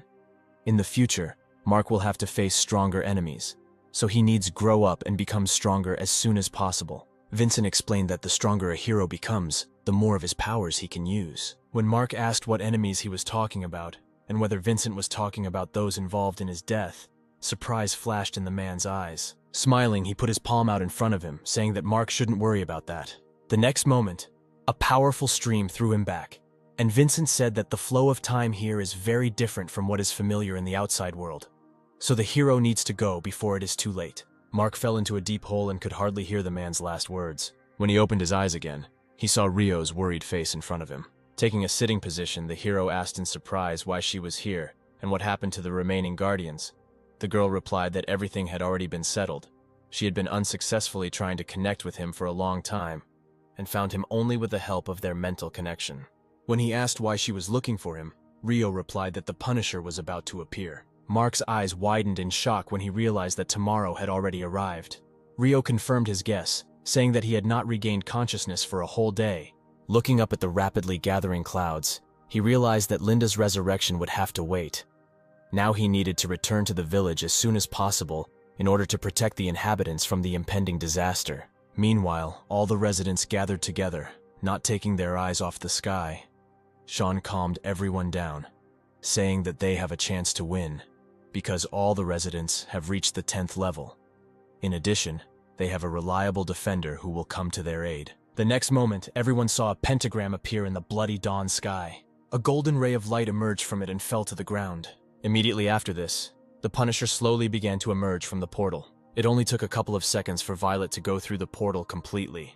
By this time, Mark had managed to return to the village. Looking at the enemy hovering in the air, he noticed that she also did not waste time and became much stronger. Suddenly, her voice rang out over the village, like thunder, and she said that everyone who could not complete the beginner's task must accept punishment. Hearing this, some plunged into despair and sank to the ground, accepting the fact of their imminent death. Some, on the contrary, only clutched their weapons tighter, intending to protect their lives. The village was instantly engulfed in raging flames, taking the lives of its inhabitants with it. The system reported that the death toll in the first district was 57,000 people. Some used their abilities to stop the flames and save their comrades. Violetta's voice rang out again. She said that all the villages that did not have time to develop during the newcomer evaluation period would be destroyed. Those residents who decided to take refuge in their homes watched in horror as the roof and walls of their houses simply dissolved into thin air. Violetta put her palm out in front of her, Immediately after this, many portals appeared in the sky. Seeing this, Mark activated a shield over his village. The next moment, many fiery rays descended from the sky. The shield was broken literally in an instant by one of the rays. Many houses were destroyed. All this time, Mark stood at the village gate, watching everything. Looking up, he waved his hand, creating a technique to prevent the next attack on the village. The next moment, his power met the Punisher's fiery beam, and a loud explosion was heard. Jumping into the air, Mark decisively headed towards Violetta. Having caught up with her, he immediately attacked, but she dodged his fist. Inflicting attack after attack, the hero gradually forced her closer to the ground. And then a few moments later, Violetta found herself on the ground as Mark swung for another blow. Smiling, she also concentrated the power in her fist, and the next moment, their fists collided with each other. The force they exerted to oppose each other caused the ground within the nearest kilometer to crack. With a smile on her face, Punisher said that this is the first time Mark has seen her in her perfect form, and this will be more than enough to suppress that immature dragon contained within him. However, the next moment she was thrown aside by a tentacle that suddenly appeared. Violetta knelt down and helped herself with her hand, trying to slow down. Looking up, she asked in bewilderment how Mark managed to acquire a semi-divine level skill. Of course, there was no answer to her question. Instead, several more tentacles grew from the ground, surrounding her on all sides. Mark joined his palms together, hoping to kill his opponent with this technique. Immediately after this, the tentacles closed tightly, trapping Violet. But it was not possible to keep her there for long. As soon as she released her power, the tentacles scattered into small pieces. Looking at Mark, she said with irritation in her voice that even if he managed to get this power, it would not help him defeat her. Mark, who approached her, replied that he did not want to defeat her, but to kill her. Immediately after these words, he struck her with a powerful blow to the head. Violetta flew high into the air. In one jump, the hero overtook her, preparing to attack again. Suddenly, a satisfied smile appeared on Violetta's face. The next moment, her mask opened and the hero's gaze revealed 4 pairs of eyes looking at him. Mark immediately felt a colossal pressure that paralyzed his entire body. Violetta descended back to Earth. The hero, frozen in the air, watched her in horror.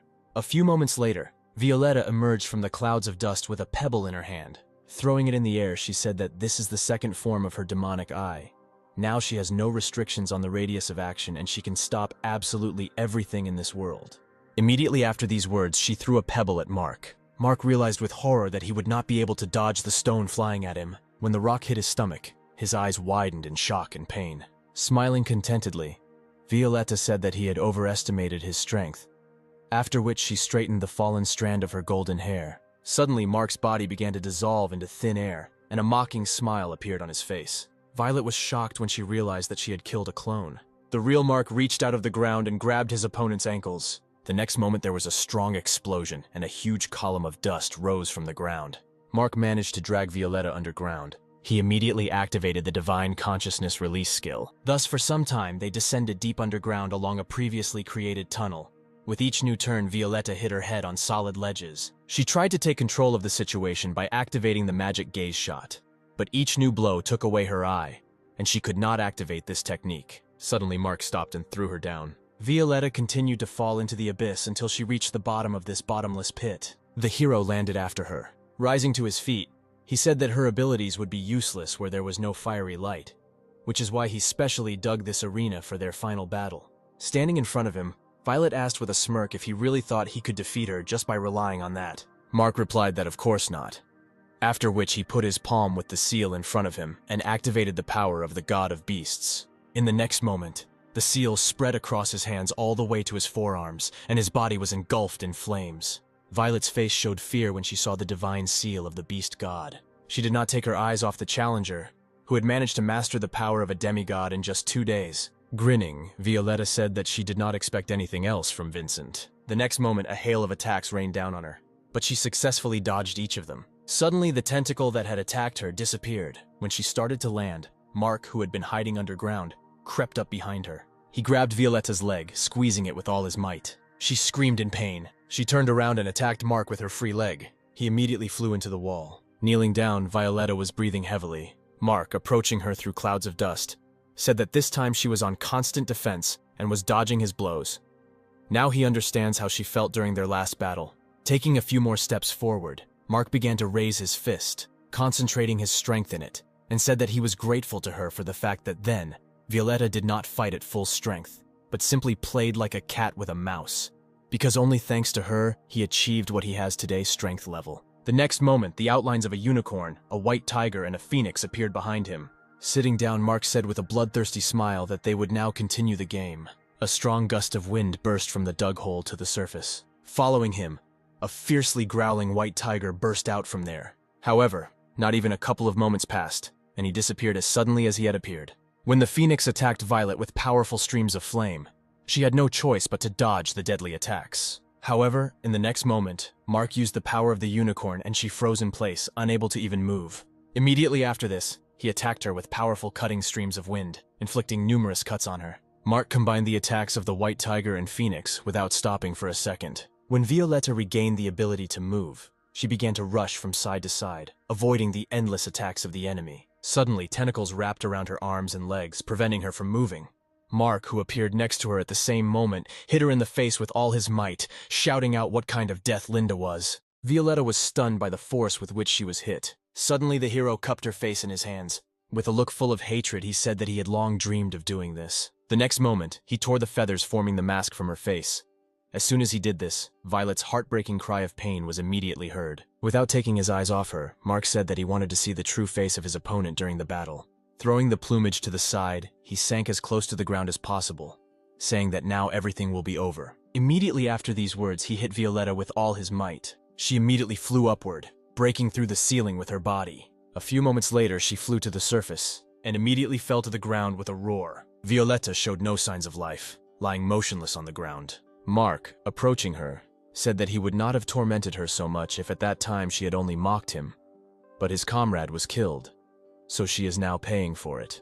In the next moment, he summoned the golden dragon, showing her the power that Violet had been chasing all this time. The next moment, golden flames engulfed her body, burning her alive. Mark watched this with an indifferent expression on his face as a robot appeared next to him, informing him that the Dragonpool village had resisted the punishment and destroyed the Guardian, and the hero's reward would be counted in the coming moments. When the robot wanted to say something else, Mark glanced at him, and he immediately cowered in fear. Turning back to Violet's burning corpse, he activated the extraction skill. A few moments later, the system reported that the extraction had resulted in a divine essence. Mark immediately retrieved the seal of the beast god and began to resurrect Linda.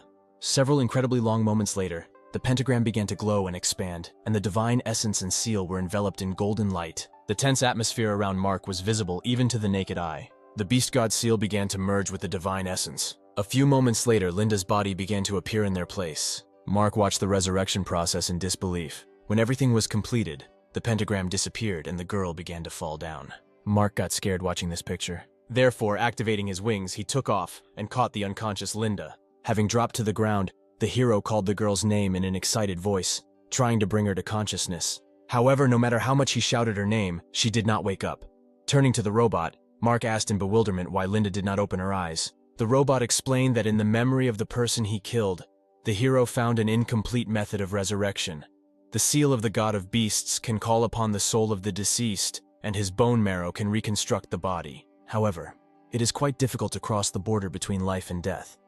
Linda needs help in this. Only after that she can be fully revived. When Mark asked what was needed for this, the robot replied that he needed the divine pearl of Nirvana. The hero immediately asked where it could be found. The robot said that, according to legend, this pearl is the greatest treasure of the Fire Spirit tribe. The robot also added that upon completion of the newcomer testing mission, all restrictions will be lifted, and Mark will be able to find this tribe. A little later, the hero returned to his village and organized a meeting at which he said that now all restrictions have been lifted, but they do not know what the situation is outside.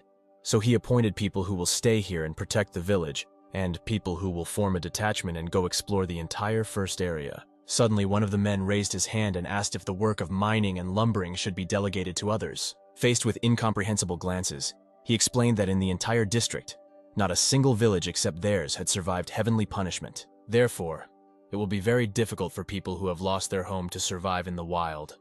The village could provide these people with shelter in exchange for their labor, and the villagers can engage in hunting and leveling up. Everyone liked this idea. Smiling, Mark praised him and put him in charge. Afterwards, the hero said that he would need to leave the village for a while to study the situation in other areas, and after he was convinced that it was safe there, he would allow the residents to go there. Looking at them, he said that at this time they should take care of the tasks assigned to them. He set a new goal for everyone: victory in the next War of the Worlds. Having finished the meeting, Mark immediately went to the teleporter and, applying the stone, named the location he wanted to go to. The next moment, the circle under the hero's feet shone, and the system reported that a search was underway for the location of the Fire Spirit tribe. However, the next message from the system left Mark confused. Due to the fact that the system was unable to obtain permission to teleport, the hero will be sent to the Temple of the Thousand Directions of the region 1257. Disappearing into the portal, Mark thoughtfully scratched the back of his head. Not far from the temple where the system sent our hero there was a spacious forest filled with various inhabitants. One such animal found a fruit in the grass and leisurely ate it. Suddenly he heard someone approaching him, causing the baby to get scared and drop his treat from his paws. Turning around, he saw a huge lizard ready to devour him. The orc walking next to the lizard immediately reined in his pet. Suddenly, an unfamiliar figure appeared ahead. The orc immediately realized that this was an applicant from another area. As Mark walked past them, Duke realized that he was incredibly strong because he couldn't even sense his presence. He was happy about this, because if he killed this guy, he would get a lot of useful things. Suddenly, Max stopped, grabbing one of the bars of the cage that the orcs were transporting. Taking advantage of the moment, they attacked the hero from behind, who, without turning around, activated three-dimensional space. The next moment, a sword appeared in his hand. He swung his sword around, saying that trafficking in women is illegal. With this blow, he not only got rid of the monsters, but also cut the wooden cage in which the young girl was kept. She covered her mouth with her hands, holding back her screams as the lizard in front of her collapsed dead on the ground. Suddenly, Mark turned to her, saying that he wanted to ask something. She immediately turned her frightened gaze to the guy. Mark was about to ask his question when a girl appeared on the giant mushroom under which he was standing, and releasing an arrow, demanded that he release her sister. The hero's gaze immediately changed, showing a clear intention to kill the enemy. Patricia noticed this immediately, and when he turned towards her sister, she tried to stop him. However, due to her clumsiness, she only pushed him towards the arrow. Having pulled out an arrow from his armor, Mark looked at the girl hanging on his waist and asked irritably whether this is really how they should thank their savior. A few moments later, Mark, sitting on the cut stem of a huge mushroom, listened to the apology of the girl, who turned out to be the princess of the Phoenix Khan, and the girl standing next to her was her sister, who mistook the hero for one of the Kingu clan who kidnapped her sister. When Mark asked if their temple was the guardian of this place, Patricia actively waved her hands, saying that it was not. She explained that the Phoenix clan was abandoned by heaven long ago, so they are neither guardians nor applicants. After listening to her, he asked if she knew where the Fire Spirit tribe was. The sisters exchanged surprised glances. Turning her gaze back to Mark, Patricia replied that if he was looking for guardians from District 1257, then he was too late. When the girl said that they were all destroyed by the Kingu clan, Mark's face showed bewilderment. She said that in each region there are usually from 5 to 10 clans of guardians who function independently, holding each other back. But 1,000 years ago, a new clan called the Kingu appeared in the region of 1257. In a fairly short time, he absorbed the remaining guardian clans, subjugating the entire region. She then said that a week ago, when new applicants arrived, the Kingu clan learned about the location of the remaining villages. So after the Punisher left, they began to personally exterminate the applicants. Mark, with surprise in his voice, asked how the Phoenix clan managed to survive. Ignoring her sister's alarmed look, Patricia replied that their clan was hidden from the outside world and protected by magical law. So for 1,000 years they managed to hide their existence. But in the end, they were discovered by Kingu, and she and her sister were the only survivors of the clan. After listening to the girl's story, Mark became very interested in this clan. He assumed that the Kingu clan had all the treasures of the clans it conquered, and therefore the Divine Pearl should be among them. Standing up and activating the seal of the King of Beasts, Mark asked the sisters to tell him everything they knew about this clan. Suddenly, several monsters came into the clearing. The girls froze in horror, but the hero said that they should not worry, he would deal with them. Sometime later, they reached the city where the Kingu clan settled. Taking on the appearance of an orc and a lizard killed by the hero, they entered unhindered. Suddenly, Patricia noticed that someone was following them. The next moment, the pursuing orc came around the corner, asking what area they were from and asked to see their identification tags. Using the shadow octopus, Mark got rid of this orc and his friends without attracting too much noise. The whole situation with this clan seemed too strange to the hero. The orcs were not that strong, but they somehow managed to kill all the guardians and challengers in the area. Sighing, Mark moved on. They continued on their way and carefully looked around, and the hero thought that the circulating pills that he bought from Charlotte turned out to be really very effective. All this time they were watched by one pair of attentive eyes. Nick immediately identified our heroes as outsiders. The next moment, the seal underneath them suddenly activated. Immediately after this, a purple beam descended from the sky on them. Nick grinned, thinking that these strangers were quite interesting. As soon as the columns of dust cleared, tentacles appeared, covering our heroes. When Mark recalled the octopus, Patricia thanked him for saving them again. The hero did not answer anything, not taking his eyes off the enemy. The next moment, Nick's voice was heard, and Patricia only now paid attention to him. After analyzing Mark's ability, the orc said that it is suitable for both attack and defense. Such an Earth-level attack can stop even a 9th-order Yang destruction formation, after which he said that the hero can join their clan if he gives him the princess. However, in the next moment, his face distorted in bewilderment. Mark, who found himself behind him, put the blade of his sword to his throat and said that he had a better proposal. If he does not want to die, then the orc must obey him. Looking sideways at where the hero had been a moment ago, Nick thought that this guy was unusually fast. Turning his head in his direction, the orc with a smile on his face said that Mark should not be in such a hurry.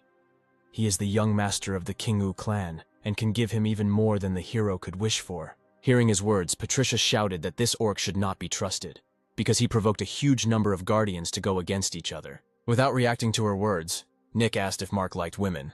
Without waiting for his answer, he said that he personally did not, because they made too much noise. The next moment, his hand, tied to his body with chains, was disconnected from his body. She quickly walked towards the girls. Patricia stepped forward, shielding her sister. The princess closed her eyes, preparing for the fact that she was about to be hit.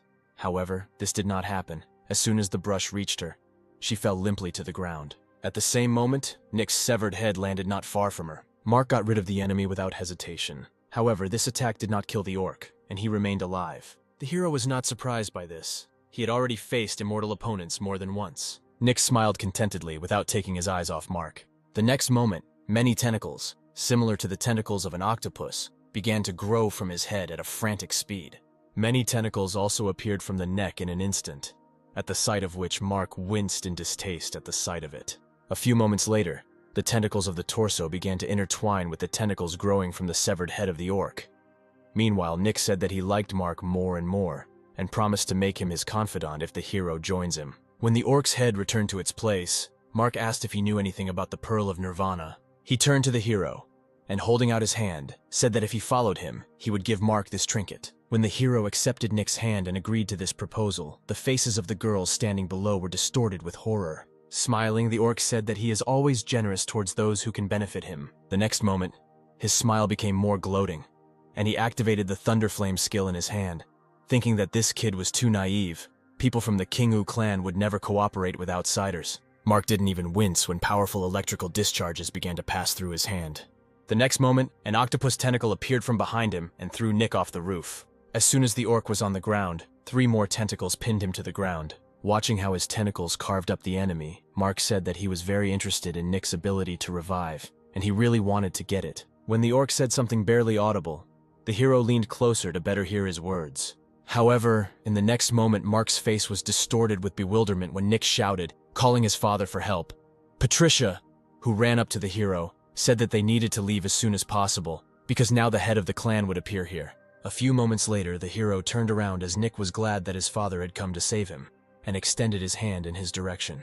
The next moment, powerful gusts of wind picked up the orc, lifting him from the ground. Above them was a powerful whirlwind that sucked the orc into itself. Nick's face was distorted with horror, and with a plea in his voice, he asked his father to have mercy not to do this. However, his father did not heed his prayers, and his body was quickly swallowed up by a whirlwind. Suddenly, an unfamiliar voice said that the disobedient son would be reborn again, but in the body of his father. As soon as Nick was completely absorbed, the vortex immediately disappeared, and our hero saw a 4-armed orc in a robe soaring in the sky. Mark looked at him with a searching gaze, while Patricia sank to the ground, feeling the terrifying pressure coming from the head of the Kingu clan. Suddenly, Simon turned to the hero, saying that he had already heard a lot about him and invited him to transfer his place as head of the clan to Mark if he could defeat him. The hero was suspicious of this proposal and asked why he should believe him, because just a couple of moments ago, Nick had already tried to deceive him. The orc was silent for several moments, considering his answer, after which, in front of all his people who came to the square, he gave his word, swearing on behalf of all members of the Kingu clan. Patricia shouted that Mark should not agree to this, because this orc was at the level of a deity, and there was no way he could defeat him. Ignoring her words and summoning a shadow octopus along with a phoenix, The hero replied that he accepted this challenge. The orc patiently watched the hero's transformation. A few moments later, the hero appeared before him in a new form. Smiling broadly, the orc said that combining 3 semi-divine level abilities into one ability is quite a risky step. You need to be either crazy or a genius to decide on this. Having attacked the enemy with a tentacle engulfed in flames, Mark replied that now they would check who he really was. The orc also did not hesitate and created a green sphere. The next moment, a powerful green beam attacked the tentacle. But he did not limit himself to one tentacle. Like a laser, the beam passed throughout the city, attacking the remaining tentacles. Mark, who watched this, was surprised at how calmly his enemy destroyed his city. In addition, the clan members themselves seemed very strange to him. Everything around was engulfed in fire, but no one even moved. The thought even flashed through his mind that these might not be real clan members, but dolls. He didn't understand at all what was happening here, and he didn't like it very much. When he clenched his fist, the tentacles repeated the movement behind him, curling into a huge ball engulfed in flames. The next moment he waved his hand as if throwing something. The ball immediately flew towards the orc. He did nothing, but simply watched the ball of tentacles rapidly approaching him.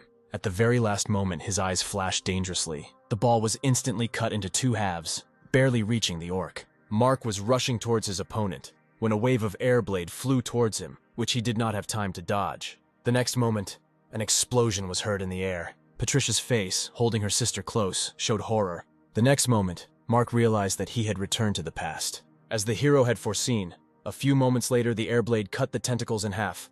The remaining tentacle pulled Mark aside. However, this attack managed to graze him, leaving a deep cut on his right arm. But the hero immediately healed this wound, rejoicing that he had previously used the Eye of the Future, which allows him to see the near future. When the orc said that Mark has a very useful ability that allows him to see the future, the hero was horrified, thinking that his opponent was reading his thoughts.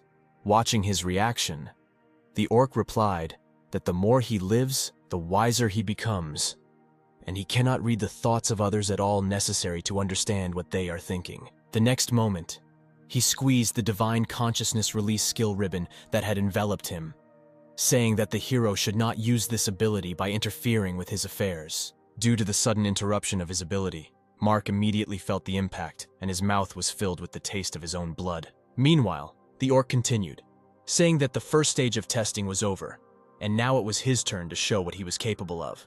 The next moment, he flapped his huge wings, and many golden rays rained down from them. They quickly descended on the city, attacking Mark, but he dodged them quite easily, floating in the air. Suddenly, one of the beams enveloped the tentacle. Mark froze in place, feeling his strength begin to drain. Turning around, he saw that the orc had grabbed his octopus and his powers were being absorbed by these rays. Mark immediately approached the octopus. The next moment, he cut his body, breaking the connection between them. Immediately after, he used a feathered arrow formation, exposing a protective dome over the city. The orc attacked again, and a powerful green beam rushed into the center of the dome created by Mark. Not even a couple of moments passed before it was broken through, letting the beam inside. At some point, the orc's attacks became more intense. Dodging one of them, Mark tried to understand where his opponent gets the strength for such powerful attacks that must consume a huge amount of energy. Suddenly, one of the beams wrapped around his leg. Mark didn't have time to do anything before his entire body was enveloped in rays, turning him into a doll. When the hero opened his eyes again, he discovered that he was in a strange place, suspended upside down. Looking around, he saw many orcs, looking at their withered faces. Mark realized that the head of the clan was using his own people to feed himself.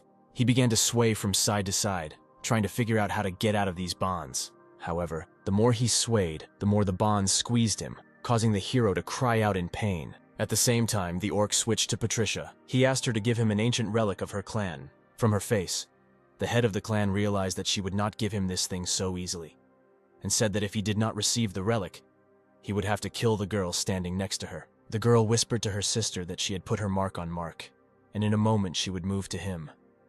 But before they returned back, they needed to stall for time.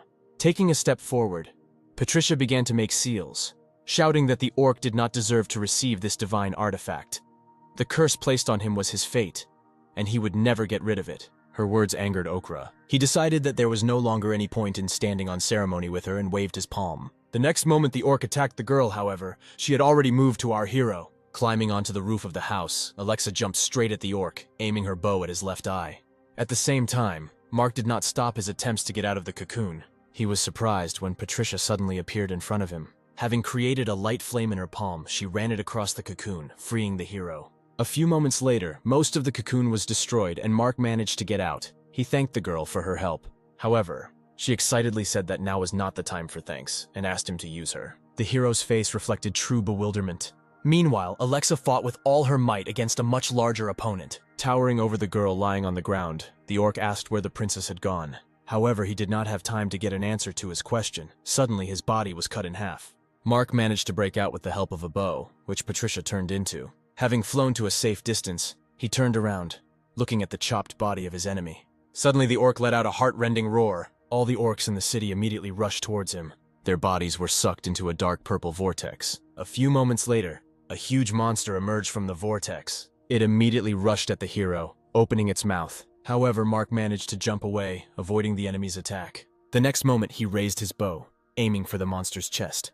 He did not have time to dodge, and his body was pierced through by a golden arrow.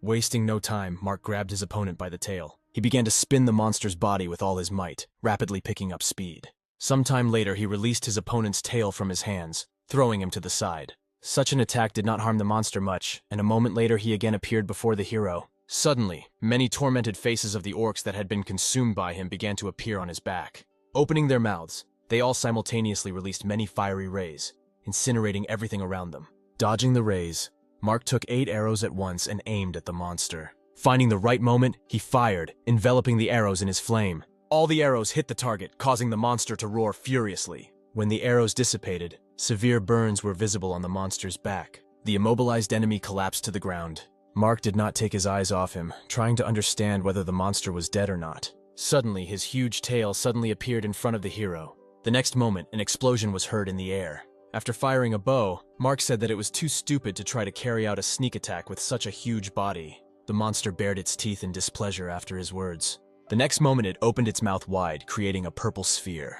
Mark watched the rapidly expanding sphere. He understood perfectly well that his enemy had absorbed all members of the clan at once, and that he no longer had potential sources to replenish his energy. Mark decided to take a risk and aimed his bow at the monster again.